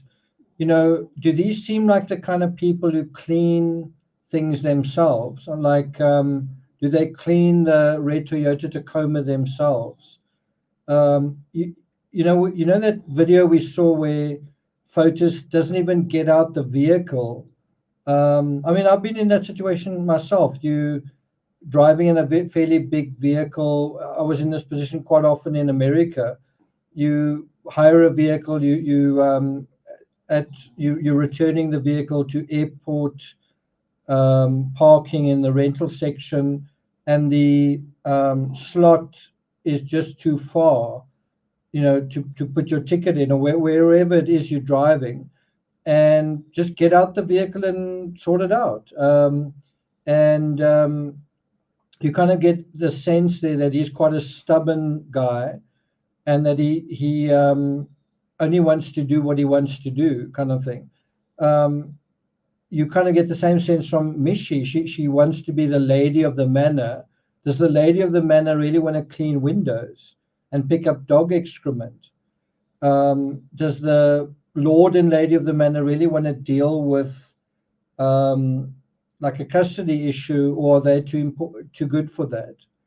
And so, you know, if you think about the way that they clean cars and expect somebody else to sell their car because it suits them, you know, all of it does seem to be about a mixture of greed and laziness. And the whole thing of, I feverishly want to clean this this house myself on the day of a murder, on a Friday, really? Is that the kind of person you are? Conscientious and self-deprecating, I'm not sure. So I agree with that sentiment. The recovery of certain items on Albany Avenue. Response is yes, sponges and bags. So the objection is overruled. That's The another. sponge was yellow and green. That's another point, just showing that she's not really someone who does that kind of thing. And how can I put this? Some people aren't. Some people don't like to wash dishes. I'm one of them. I like to have a clean living space, but I don't always like to do it myself. I like to have a clean car. I don't always wash it myself. But there are certain areas where I do a lot of work. If I write a book, I like to edit it to completion. I'm willing to do a heck of a lot of work in that respect. If I'm taking photos, I like to stop and spend a lot of time in that area. What is being suggested here is that Michi is the kind of person who would want to go and clean some other property as part of her work. And then the question is that believable? Is that believable? Is that believable when you'd hire a vehicle, go to that expense, and take a car to a car wash? Probably would cost a total of about $650 if Liesel's estimate is accurate, or to avoid cleaning something yourself, getting your own hands dirty. And what color were the garbage bags? The garbage bags were black. So just to be clear, it does seem like the evidence found and the evidence taken from the scene from the home by Michi are the same. I mean, is there any doubt about that? Were they lightweight? I mean, were they, No, garbage bags. right, but then sometimes they make heavy duty garbage bags, sometimes they make, Oh, regular. Yeah, Flimsy, no, thin. I took like the big garbage ones because I have those on the back in the butler's pantries are. That's where all the, This is where all this came from. Butler's pantry. no, like the bucket, well, what came from the kitchen, the sponge, the Windex, the Clorox. I don't know if it was from the Clorox, that's from bathrooms or whatever. Is it a spray or is it a big gallon Clorox? It's a spray? The one that says bleach, Clorox, the brand is Clorox, but it's like bleach, all purpose. Okay. Where was that from? I haven't, usually the cleaning supplies are divided. So there was something I meant to talk to you guys about in a previous live, and which is just this idea of patience. You know, there's that saying, patience is a virtue. And in the sense that in this case, if the perpetrator had just been a bit more patient in terms of, let's say he wasn't happily married and he was interested in Michelle Troconis. If he had been more patient, he could have gotten divorced and then gotten involved with Michelle Troconis. Or if he was insisting on having an affair, he could have been a bit more patient in allowing this horrible divorce process to take place. The murder suggests a kind of impatience. I hate to state the obvious, but it shows a kind of impatience and frustration with a process that needs to play out. You had the same thing with Chris Watts. A divorce would be long, frustrating, tedious, expensive, all of those things. But the reality of life on this planet is there's a lot of things in life that don't happen exactly the way you want them, on the timeline that you want them, on the turnaround time that you want them. And so we do need to be patient. And so if you look at Michelle Troconis and you just take the washing aspect, if Michelle Troconis was someone who'd decided at some point in her life, you know what, I'm gonna kind of wash a few dishes. I'm going to put myself in a position that's a bit uncomfortable. I am going to deal with things that I don't really like dealing with. Then perhaps that would have given her additional resilience to deal with the divorce, which was so unpleasant as well. You know, so if you always follow the path of least resistance, if you never deal with things in a mature way, patiently, not unemotionally, but without drama, then you never learn to deal with life, because life is full of these little landmines. And it's the mark of an adult and a mature person that when something happens that's not fun, you can nevertheless deal with it with patience and with emotional maturity. The opposite of doing that is by breaking the law, by getting dramatic, by getting emotional, by cutting corners, by doing something and thinking you can get away with it. That's the opposite of that. Either in the laundry room or in the kitchen. Like the vacuum and the broom, usually they're in the closet far in the locker room, near the stairs. I agree with that.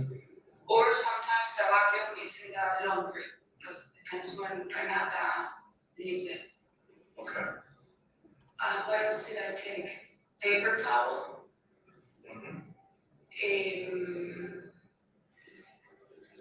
So there she mentions paper towel. Sherry Davis says, if you, let's say you're a hothead or you occasionally lose your temper, that could lead you to lose everything. If you lose your head, you can literally lose. If you lose your head, it basically means you lose the ability to think in a rational way about something, right? I was driving in my car yesterday, and the news came on the radio that a guy had stolen copper cable and was now he was caught, and he was now going to face some kind of censure. And the copper cable was only worth about 5,000 Rand. But obviously everyone relies on that copper cable, for electricity. So he's likely to get a very heavy sentence, disproportionate in a way, because everyone cares about having the lights on. Whereas if he'd stolen something like a big flower pot, he probably wouldn't have gotten any sentence at all, maybe 1 month suspended sentence or something like that. I just want to see how much 5,000 Rand is about $230. And so this person had basically risked his freedom for $230. It's just stupid. But that is someone who's lost their crap, and then you kind of lose everything.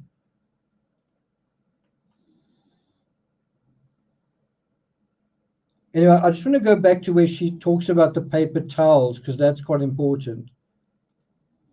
Or sometimes the vacuum is in the laundry, because it depends when Renata leaves it. Okay. What else did I take? Paper towel.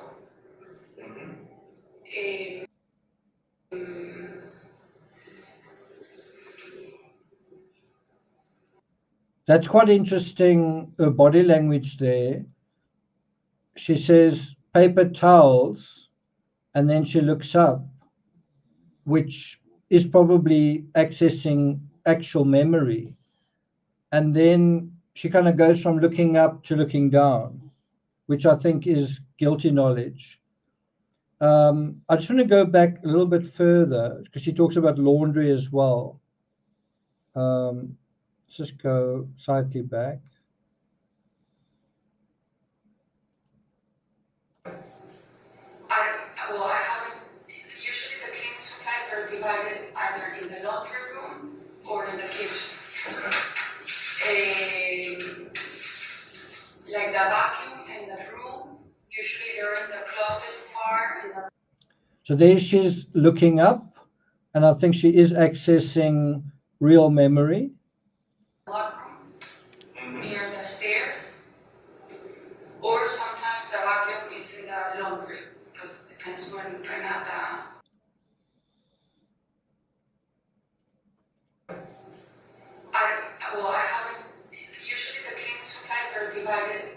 the laundry.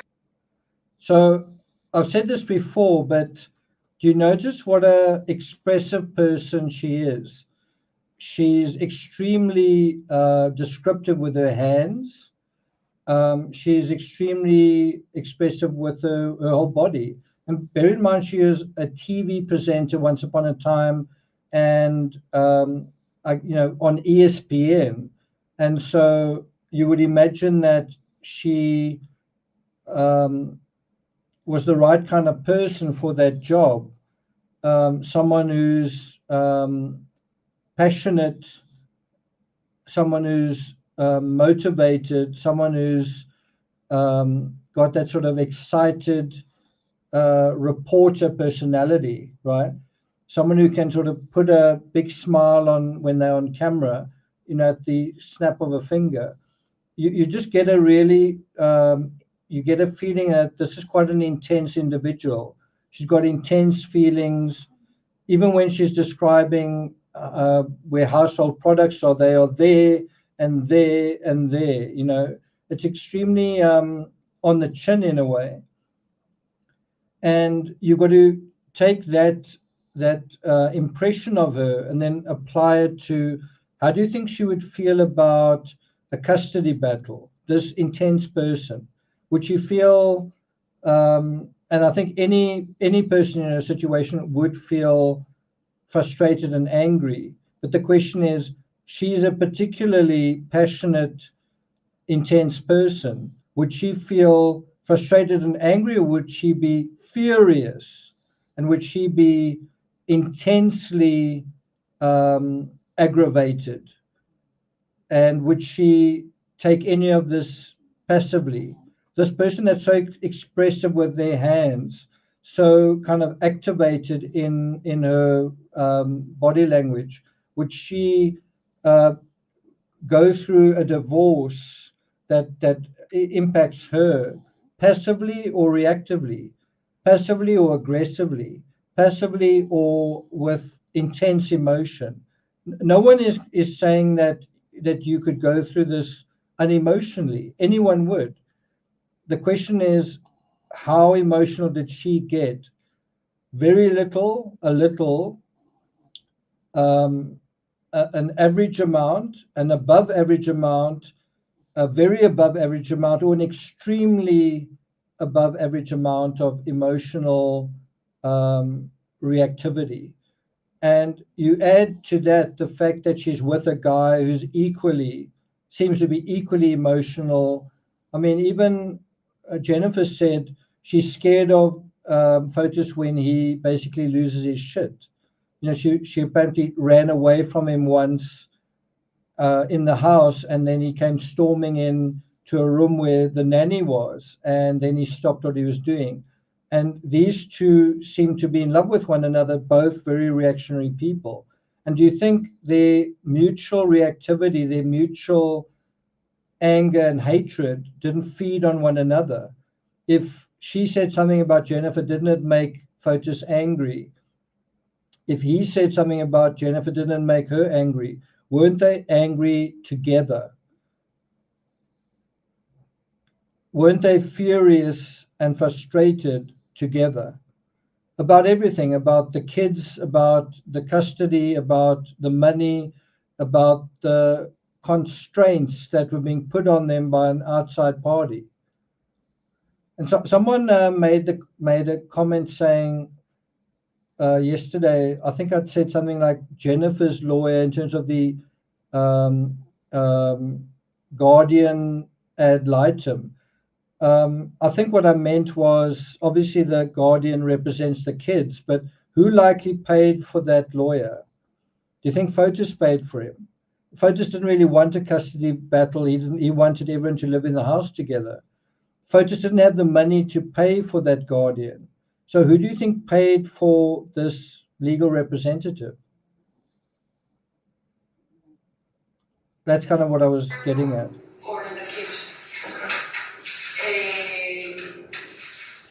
Like the vacuum in the room, usually they're in the closet far in the mudroom, near the stairs. Or sometimes the vacuum is in the laundry. because depends when I have the music. Okay. What else did I take?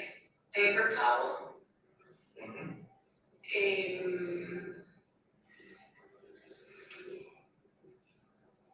I think that's it. What were you planning to clean? House. Like the whole. So that moment is also quite interesting.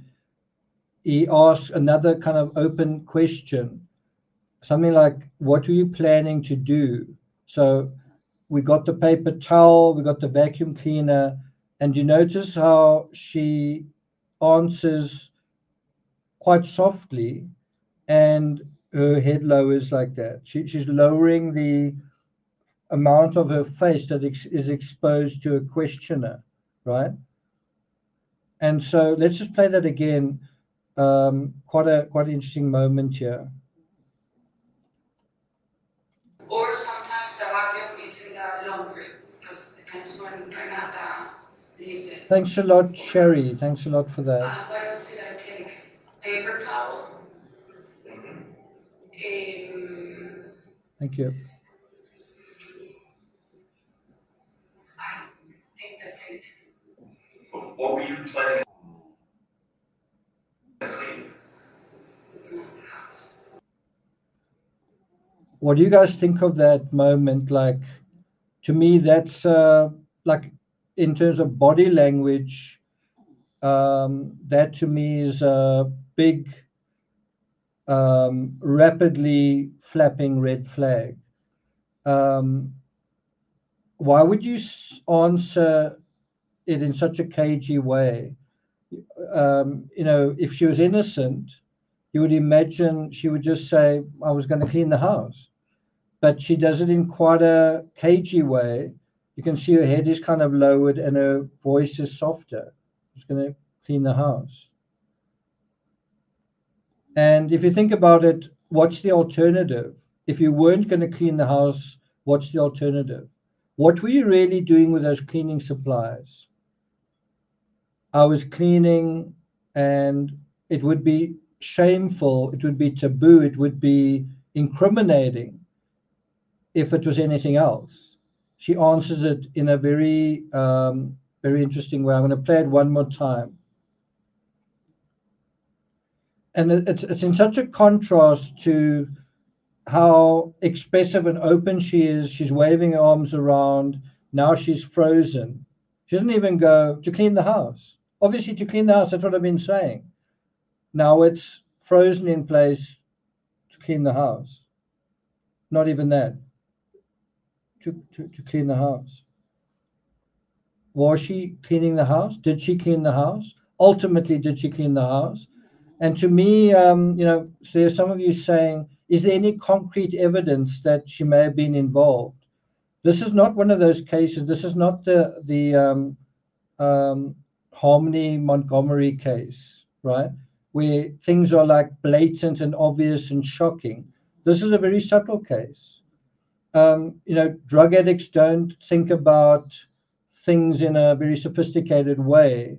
There's quite a lot of sophisticated, devious, strategic planning at work in this case. Lots of little trickeries and techniques taking place here.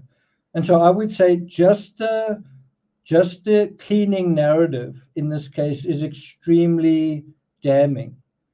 Let me say that again. Just this whole cleaning narrative, that on the day that someone's murdered, there's this huge cleaning operation where all of these cleaning supplies are moved around, and then that person who is responsible for sourcing them, you actually see her with the person who committed the murder throwing garbage bags away, and probably the garbage bag was given to him by her. I'm saying probably. All of this is taking place on that day. And then you say, is there any concrete evidence? I'm just saying that on its own, a big cleaning operation where actually the house was never cleaned. And she even makes this weird statement. She says, I was cleaning the house. I wasn't cleaning Jennifer. the fact that she could even say those words is very compelling, in my opinion.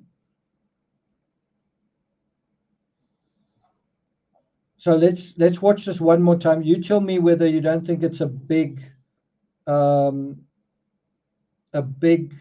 very significant moment in this interrogation. Just what were you doing with those cleaning supplies? Such an important question. Or sometimes the vacuum is in the laundry, because it depends when Renata leaves it. Okay. What else did I take? Paper towel. Mhm.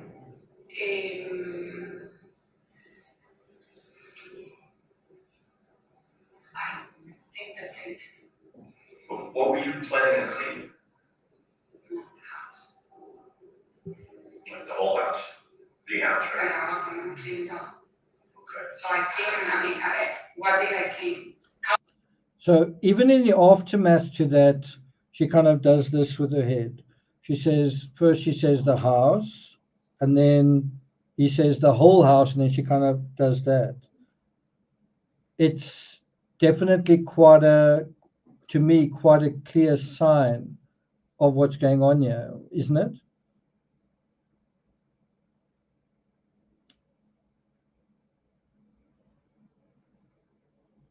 What do you guys say? Do you guys disagree?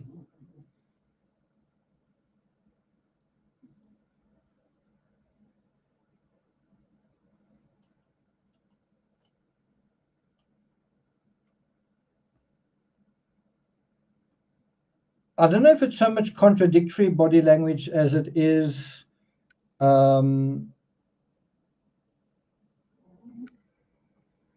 Silent Murmur says, I think there is something to that body language.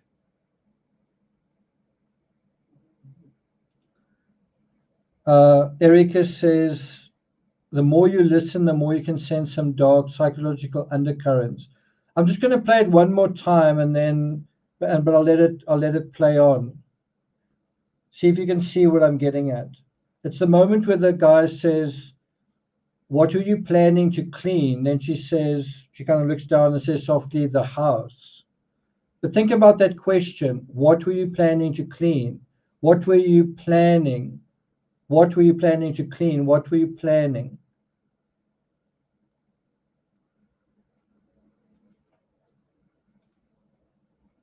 All purpose. Okay. Where was that? I haven't, usually the cleaning supplies are divided either in the laundry room or in the kitchen. Like the vacuum and the broom, usually they're in the closet far in the mudroom, near the stairs. Or sometimes the vacuum is in the laundry, because it depends when Renata leaves it. What else did I take? Paper towel.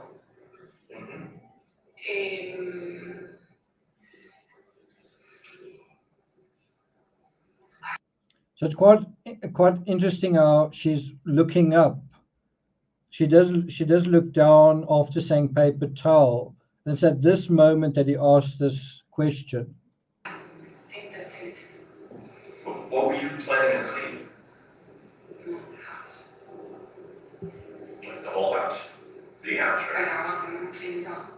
Okay. So I clean, what did I clean? Countertop in the living room where the fireplace was, there were like dirt or like balls or something, like I think it was an animal thing. So there she says, I think I cleaned an animal thing. Dirt or balls, that's what she says.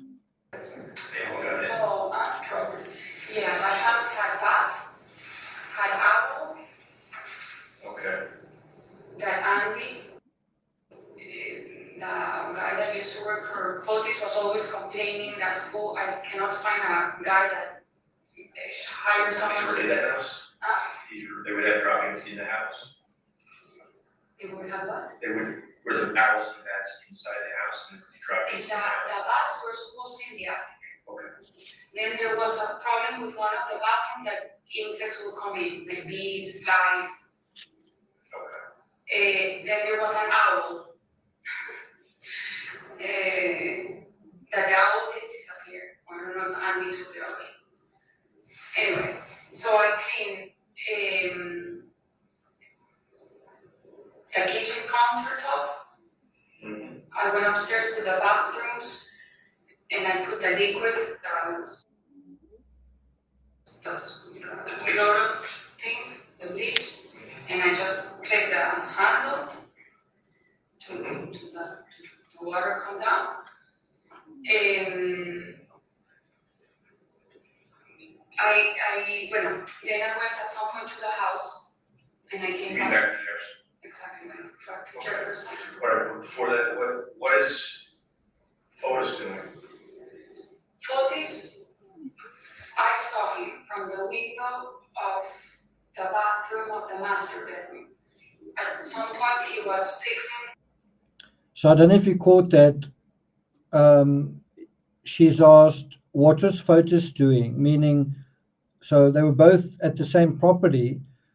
While you were cleaning, what was he doing? And then she's very specifically says, quite an incredible memory. I saw right through the bathroom window that he was.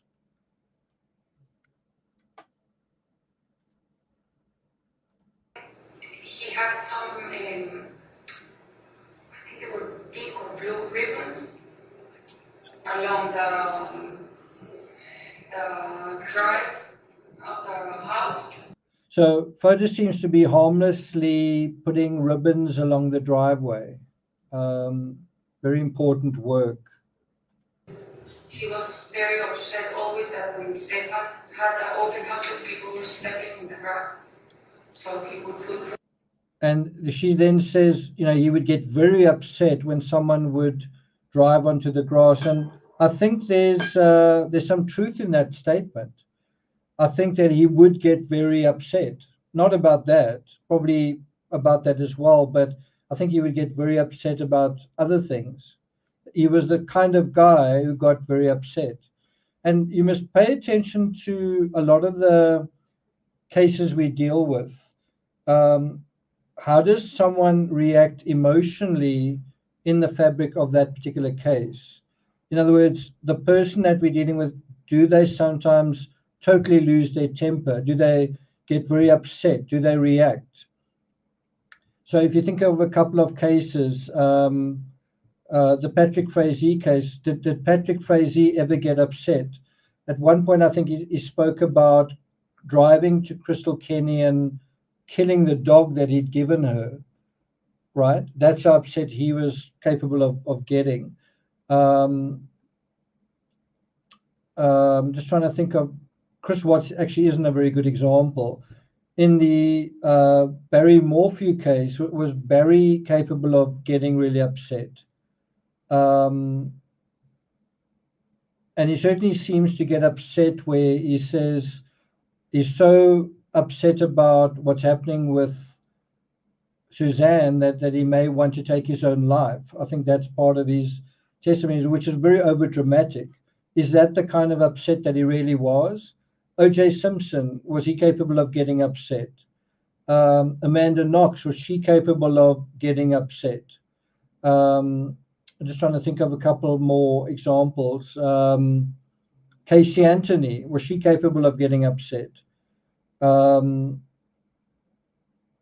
the Ramsey family, was John capable of getting upset?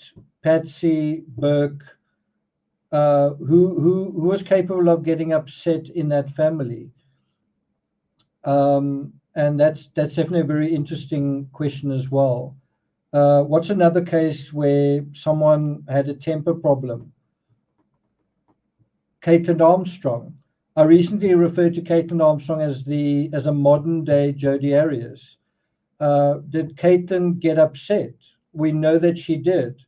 Did she commit murder because she got upset? Isn't the answer yes? Hadn't she been upset for a long time? Isn't the answer yes? And so on and so on and so on. Can you guys think of any other examples? Brian Laundrie is a great example. Did he commit murder because he got upset? Have any of you seen in the footage of him at the store? Terry Dean will know the exact name of it, where he actually slams that van door closed. And that was the day of the murder. So he was clearly upset at that time already. Brian Koberger, did he get upset with his students? In other words, this is simply, can being emotional lead you to override your sensibilities where you end up committing murder? And the thing I've been trying to impress on you guys, my community, is the danger of getting emotional and dramatic, right? And isn't that what true crime keeps trying to feed you guys? Drama, get shocked, get excited about this or that. And I'm trying to show you guys the other path, which is try to understand things from a mature, calm, guarded psychology. It may not be as much fun, but it's going to be good for you as a human being. It's going to be good for you on your journey to learn to deal with the travails of other people in a mature way. It might help you learn to deal with your own in a mature way, right? Your emotions are like a dragon. Your emotions, and I learned this through writing quite a few books, but also by traveling to Asia, that I thought the dragon in Asia was like Satan or some kind of evil force. The dragon simply represents power. It's not good or evil. And so one of the lessons we are taught through fairy tales about dragons is you need to slay the dragon, lest the dragon destroy you. What is the dragon? The dragon is actually your own emotions that are allowed to gain power and ultimately gain power over you. The dragon represents your own emotions, which could be feelings of greed. That's why you often have a dragon guarding treasure. If your own greed overcomes you, it's going to destroy you. If your own feelings of lust overcome you, it's going to destroy you. If your own feelings and emotions, if you become totally a slave to your own passions, that is going to destroy you. And so you need to slay the dragon, not someone else's dragon, not the dragon of corruption, not some other force out there, your own dragon. And if you don't do that, you're going to be destroyed by your own passions, right? And isn't that what happened in this case? Fotis Doulos is a really good example because he ends up taking his own life because he couldn't control his own desires, his own narcissism, right? Did Michelle Troconis, was she also a victim of her dragon? What do you guys think? And so the psychological lesson of this case is this is what the dragon did in these people's lives. What is it doing in your life? What is it doing in my life, right? And how I think I differentiate myself from a lot of other true crime channels is we don't just look on and gratuitously say, oh, look at what they did, how terrible. We try and learn their lesson for ourselves. You know, it's not just a gratuitous spectatoring of someone else's tragedy. It's actually looking at it as a lesson in how the criminal mind fails and how we can maybe succeed in dealing with the same issues in a constructive way, in a way that can build our society. And, you know, if you simply observing true crime and watching true crime for the titillation value, then you're learning the wrong lesson. You're learning to be reactionary, to be emotional, right? To be a victim ultimately. Instead, what you want to learn is to master yourself. And how do you master yourself? By understanding how these processes play out. End of rant. He put like lines. So people would notice that. Yes. Hi, Karen Sanderson. Good to At see some you. point, I know he went to the basement. It's good to In the basement of that house, I don't know if you guys been, it's like, and it's unfinished. It has like construction things. Okay. I've been in that basement maybe 2 times. Okay, so we went to the basement, why? No, I didn't go that day. He went, he said at some point, At he went. some point, because I saw that door open, Okay. and obviously the door was open is because he was down there. Because that door usually is closed and it has a sign that says, I think it says unfinished basement, not open, or Okay. I don't know. I mean, I know it used to have a paper. I don't know if it has that paper anymore. All right. Thanks for your comment, Maria. Thank you. And that's it. I was inside the house. Go ahead. Sorry. Go ahead. Okay. And whatever else you can read. No, bueno, but at some point I went to the house to grab the broom, but you have my times there. Right. And then you came back. You went to the house Yeah, at Fort Jefferson. I went to the house for Jefferson. And how long did you stay there? All right, well, I wanted to, sorry to interrupt, I got to interrupt for a second. The first time you went to the Egon Spring shop, you were cleaning the kitchen countertops and the bathrooms upstairs?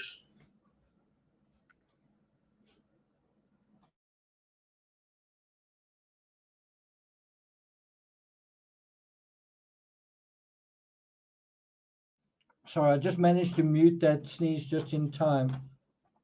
So let's try and be insightful here.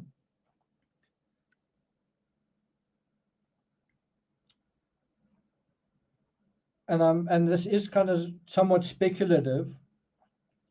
In the scheme of things, where do you think Jennifer's body was at this point? Do you think it was at Fort Jefferson? Remember, the cleaning products were sourced from Fort Jefferson. Or do you think they were at 80 Mountain Spring? Where do you think Jennifer's body was at this point?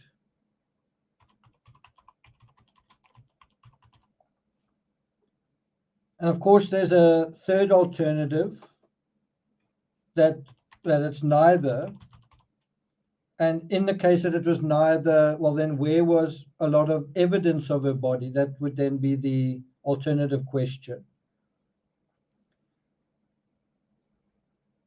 And it's important to ask this question and answer it, because when you do, you start to gain possibly an insight into what is really happening. So let's see what some of you say. Terry says Mountain Spring. Kate says Fort Jefferson. Mel says, I really don't know. Pauline Buckle says, at what point exactly? In the afternoon. Erica says 80 Mountain Spring. Earth says Jefferson. Slim says something else. Maria says neither. Antoinette says the ravine. No, I don't mean while they were interviewing Michi. So the point I'm trying to make is, I suspect that Jennifer's body was either at 80 Mountain Spring Road, because after all, that's where they're going to clean things, right? Why on earth would you bring evidence to Fort Jefferson, which is their own home? Why would you bring evidence there?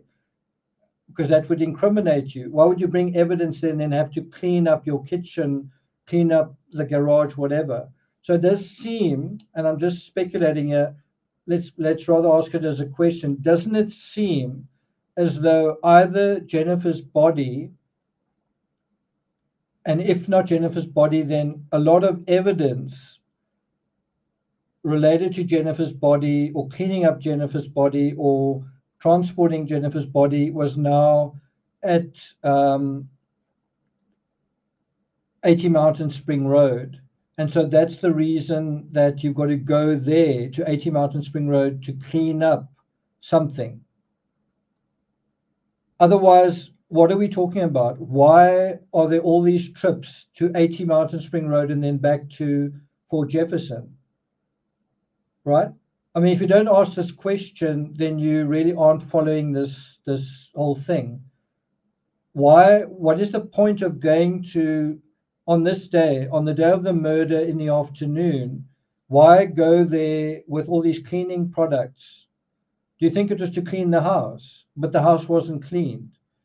What was the point of all that?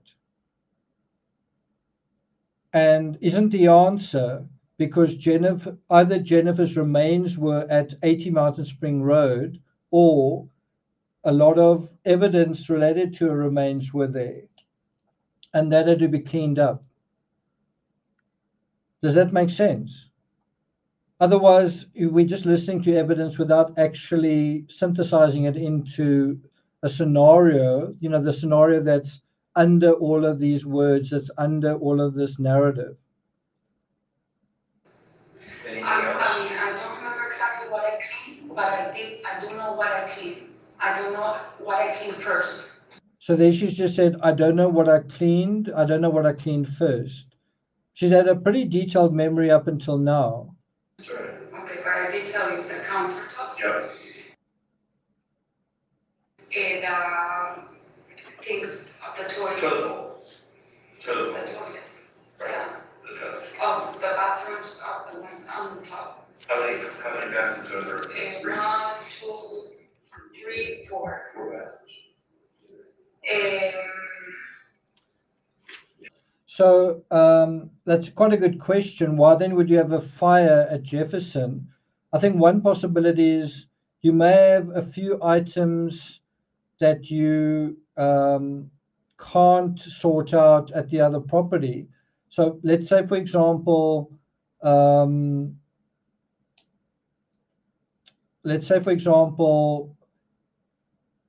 you were wearing socks while cleaning something up.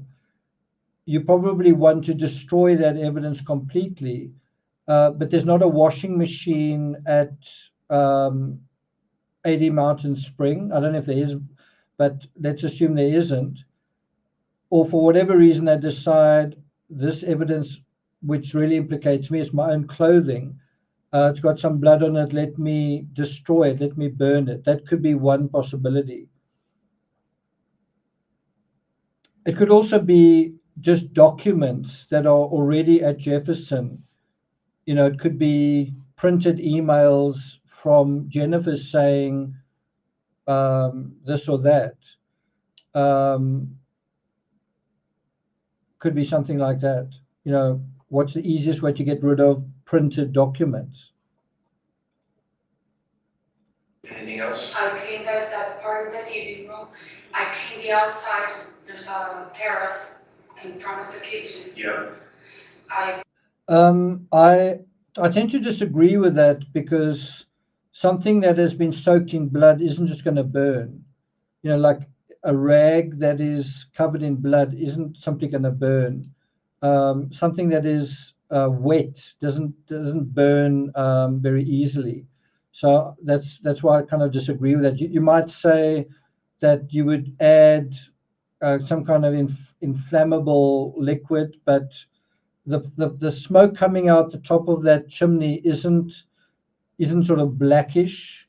It's quite a thin, sort of whispery, thin wisp like silver color, which is often the color when you burn paper. It's that sort of color.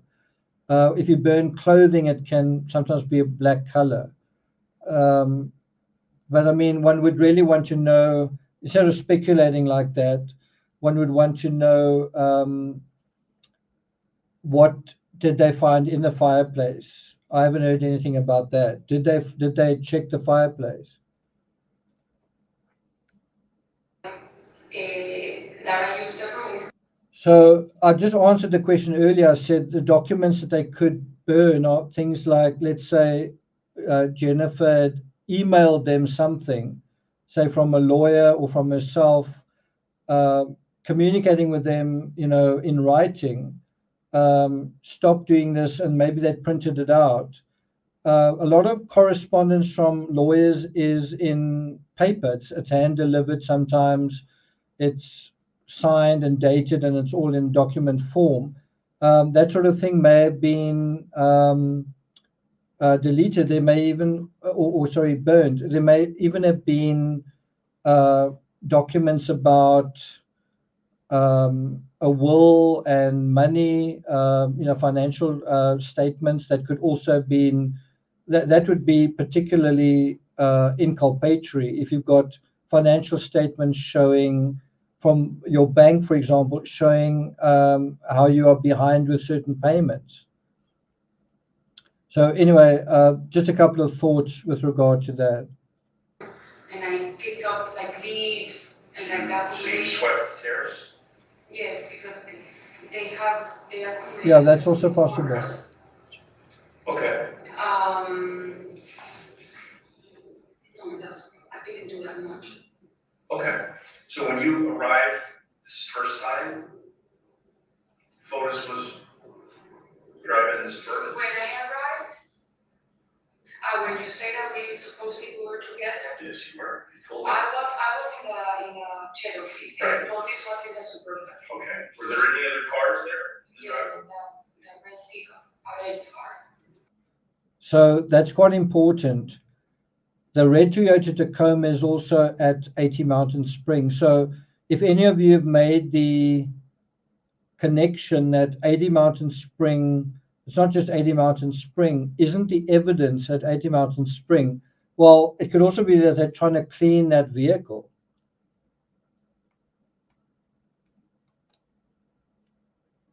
You know, for example, the back area of the vehicle,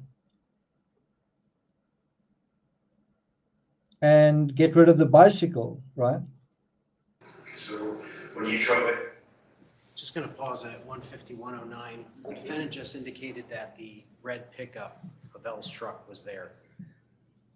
During your June 2nd interview, did the defendant ever indicate to you that Mr. Gumini's truck was at 80 Mountain Spring Road?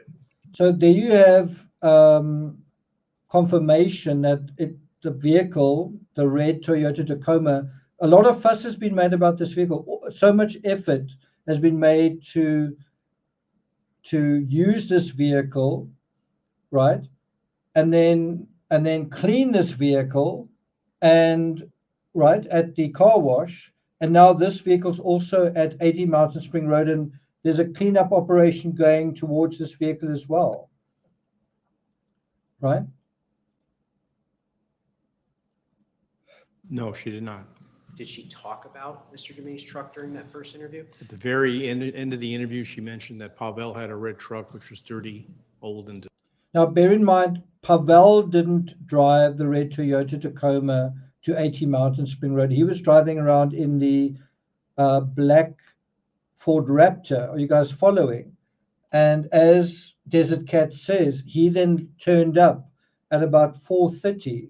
So I don't know exactly what the timeline is, but it seems like the cleanup operation, possibly of the red Toyota Tacoma, possibly of things that were taken out of the red Toyota Tacoma, lasted, what is it, 1-2 hours? Does anyone know the exact answer to that? How long did this cleanup operation take place? Well, it was certainly over by 7 when they started driving to Hartford. Just certainly over by 4:30, I think, when Pavel Gumini pitched up. When did it start? Wasn't it around about 2? So 2 to 2:30. So if you think about the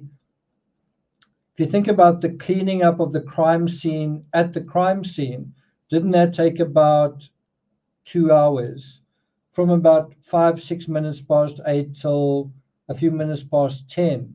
Now the cleanup of the crime scene after the crime scene possibly took a similar period of time. And I think the biggest mistake in this crime was Fotis allowing the dragon to even overtake him when he committed the crime. Is I want to, and I'm speaking with his voice, I want to inflict the same pain on Jennifer that she inflicted on me through this divorce, through the custody, through the 300 motions, through the money that I can't access because we're getting divorced. I want her to feel what I felt, and he does that in a way that there's a tremendous amount of blood that is shed, which he has to end up cleaning up, and he can't clean it up.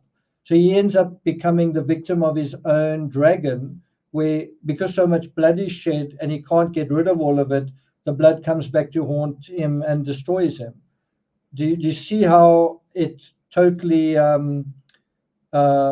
cycles together? Do you guys see that? Destroyed. But she never said it was at 80 Mountain that She day. never said that, no. How about on June 6th, 2019? Did the defendant ever say to you that Havel's truck was at 80 Mountain Spring Road? She did not know.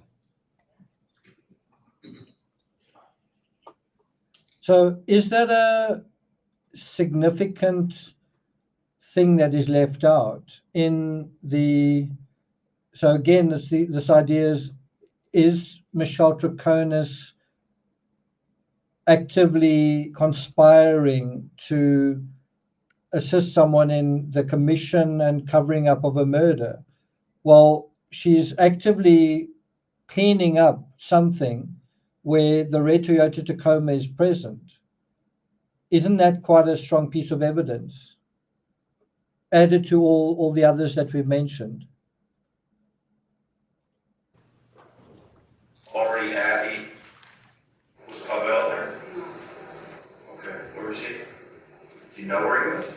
Yeah, supposedly, I mean, I didn't ask, but normally what he does, he's in taking care of the house of New England. Okay, so you don't know specifically where Pavel was, but you didn't see him at 80 Mountain Spring, but his truck was there. No, I didn't see Pavel. I saw the car. Okay, I saw Pavel's. the red pickup, The okay. red pickup. But you didn't see I saw Pavel. Pavel afterwards when he came. Right, when you first arrived there. you didn't see him. No, I didn't see Pavel. Do you have any idea why the truck was there? Do you have any idea how it got there? Okay. So there she seems quite guarded. She can be quite expressive and give a lot of detail. I made this for breakfast. It was this and that, and strawberries and orange juice. And here, when she's asked pointed questions, did you see this person? Did you do you know if they were there? Just no. And of course, their vehicles are there on this occasion, right? Certainly, Fotis's vehicle that he's been using is there. So you went back at one point to Jefferson. How long do you think you were at 80 Mountain Spring before you went back to Jefferson? Any idea? So all of these questions are related to the video that we saw at the beginning, where you see all these vehicles moving back and forth. And so that's another way just to test her on her consistency. And it'll probably come up tomorrow on trial day 24, where they'll be, I would do it a totally different way. The moment she says something, I would say, well, this is the time that the vehicle passed. I wouldn't play the whole video and then do it. Anyway, that's me. I don't know why I think like for maybe an hour, 40 minutes, not. Okay, 15 minutes. Okay. And now, how long were you at Fort Jefferson when you went back for the vacuum and the broom switch? It could be then like an hour that I was there, and then I know at some point I went back and I stayed longer, but I don't know which time I was longer, if it was the first time or the second time, because I did clean, part of the house. Mm-hmm. But I don't know which one I was 15 minutes and which one I was more. Okay. But That's why I was asking what you. Oh, okay, I know, but again, that's what I told you, like, I'm not gonna remember. I know I went back at some point and I came back, Okay. that I know. But when you went back to Jefferson, is it true that you only went back to get a vacuum or to switch the vacuum out because it wasn't working? Yes, maybe I stayed there for a little bit longer, maybe I could have stayed and do some emails. Was there anything going on at 80 Mount Spring that you didn't want to be part of? Not that I know, not of my knowledge. I went back, and at some point, I went back to it with the room. You did go back to 80. Exactly. Wasn't, Okay, if you're just going back, if you're at 80, you're going back to Fort Jefferson to switch out a non-functioning vacuum. And then you're gonna return to 80 Mountain Spring. You're at Fort Jefferson a lot longer than we would expect that to be the case. I probably stayed there for a while, maybe I was in the computer. I could be, I don't know, maybe I stayed, and then I went, I do remember going back No, with the we room. definitely went back. Okay, We understand. with the room, and I swiped. We're not quizzing you on time. We're not quizzing you on what you understand. We're asking you what kinds of things you did, which would account for time. So that's not totally true. He's saying we're not quizzing you on time. Actually, he is, and they can.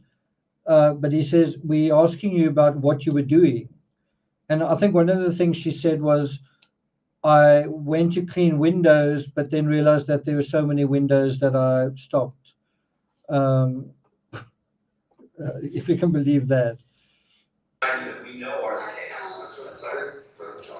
So we're just trying to understand. For instance, another thing is you told us you were washing windows.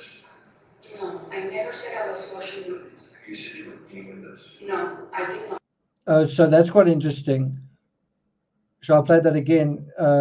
She says, I never said I was cleaning windows, and puts out her finger. I never said I was cleaning windows. Don't get me wrong on that one. I never said I was cleaning windows. Let's just play that little part again. And I swiped. We're not quizzing you on time. We're not quizzing you on what you understand. We're asking you what kinds of things you did, which would account for times that we know are the case. So we're just trying to understand. For instance, another thing is you told us you were washing windows. No, I never said I was washing windows. You said you were cleaning windows. No, I did not. That's a lie. I'm not lying. We're not lying. I never said, I said I looked at the window and I saw photos. We're talking about the previous interviews, you said like that right here, the things you say now, Well, no, I they're didn't. not all the same. And I didn't. Would you like me to clean it for you? Yes. Well, that's very interesting because there's another thing that we can play for you. Do you realize that? I'm not sure you. Detective, I'm just going to stop it at 154:57. You indicated that the defendant had said in her previous interviews that she was washing windows, and she indicated that she hadn't said that. Is that correct? That's correct, yes. Now, did she say that in her previous interviews? She in fact did not. Was that a mistake? Yes. Okay, where did that information come from? That information came from Pavel Gumeni, who stated that when he arrived at 80 Mountain Spring Road, Fotis told him that Michelle Triconis had been washing windows. She corrected you. She corrected us, yes. So she is quite right to be you lying. I didn't say that, but that's what Fotis said. Everybody can tell. You play back the video. So then the question then arises, okay, so you weren't cleaning windows. I don't know why she's so like, is it so, it's not a crime to clean windows. Okay, so if you weren't cleaning windows, what were you cleaning? Also, why weren't you cleaning windows if you weren't cleaning windows? You have to see it from our point of view. Like I said earlier, we know a lot than we did when we finished. You remember in explicit detail a lot of the things I'm going to call silly, pointless things that were maybe important to you. And that's such a good point he's making. And you see this quite often. You certainly see it with the Ramseys. They and her, they remember things in explicit detail, but then suddenly when it's pertinent, I don't recall. And now she's being asked the exact same thing. You remember things in explicit detail. You remember looking through a window. You remember putting strawberries in your omelet or whatever it is. And you can mention things over and over and over again. So how come you don't remember this that's so pertinent? How come you couldn't remember whether you took a shower together? It was a mistake. Okay. Like the receipt was in my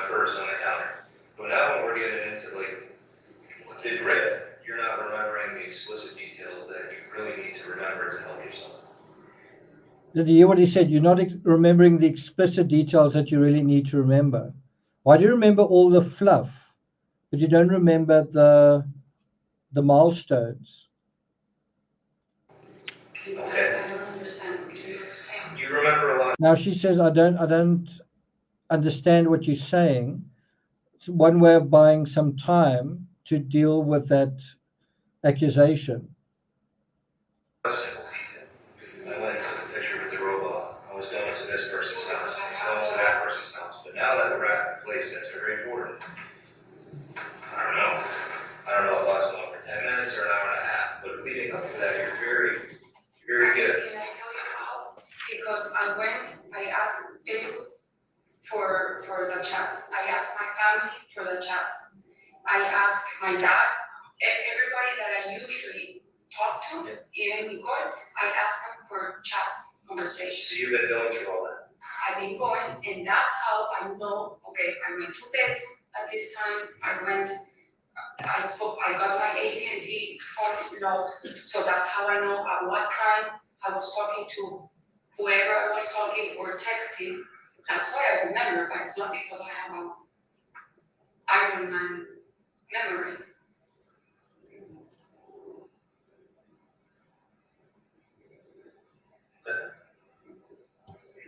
So I'm sorry, I said I was cleaning window. Well, you definitely said you were Okay, doing I'm this, sorry. we're asking you Okay. why you're not saying that. What I remember, I said I was in the bathroom and I was looking through the window and I saw Fotis, fix the ribbons of the street. First time we heard of that. Yes, it is. Okay, I'm sorry. I thought I heard about this. Okay, we may. Or maybe I don't remember. I remember hearing about there being grass that they planted and so on and so forth, but I don't think that came from you. That the grass had been seeded, the soil, so they could grow the grass. The grass was being done, I said, eating on the road. I didn't do that grass. No, we never, we're not seeing anything. So I think he is looking for some commentary about Windows, and he is not able to find any. I do seem to remember it coming up that she wanted to clean the windows, but then realized how many there were, so she didn't clean the windows. But if you think about it from a practical perspective, if you have a car or a house and you're trying to show it to a prospective client, or you trying to advertise your own property as in its best light, right? What are some of the best features of a house or a car? You tend to notice the windows. Are the windows shining? Put it this way: what is the quickest way to turn someone off? The purchase of a vehicle, or let's say you want to impress a girlfriend or a date or something, or a client, someone who wants to buy a second-hand car. What's one of the quickest way to turn someone off? Well, if the windows are dirty, whether it's a house or a car. I actually had my vehicle cleaned, I think 2 days ago, and I'm still noticing just above the dash is like a smear on the window, on the windscreen. Basically, when windows are clean, you can have a little bit of imperfection elsewhere, but if the windows are absolutely clean, it really does look clean. You notice the dirt on the windows very quickly. And I think Fotis saying that Michelle was cleaning the windows makes sense, especially from Fotis's perspective. He's about show and gloss and that kind of thing. And it's interesting that she is adamant that she wouldn't have cleaned the windows. Anyway, we're getting a bit bogged down in the minutiae here. It becomes confusing. I understand. So the thing that we all didn't hear when it actually happened, but we now have tape that we can play for you. you remember this study? As long as we hear the question first, right? You should hear the question. It looks like he has found something. Oh, yeah, it's like,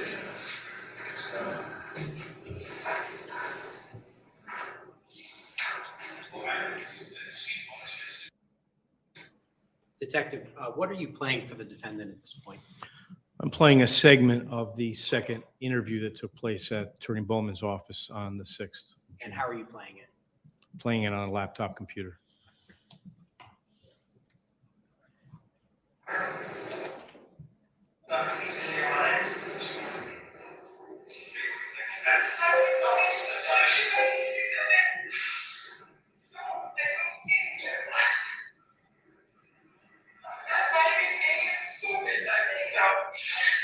You just back up. So we're talking about, we're trying to get you to talk about Friday the 24th, and whether you saw photos or not. And the whole 80 Mountain Spring activities, which are very important into this case. Oh, I didn't see photos yesterday. Why are, it's not a piece in your mind. It's like,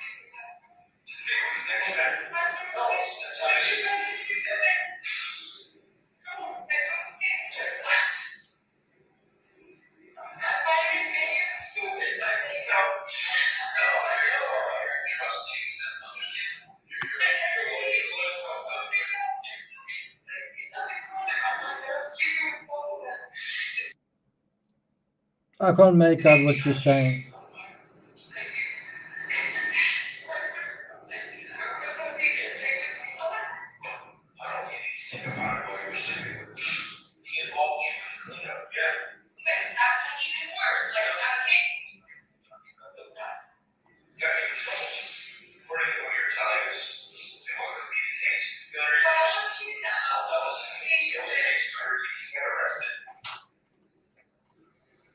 What?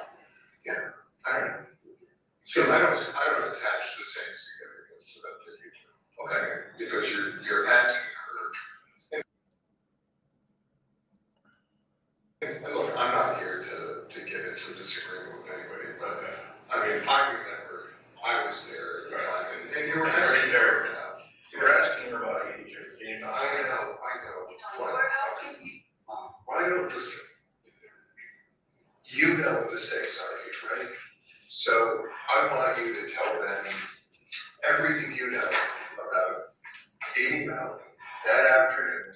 Okay, so look, I just want you to be clear that it's very important. Yes. And I want. So it's quite kind of ironic that her own lawyer is kind of reminding her to be honest about what was going on at 80 Mountain Spring Road.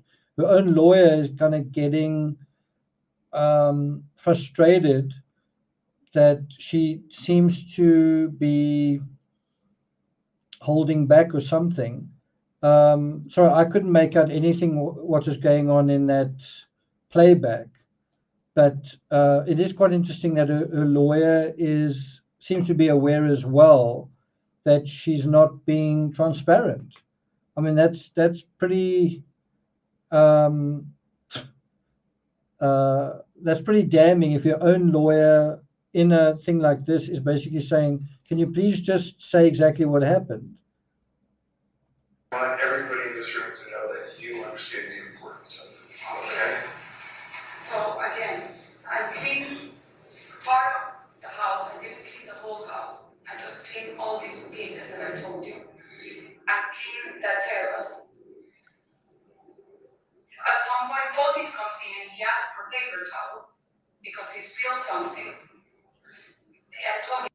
So incidentally, this is a major moment in interrogation. And I think this was actually given to the media a few years ago. So this whole third interview has been kept for 4 years or so. But this part dealing with the exchange of paper towels, where Fotis gave her paper towel that she thought had coffee on it. And I think she said, coffee had been spilled in the red Toyota Tacoma. That's huge.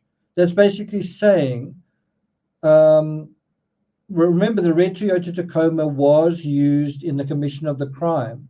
Now, Fotis has gone to the Toyota Tacoma on the day of the murder with a paper towel and given the paper towel to her. Do you think there was coffee on that paper towel? If there wasn't coffee on the paper towel and there was blood and Michelle took it from him and bagged it, isn't that case closed? It's either in the kitchen or upstairs. He probably went pick up the paper towel, clean whatever he wanted to clean. And when at some point I'm coming out, and he gave me the paper towel, and I threw it in the garbage. You were throwing paper towel, you used Yes. paper towel. Yes, it was. What was he using paper towel for? He said that he spilled, I think it was coffee.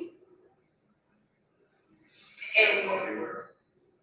in one of the cars, that's what he told me. I'm not sure if that's true or not. The paper towel was dirty. What color was the paper towel? Or what color was the dirt in the paper towel? Brown. Brown. Yeah.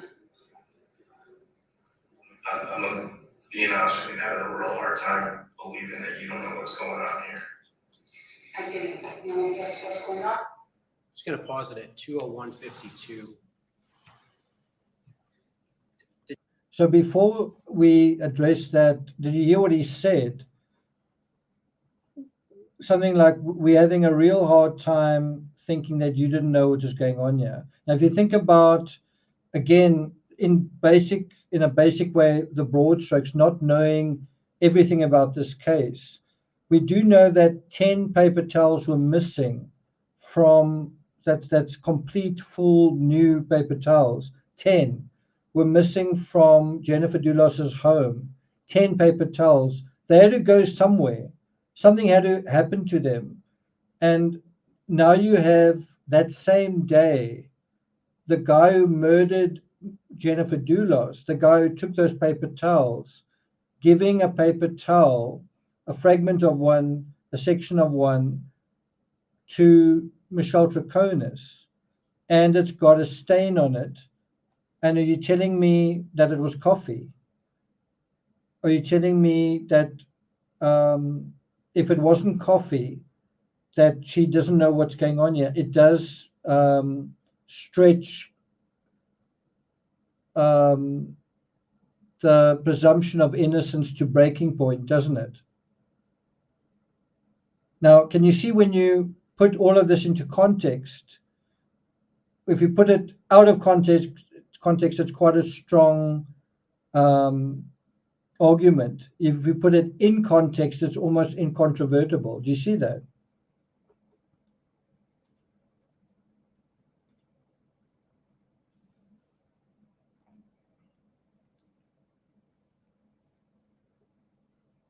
Hard time believing that you don't know what's going on here. I didn't know what's going on. Just going to And there you also see her body language. She lowers her head and does that. So whenever you see her lowering her head like that on the chin question, then you've got to take note. pause it at 2:01:52.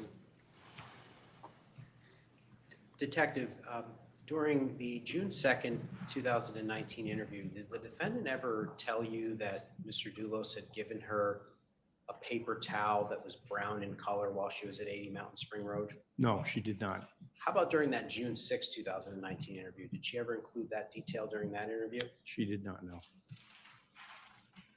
Thanks a lot, Deborah. Thank you. No, I didn't see anything.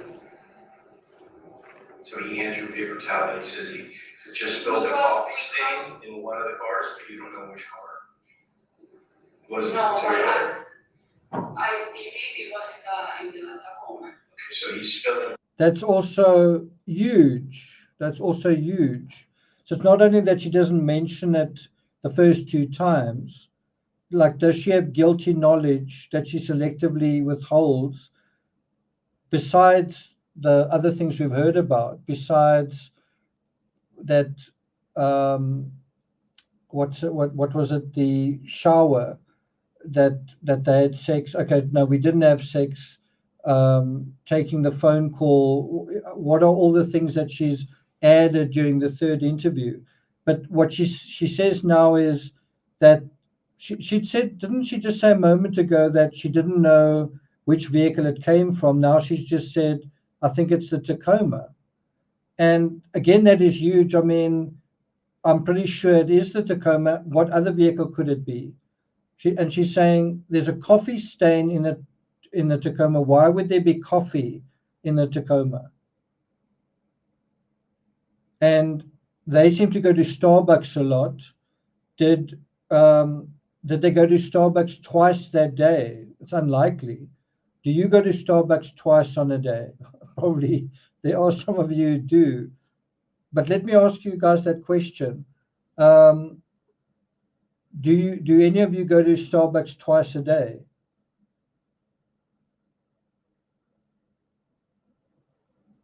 Is anyone here that goes to Starbucks twice a day?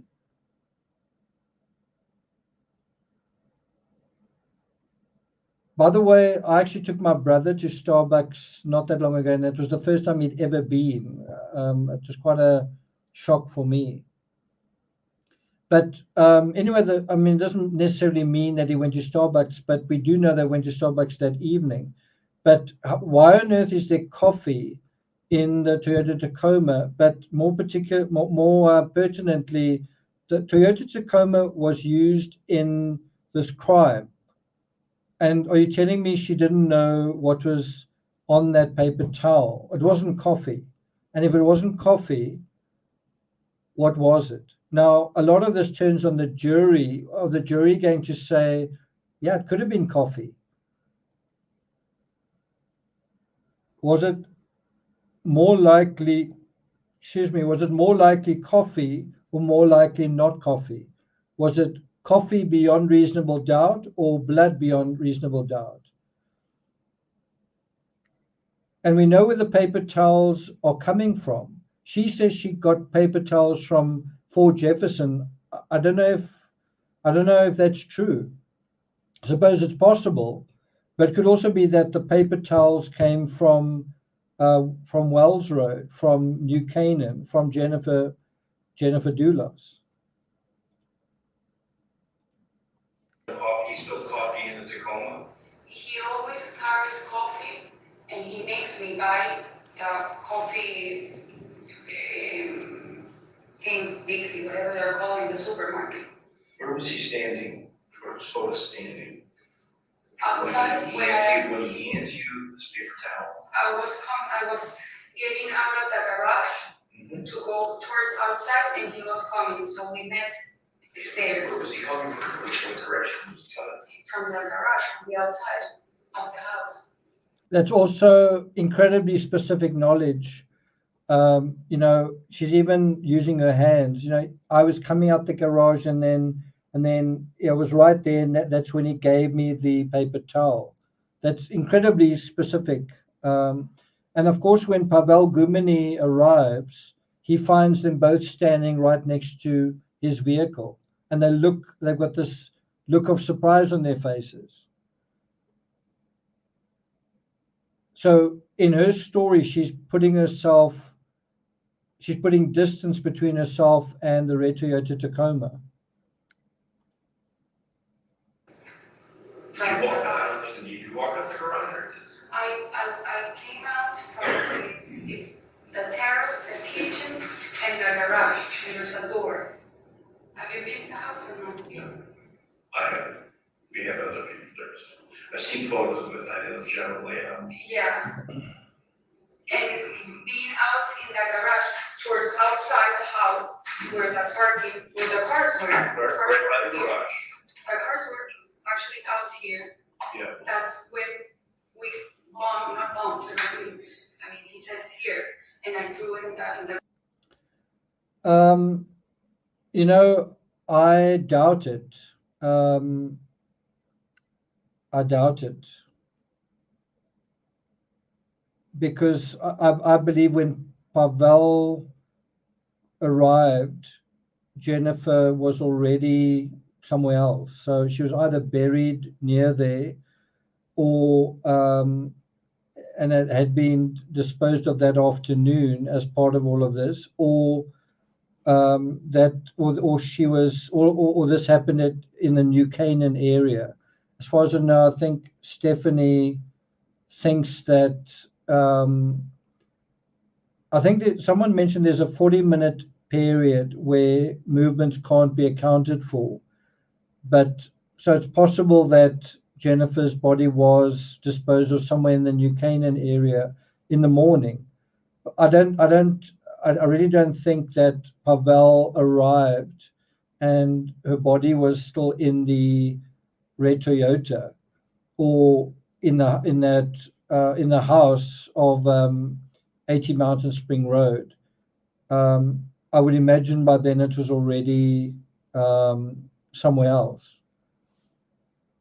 I'd like to be more clear on what I think happened here, but I don't understand this case as intricately as I would like to. If I was writing a book about it and you're forced to put it together in a narrative and you're giving every vehicle its own narrative and timeline, then you're gonna have little holes where the vehicle is somewhere for 40 minutes or something, and that's going to give you an idea, first of all, geographically, where something could have taken place, and also in a timeline where something could have taken place. I do think it's very likely that her body was disposed of on the day that she was murdered. Another possibility is that it was disposed of at the pond, and maybe someone met Michelle at the pond, right? Could it have been Kent Mawhinney? I don't know. Could it have been somebody else? I don't know. Could the pond play a role in the whole thing? It's possible. There are a lot of possibilities here. As soon as you've got a additional party in a case like this, the possibilities abound, because you've got to look at all the little places one person went to, and that's quite a lot. Then all the little places another person went to. And in this case, there are at least 3 people where you've got to look at all the places that each one went to. And then there's even the people who are supposedly cleared that you've got to consider, like Pavel Gumini, right? Look at her body language there. This sort of look at that body language. Chris Watts used similar body language as well. They were there. Remember that. The garbage that was in the kitchen. So where is the, And the Tacoma was standing here. The what's it called? The Tacoma was here. I believe the Cherokee was here, and the Suburban. And And where this is is it? the house. Here. And where's Chris? Here. Okay. This is all like Are the doors open on any of the cars? I didn't see that in that moment. Yeah. And then at some point, Pavel arrives, and that's when I see Pavel. That I believe it's around almost to 5, maybe 4:30. I did also talk on the phone with a lady of the rocks. Barbara? uh, Barbara? Yes. And she told me to pick up that they were closing earlier that day because they were slow people.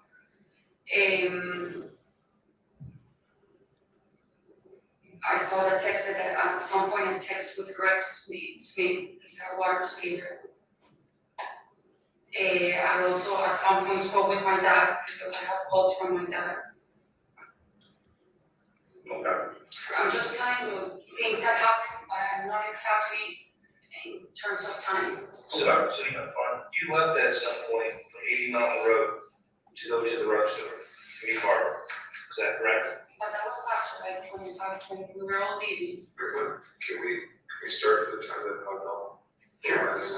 That's just a very short time before, go ahead. Go ahead, talk about what happened when Pavel. Pavel arrived, Fotis and I, we were like against a car, Which car? the Tacoma. Oh, okay. Yes. Fotis was like behind me, like physical contact. Pavel arrives. I think Fotis or Pavel says I didn't see anything or we weren't doing anything. I think something like a joke. Maybe physically that you two were. Like, yeah, we were making. Yeah, I understand.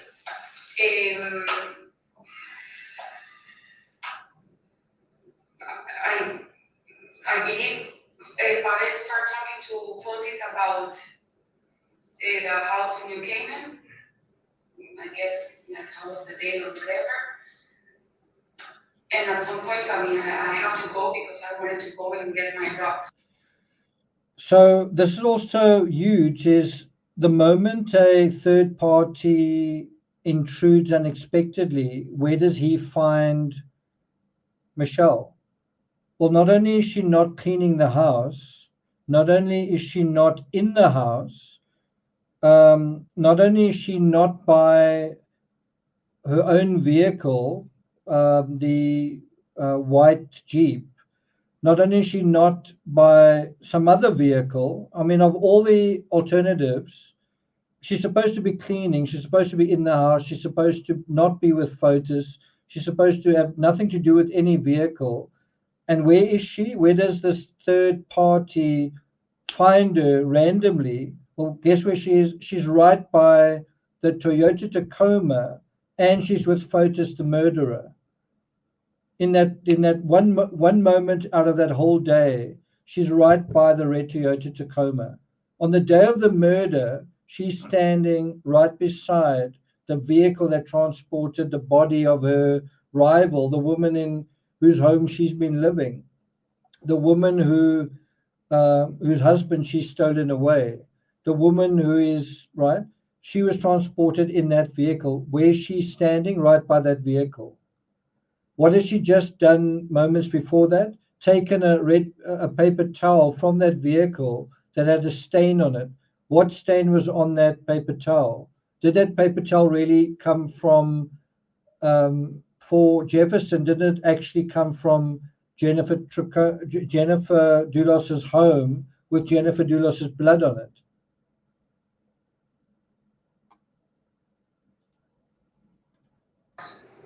So I think I said I have to go to get my rugs, and I think we all left pretty much at the same time. I think he turned around because he was parked here, so I think he backed up and he left in the. He Pavel leaves in your after. He lives in the Raptor.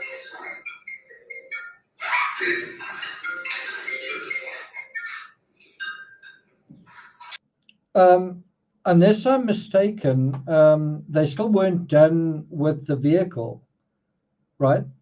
Pavel wanted his vehicle back, but they still weren't done with it. Were they? I'm just trying to think. I know they drove with the Ford Raptor to Hartford. What vehicle did Pavel drive from that moment on? Didn't he take the Ford? Didn't he take the white Jeep Cherokee at that point? He didn't take. He brought the Ford Raptor back. But did he leave in the Ford Raptor? No, he couldn't have, because they used it.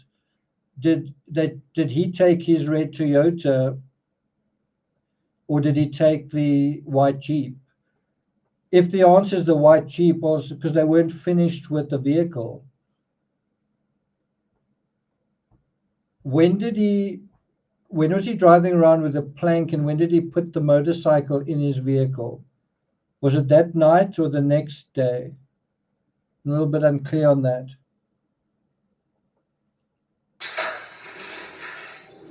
When you left, okay, where were the cars? The Tacoma was here. The That's my point. Cherokee somewhere in here. The Suburban and the Raptor here, because he arrived. More or less for what I remember. So when you leave, what do you say? Well, I think we all left. I think Pavel leaves first. I'm not sure, but I think Fotis also lives in the Suburban. I live in the Cherokee. Fotis calls me and says, you took the keys for Pavel's car, or you have the keys of Pavel's car. Right away, right? No, he calls me like, I think That's also a very huge thing. She has the Toyota Tacoma's keys. She has the keys of the vehicle that the killer used to transport Jennifer's body. The mistress got the keys of the vehicle that her rival's body was driven in at some point. Not Fotis, she's got them. And so Pavel, for a while, can't get hold of his vehicle. the call was at 5:16. And where were you when you received that call? I was either in the house or driving to the house. I mean, I was somewhere in Deerfield, in the road. Deerfield, No. in the house. Okay, when I was in the house. And then I said, So the argument I'm trying to make is, if Pavel arrived, remember Pavel was told, don't come to the house because I'm going to be meeting with lawyers, divorce lawyers. And I think what he meant was don't come to the house at all. But Pavel came to the house at the end of the workday thinking, well, the divorce lawyer is not going to be there after sort of office hours. And so he arrives there, does surprise both of them, wants his vehicle, but they're not done with his vehicle. They are not done with his vehicle. And so he can't get the vehicle when he wants it. That's also quite a big red flag, isn't it?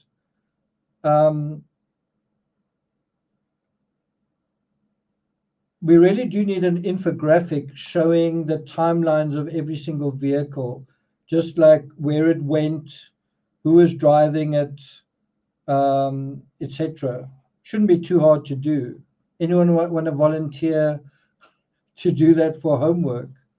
You can get a noddy badge. So Tegan says he took the white Jeep, I think. We do know that he drove the white Jeep. Was it the next day? I mean, he was driving it when the police were there. He was driving the white Jeep.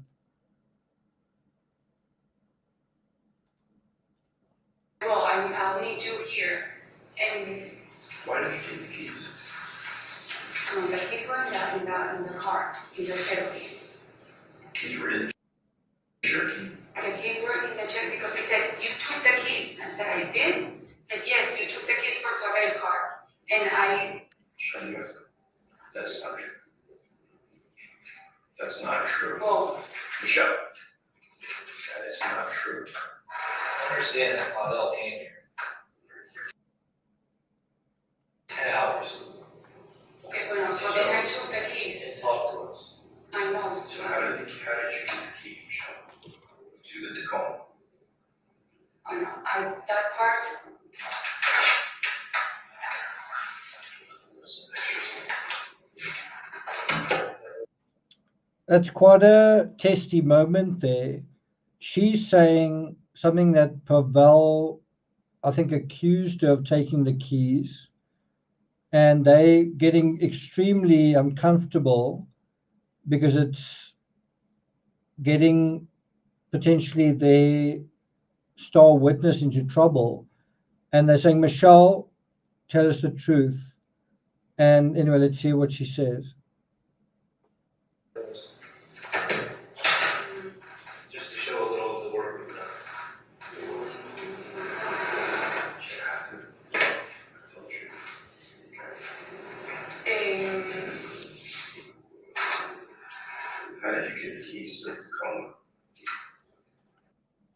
So that's the question that is giving her a hard time on. How did you get the keys to the Tacoma? And that's quite an important question. Did you take them yourself, which is serious, or did Fotis give them to you? Remember we dealt with that question. How did you come across Fotis's phone? Did you stumble on it in the office? Did you have it in your pocket all along? Because all of that is going to be indicative of some kind of potential intentionality. How did you get the keys? How does she answer?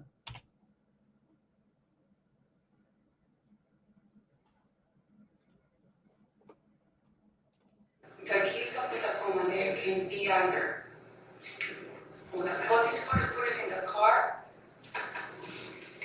and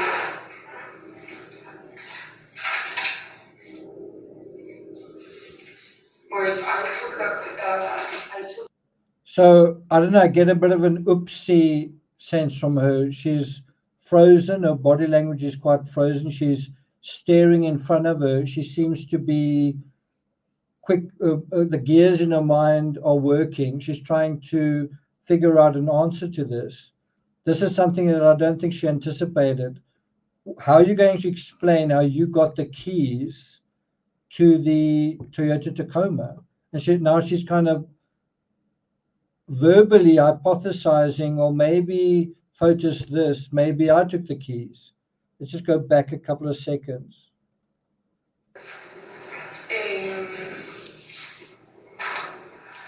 How did you get the keys to the Tacoma? the keys of the Tacoma, they can be either, well, the Fotis put it in the car,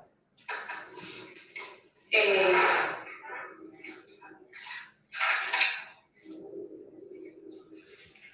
or if I took the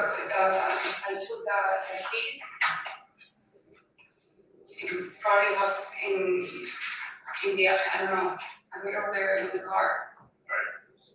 You ended up with keys. I ended up with the keys. Just go to the story also. I mean, So this is quite a contentious moment. Did you see how one of the officers wrote down a note on his notepad, handed it over? I think Kimball kind of shrugs and hands it back face down. And then the lawyer says something. It is quite an important point. How did you end up with the keys? And I think the most important part of that equation is the fact that she does have the keys. That's not in dispute. Pavel says she has the keys. I think Fotis said she had the keys, and she herself says she has the keys as well. That's a really important concession. That's very important common cause. What is she doing with Pavel's keys on the 24th of May? The vehicle that was involved in transporting Jennifer Dulos's body and probably Fotis Dulos's bicycle. Yeah, there is, you're right. This is step one of how the keys came to be in her possession. I want to be clear on how that happened. So do you remember, I didn't want to hear this. Do you remember how you got the keys? No, I told her the keys were, I had the keys, I did have the keys. Did you see she said, I did have the keys? Outside the house, I give the keys to Fotis. I think Pavel, I don't think, I saw Pavel turning on the motorcycle, the Honda. And because supposedly he was gonna take the Honda home.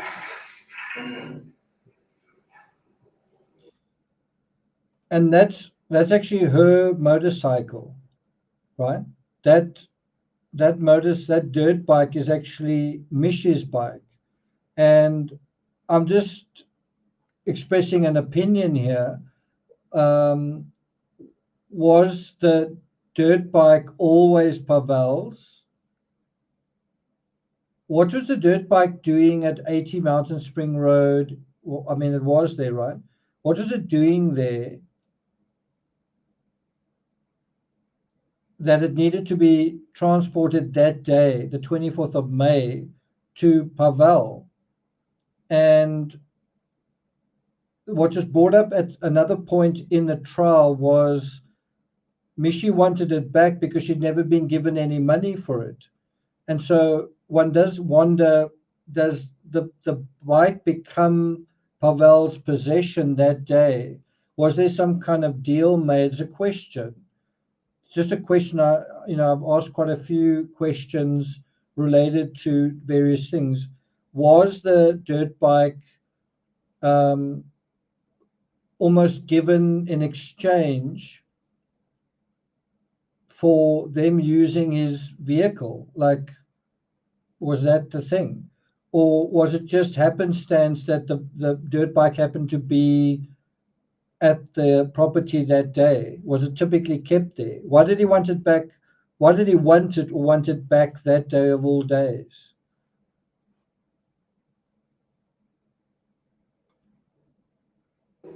And then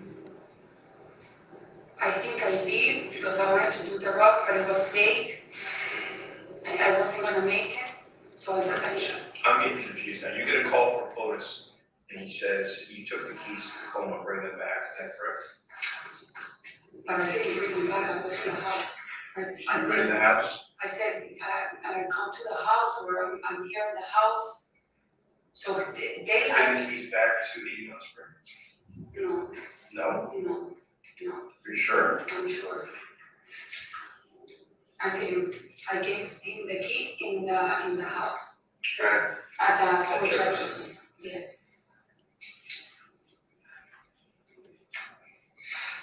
So again, just another thing to just generally be aware of.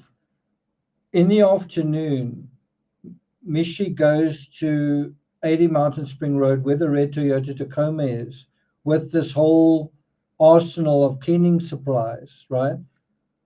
She ends up, she's seen right beside the vehicle when Pavel arrives there. She looks surprised. And then at the end of the day, she's got the keys to that vehicle. And then the question then simply arises, did Michi clean the vehicle? Because she seems to be situated by the vehicle. She also has the keys to the vehicle, and she doesn't end up really cleaning much of the house to begin with. In fact, does anyone see her inside the house? I did not go back to a.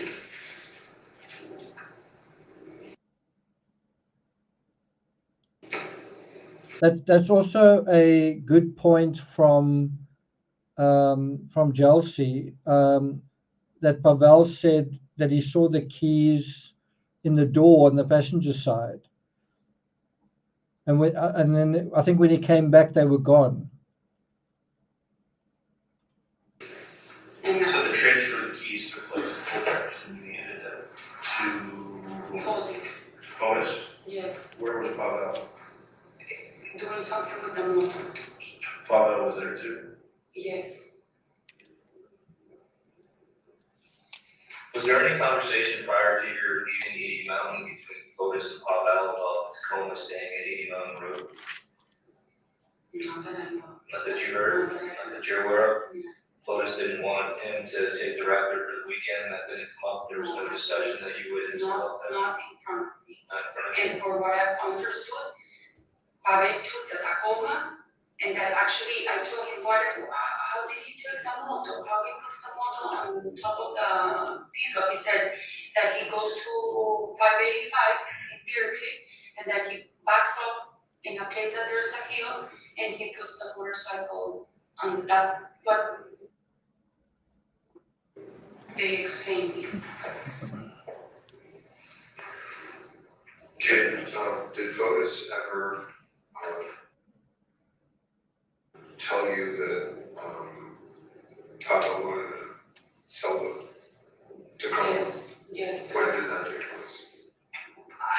That I think he told me that, I think it was on Wednesday when the car was. Yes, at some point he tells me, I think Pavel wants to sell his car, and he asked me to stay with the Cherokee. And I said, well, I don't care. The only thing that if I want the Cherokee for the weekends to go somewhere far, I mean, in a long trip, he said, oh no, that's not going to be a problem. But that conversation was, I believe it was on Wednesday when I went to take him to the car wash. Do you remember the date of that Wednesday? 29. So it's the 29th on Wednesday, you took voted. Just going to pause it at 2:13:21 p.m. Detective Kimball, during your June 2nd, 2019 interview, did the defendant ever say to you that she had gone to a car wash either with or at close in time to Mr. DULOS with the Tacoma? No, she did not. How about in that June 6, 2019 interview? No. Did the topic of a car wash ever come up during that first interview on June 2nd? She mentioned the word car wash, but it was out of context. She did not elaborate in any way on the car wash. Thank you. Oh, that was Nicole? No, for this, at some point calls me and says, pick me up at Yes. the car wash in the parking lot. And so I went to pick him up, and then we went to meet with Andy. So we drove in. Okay. A little more detail, okay? Because we're Okay, so I see Stephanie's in chat. Good to see you. Stephanie, is your theory that Jennifer's body was disposed of near New Canaan? In other words, that her body was never taken to 80 Mountain Spring Road? Because I think that does kind of make sense. we're really kind of jumping ahead, Chesney. Because there was Saturday, Sunday, Monday, Tuesday are all days that Yeah, have. I believe Pavel took the Tacoma because actually that night we were in the Raptor. And the next day, Fotis took the Suburban, supposedly to see the kids, and I had the Cherokee. And the Sunday the same. He had the Suburban because he was gonna supposedly pick up the kids in New York. And I had the Cherokee. So I believe Pavel did take the Tacoma that Friday. Okay. With the motorcycle. So the day of the car wash, you're home and you get a phone call from Photos to come meet you? Yes, he said, come and pick me up at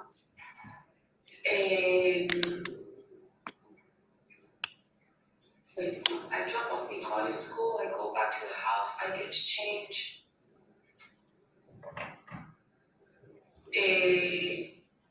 And he said, he either told me I have to drop the car in the car wash, pick me up in the parking lot, which I did, I picked him up. We came here and then Wait, we asked. wait, just, okay, Well, exactly what you did. I went to pick him up, he came, I changed seats, and he drove the Yukon. Yep. We had the Yukon. Correct. The rental. Now, your understanding of him taking the Tacoma to get washed was for what reason? He told me that Pavel wanted to sell the car, and that, I mean, the whole, what I understood was the whole philosophy was that Pavel was gonna stay with the Cherokee for a while until he gets a different car. And I said, I don't mind. I don't want him staying with the Cherokee as long. Now, her saying she doesn't mind, she's literally giving up her own vehicle so that Pavel can sell his. It kind of almost seems like he's going to clean his vehicle, and then it's going to be kind of like the show pony that just sits at the property and meanwhile he's going to drive her vehicle, right? And there was a problem with the Tacoma, and the problem was they couldn't get rid of a stain in the seat, which ultimately law enforcement found. Virtually, I think the only evidence they found of blood, and it was Jennifer's blood, was in the seat, like a drop of blood in the seat of the red Toyota Tacoma, which is exactly why FOTUS wanted the seats gotten rid of. They'd gotten rid of all the other evidence, but not what had soaked into the seat. And here you have another kind of possible example of Michelle's involvement. She's only too happy to give up her Jeep. I wouldn't be too happy. You know, like not that long ago, a friend of mine asked if he could borrow my vehicle to take his family to a wedding. And I minded. I thought I prefer to I'll take you to the wedding. I'd hate you to go to a wedding and then something happens to my car. Who's going to be to blame? What's insurance going to say? Here she is only too happy to give up her vehicle. Does she seem like the kind of person who would be happy to make sacrifices like that? I mean, look at the vehicle he drives. He drives a Toyota Tacoma. It's like 20 years old. If he damages her vehicle, is he going to be able to repair it?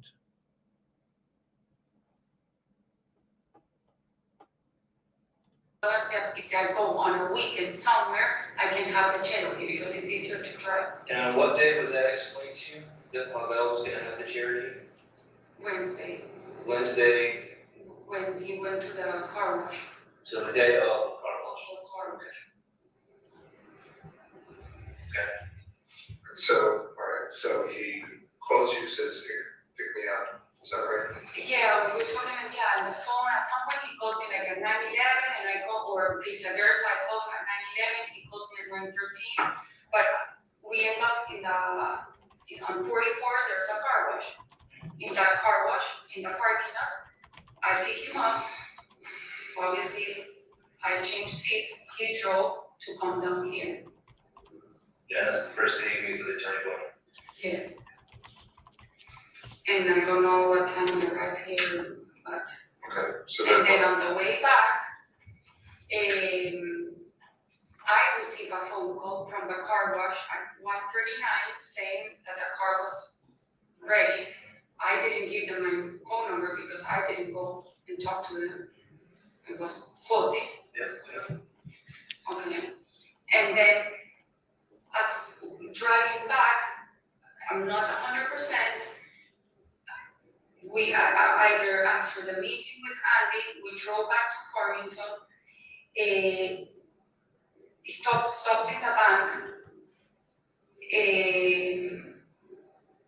Then I'm not sure if I picked up Nicole in the school.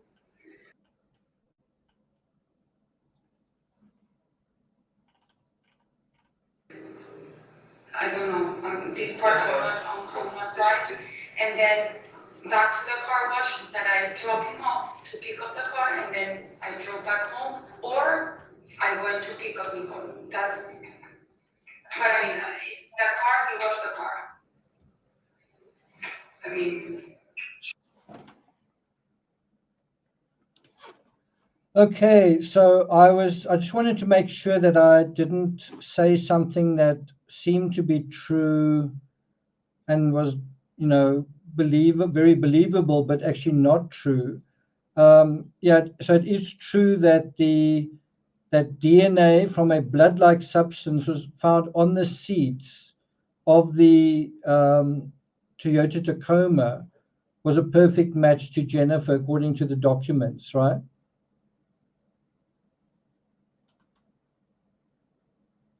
And that's from this article in the New York Post.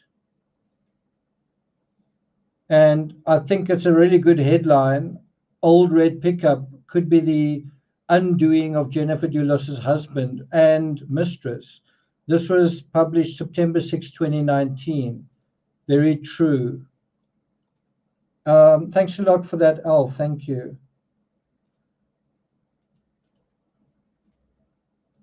I just want to show you another source. This one, blood-like substance with Jennifer DULOS's DNA found in truck driven by estranged husband. That's about from the same date, right? And I almost thought this is because someone said, wow, that's really incredible. I almost thought, could this be too good to be true? So it's actually not true. The fact that a blood-like substance was found on the passenger seat, and that's the side that the keys were, that's the side that Michelle Draconis was standing on with Fotis. Wasn't that the thing that they were preoccupied with cleaning?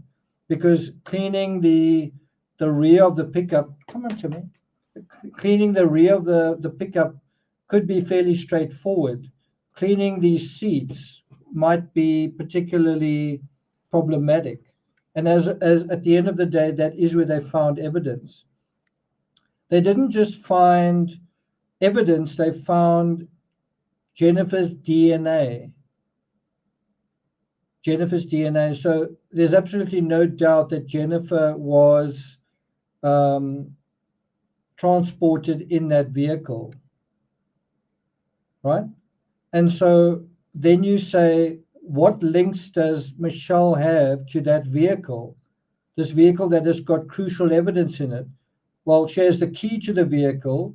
She's cleaning the property associated where that vehicle is parked, 80 Mountain Spring Road. She's cleaning it on the day of the crime. She's cleaning it on the day that this vehicle was used to transport evidence in this crime, right? It's quite a strong case, just that. Let's continue. So where were you? When did Fotis leave that morning?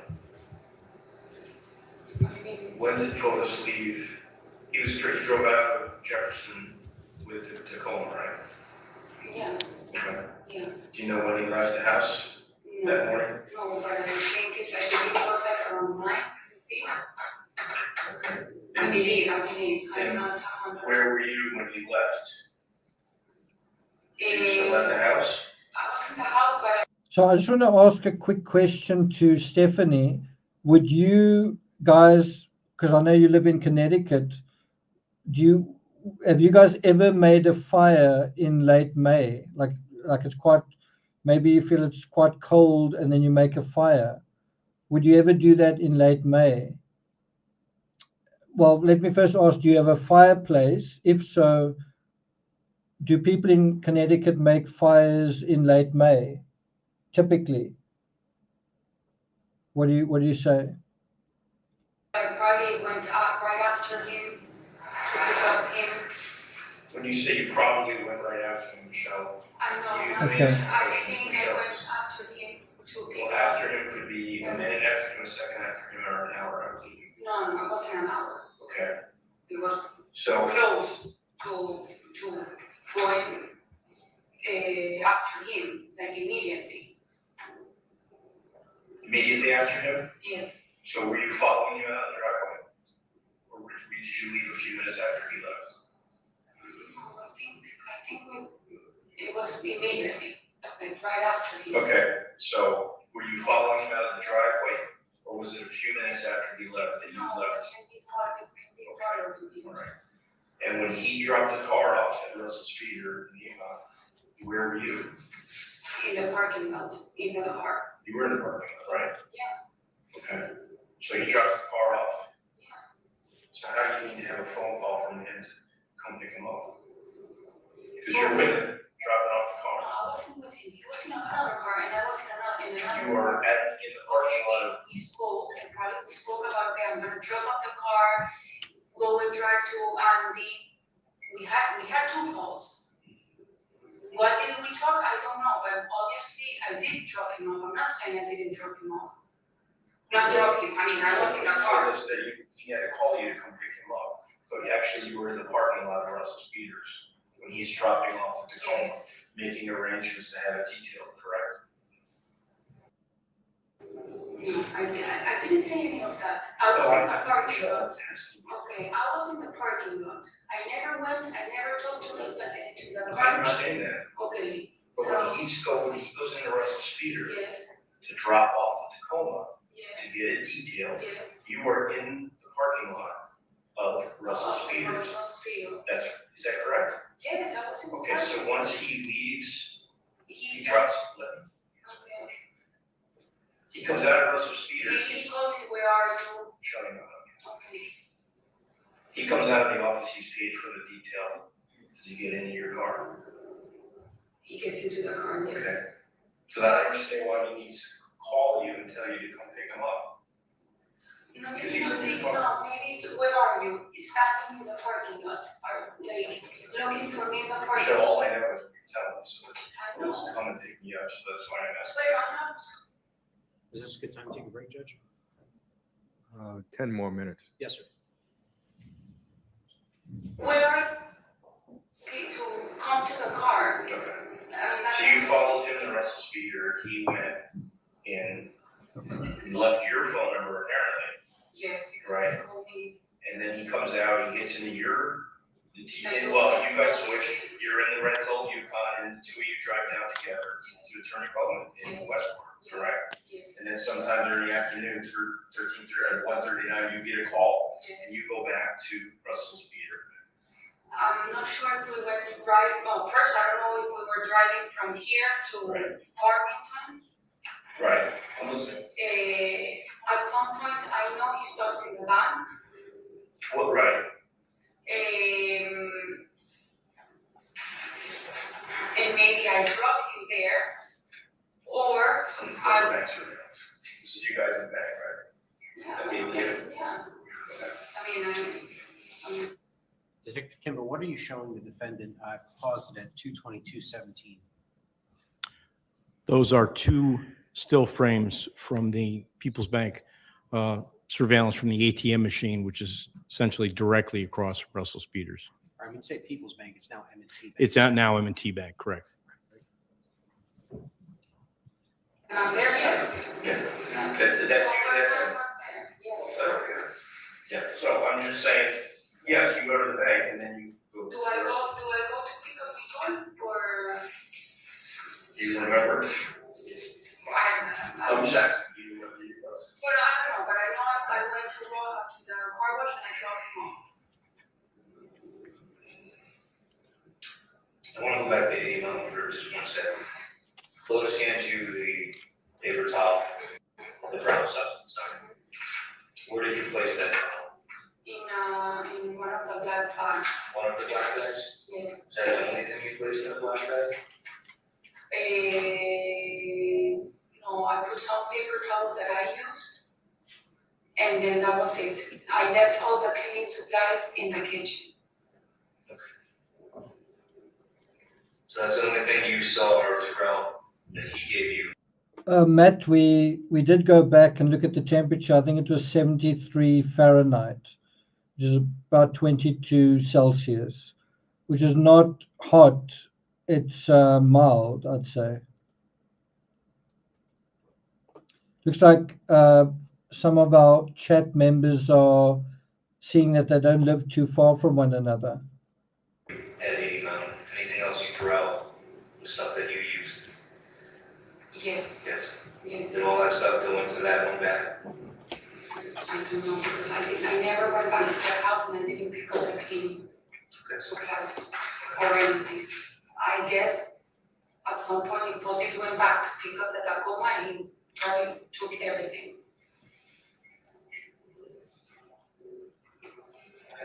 And I never went back to that city, to 89, after he left. On Friday. What do you mean you never went back after you left, which time? After you went home to switch out the vacuum cleaner, right? Yes, and Then then you we went went back, yes, but when we all left, I never, since we all left, which I believe it was around 5, Okay. Okay, well, I see we approaching 6 hours.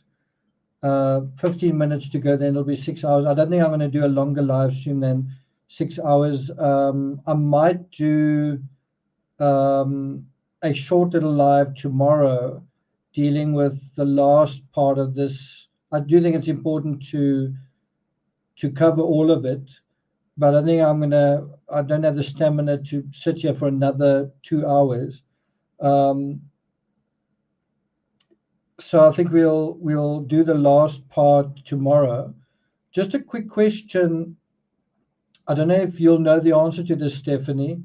In Connecticut, or anyone else who lives in Connecticut, in Texas, when someone is convicted, they are immediately sentenced. Is that the case in Connecticut? Because that's something that caught me a little bit by surprise.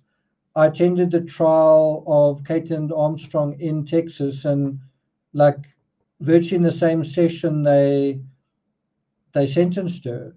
And I'm kind of used to sentencing hearings happening later. When do they normally? What do you guys say to that? Wendy, I'm not leaving just yet. We'll probably do another 10 minutes. Antoinette says it's 22 degrees Celsius here at the moment. It's warm, okay.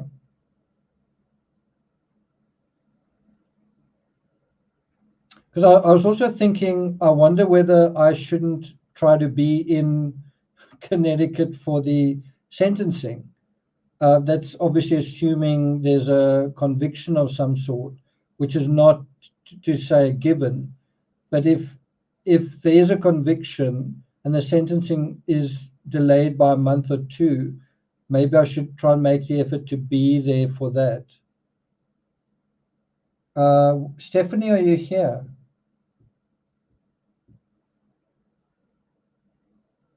Sentencing is later, yeah. Thanks for answering the question. So, if the sentencing is in April, then I might, or April or May, then I might actually be there for that. Again, assuming that there is a conviction.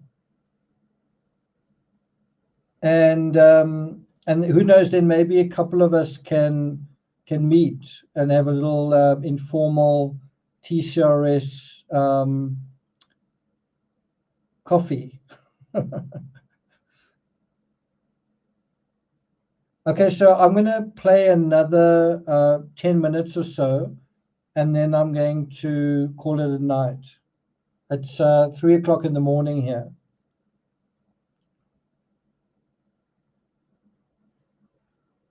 In my time.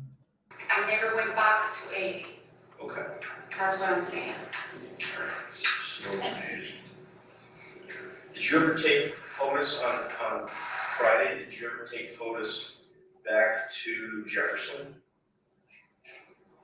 What do you mean to pose? So you and photos at some point are both at 80. Uh-huh. Do you go back to Fort Jefferson around 407? And do you remember taking photos back to Jefferson? Or having photos of you drive back to Jefferson? On Friday?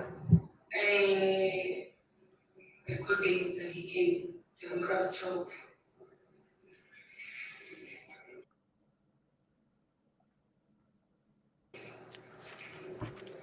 So you don't remember how? You know what?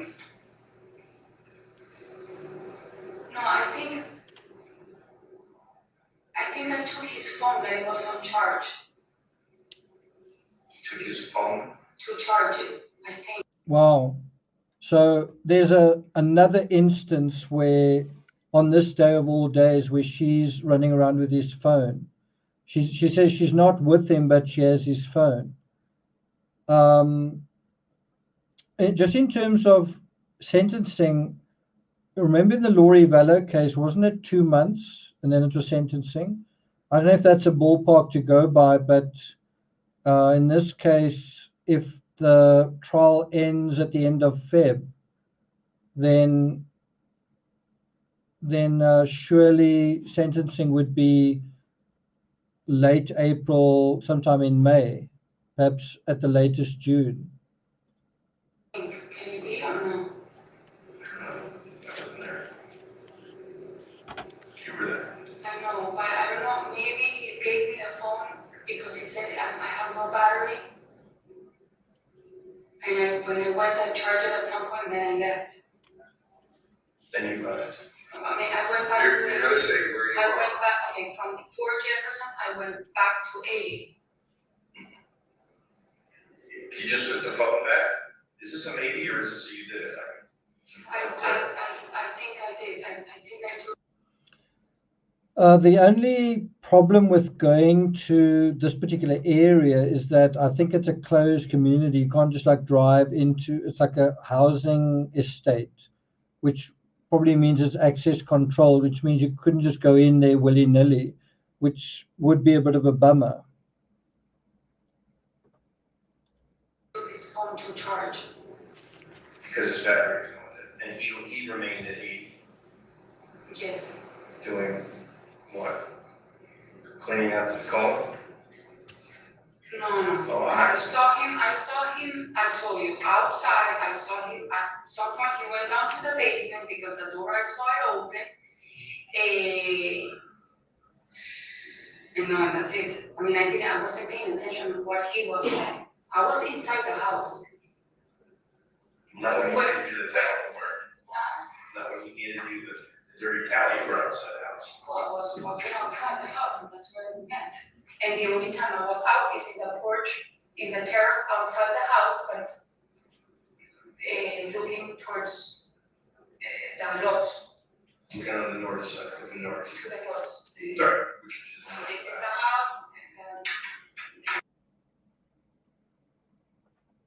then there's a tree here that I like because this tree, I like it because how it looks from one of the rooms.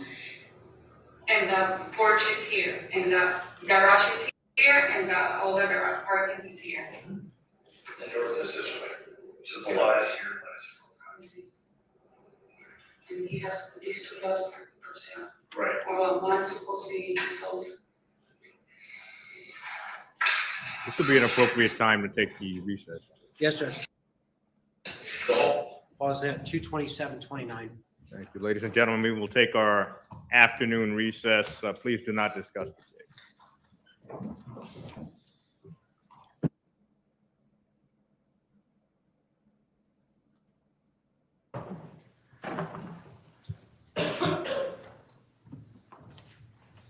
Okay, so the interrogation resumes at 2:06 and it ends at 2:42. So it's around about just less than half an hour, about 28 minutes, 28 minutes.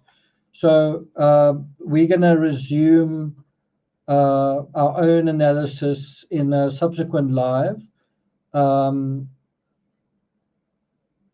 I might do it tomorrow or I'll do it Monday as part of day 24. I'll just see what makes the most sense. So FYI, I have received an email from Kathleen Hale, the Vanity Fair writer who appeared in Cyber Sleuths. So if she makes herself available this weekend for a live, then the chance of me covering this weekend is lower. I will cover it either way. It'll either be part of day 24 or a separate analysis over the weekend. Remember, there's also Van Gogh letters probably tomorrow. I just don't want to do 3 lives over a weekend. I'd rather just do 2. If I'm going to do 2, my preference is Van Gogh letters and Kathleen Hale. I don't know for sure if Kathleen Hale will be available this weekend.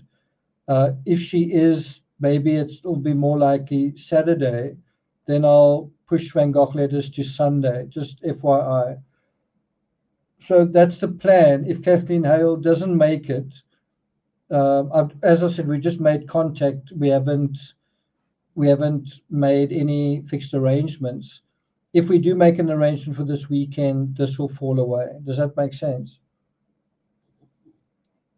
Stephanie says, I'm watching my nephew tomorrow. Sounds good. Thanks a lot for joining us, Stephanie. Chat was a little bit, what's the word?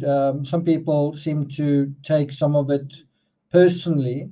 I think, you must just try and remember to keep the what do you call it? The discussions on the evidence. And, if someone makes a comment and you feel it's unlikely, you can disagree in a nice way. Also, if someone disagrees with you, number one, it doesn't mean they're right. And number two, if they are right, don't take it personally. We're trying to figure out what's going on, not win a popularity contest or whatever.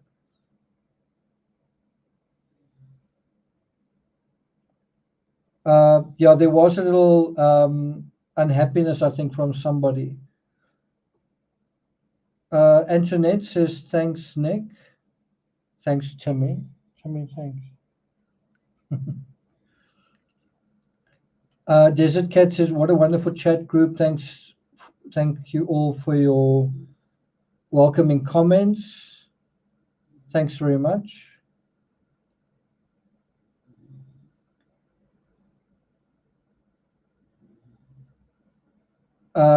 Maria says they may not be caught on Monday due to holidays. Wow, Run the World, thank you so much. I really appreciate that. I must just admit to feeling a little despondent just the last few days. I'm not sure if I'm getting a little bit ill, just feeling a little discouraged. I think one way to feel discouraged is looking at other true crime channels that put in, I don't know, I feel like I put in often twice as much work for a quarter as much views. And I don't know, it would just be nice to get the same feedback, the same interest. But I'm not trying to win a popularity contest. It is a little bit dismaying that people don't seem to appreciate that. That this is about true crime, the truth in when crimes occur. It's not supposed to be entertaining. And I don't know, like you just feel like having written so many books, having made so much effort, and I'm not. You guys aren't the problem. I mean, I'm happy with you guys. It's the huge amount of people out there that prefer a more superficial. I'm not sure what the right word is. What is it? Superficial, fun way of dealing with these cases. I don't know.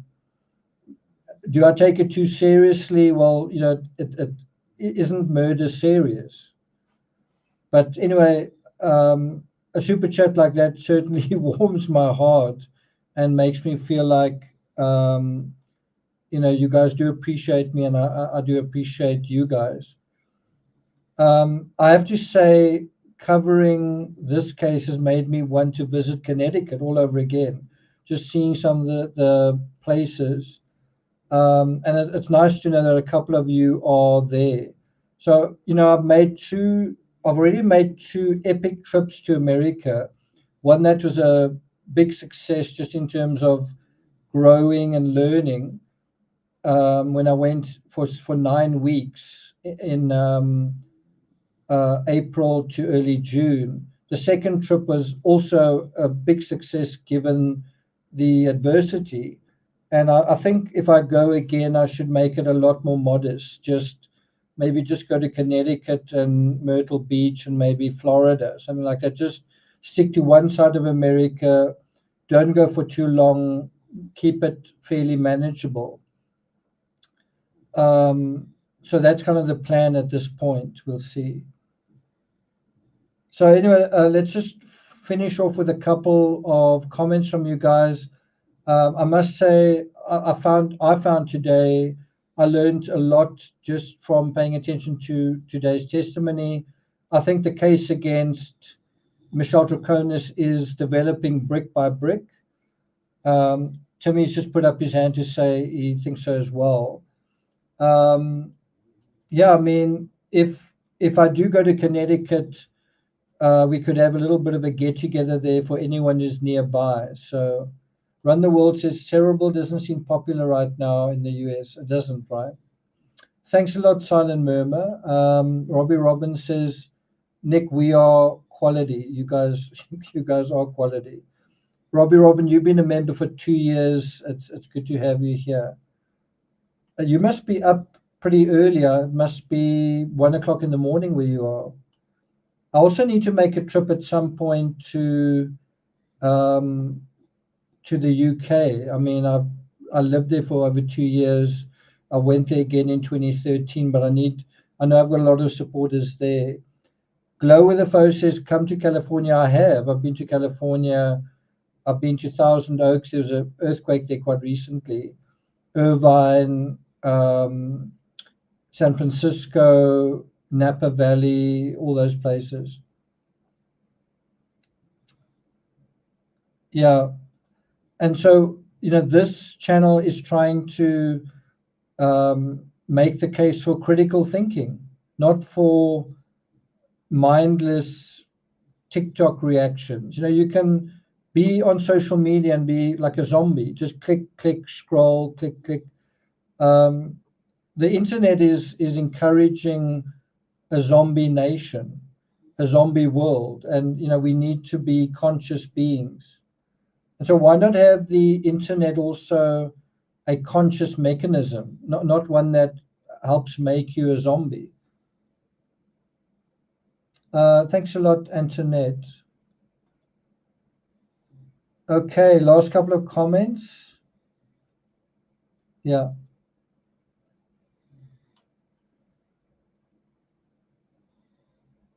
Yeah, I didn't want to go over 4 hours, but I ended up, I thought it was quite interesting.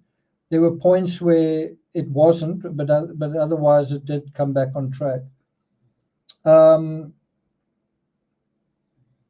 Yeah, Myrtle Beach again, I've got some friends there and a nice place to stay as well. Stephanie says, I will tell you, seeing the chimney smoke on video made me teary-eyed today. It really hit home what happened to her. Quite a powerful sentiment there from someone who lives in the area.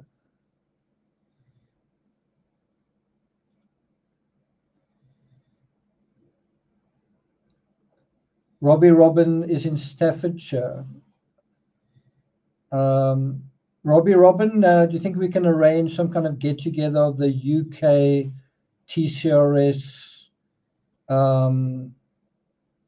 chapter?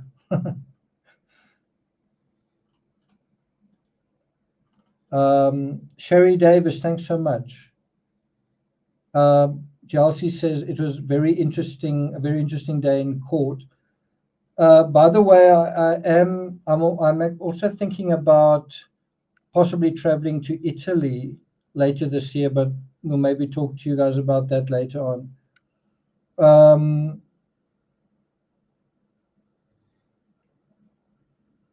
Is Earth in Wales?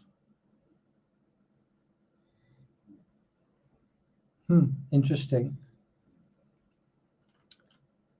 Okay, so I think that is it from me.